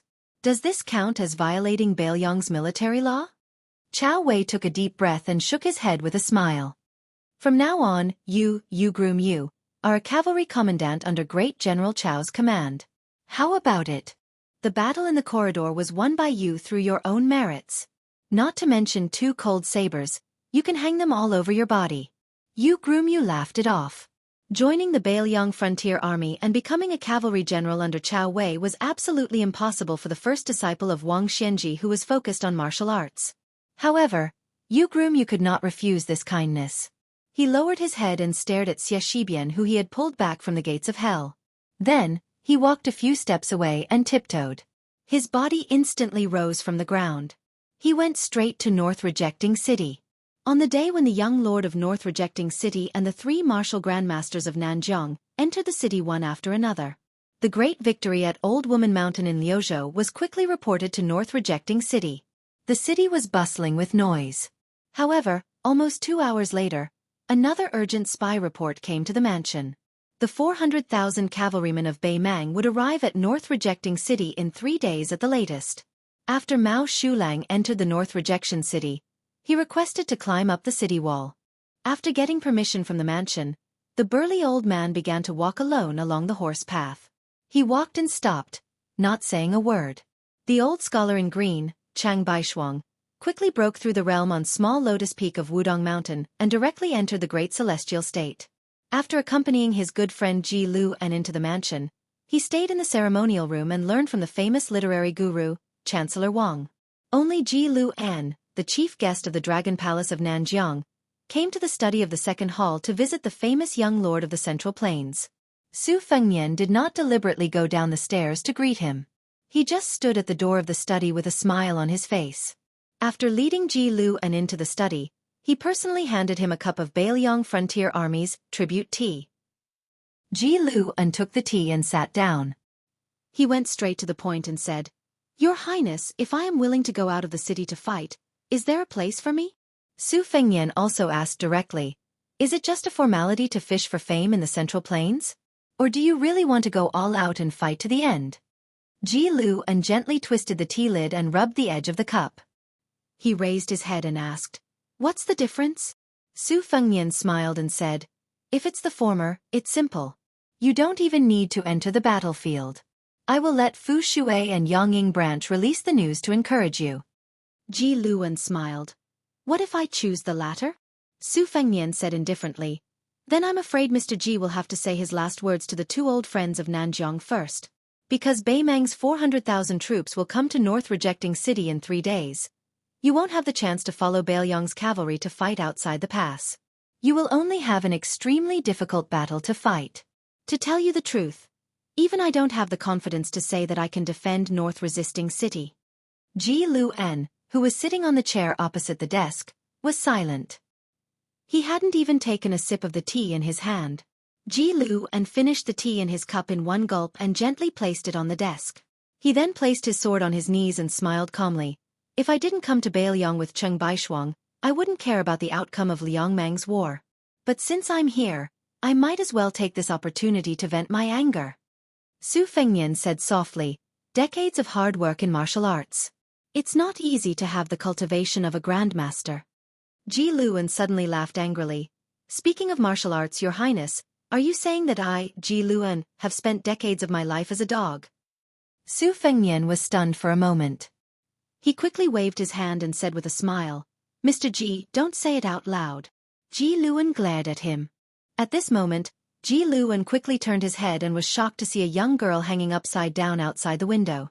She pointed to Su Fengnian's direction. Su Fengnian said softly, "I know, don't worry." Not long after, the peach blossom sword god, Dong Tai, who had 2 swords hanging from his waist, slowly walked into the study. Ji Lu An stood up and nodded to Dong Tai to greet him. There had always been many talented swordsmen in the world of swordsmen. But after the death of the previous generation sword god, Li Chungang, There was only one person in front of him who was worthy of being called the most talented swordsman. Since Ji Luan was a swordsman, no matter if he was conceited or arrogant, no matter how high his status was in Jianghu, he should respect this ordinary-looking middle-aged swordsman. After Dong Tai calmly returned the greeting, he directly turned his head to look at the young king and asked, "I won't drink the tea. Just tell me, when will the war with Beimang start? Where do you need me to be?" Su Fengnian said, "I may need to trouble you to fight twice. The first time will be quick, in a few days. The second time, it may only be the two of us, and the battlefield will be further away."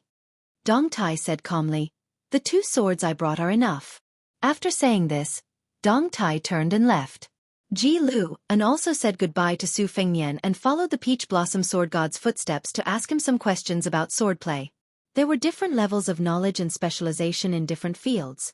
Dong Tai could be said to be the top swordsman in the world, whether it was swordplay or swordsmanship.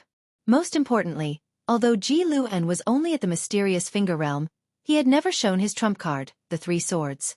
He believed that his power could kill a celestial state master. Dong Tai had always been recognized as the world's #1 mysterious finger realm master. He was even better than Catman Han Xianxia. How could Ji Luan not be tempted to ask for some advice? On the same day, the Snow House Spear Saint Li Hongho and many other top Jianghu bosses entered North Reject City. Su Fengnian did not show up. Even the polite greetings were skipped. It was only when a blind female Guqin player entered the city that Su Fengnian personally went to the gate of the mansion.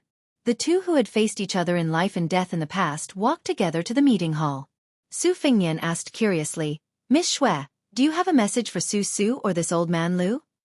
The blind lady with the Guqin bag shook her head and said, "Su Su's guilt towards Bailiang, I will repay it."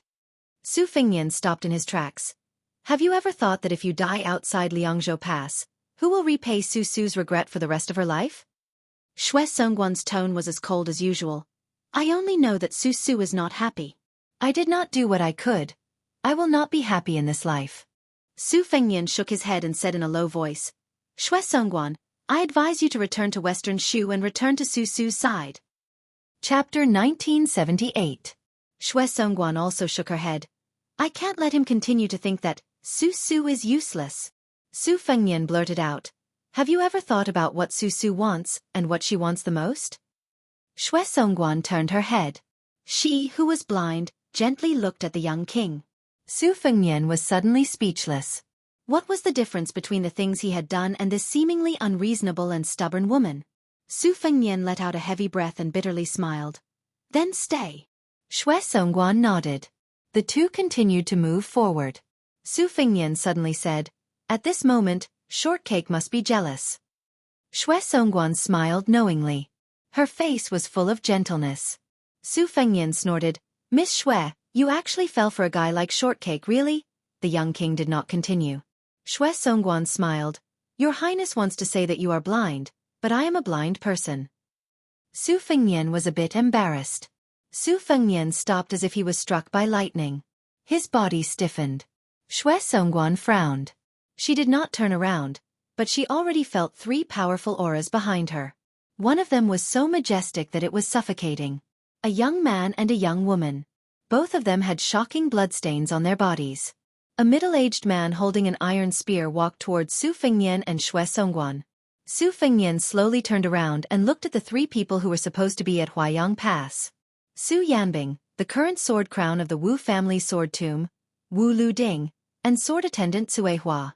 Su Yanbing smiled. "Don't worry, the outer city of Huayang Pass is still there." Su Fengnian was relieved, but his face was still dignified. Su Yanbing explained, "It was Chu Lushan who wanted the 3 of us to go back to North Resisting City. He said that 80 Wu swordsmen would be enough. The 3 of us can only stare at each other all day long. It's meaningless. It's better to go back to North Resisting City." Su Fengnian was about to speak, but Wu Lu Ding already impatiently said, "You know what kind of character Fatty Chu is. If he is determined to drive us away, I'm afraid that we won't be able to eat in Huayang Pass." Actually, what Chu Lushan said is not wrong. 80 sword mounds cavalry should be enough to deliver intelligence at the moment. Su Yanbing glared at the young sword mound, who spoke without thinking, and the latter shut his mouth resentfully. Su Yanbing said in a low voice, Chu Lushan said that Bailiang will definitely win at Crone Mountain.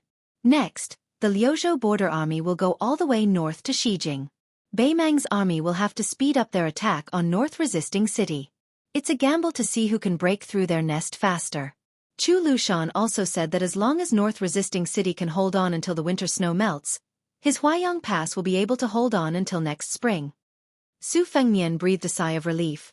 Since he said so, then I don't have to worry about the rear. Su Fengnian had people lead Wu Luding, swordsman Sui Hua, and Officer Shui to the side rooms of the 3 halls, while he and Su Yambing went to the study. After Su Yambing entered the study, he said in a low voice. Chu Lushan said something at the end. He asked you to remember that if you still want our Bailiang border army to have the last laugh, then the Great Snow Dragon Cavalry and the 2 heavy cavalry cannot be used in this battle. Su Fengnian was silent. In the end, Chu Lushan just didn't want the Bailiang cavalry to die on the way to Huaiyang Pass. Bai Yu personally saw Xianxia out of the city. Mr. White Lotus wasn't good at riding, so he sat in a carriage and Xianxia followed on horseback. The carriage stopped north of the river crossing bridge. Bai Yu got off the carriage and Xianxia led the horse forward.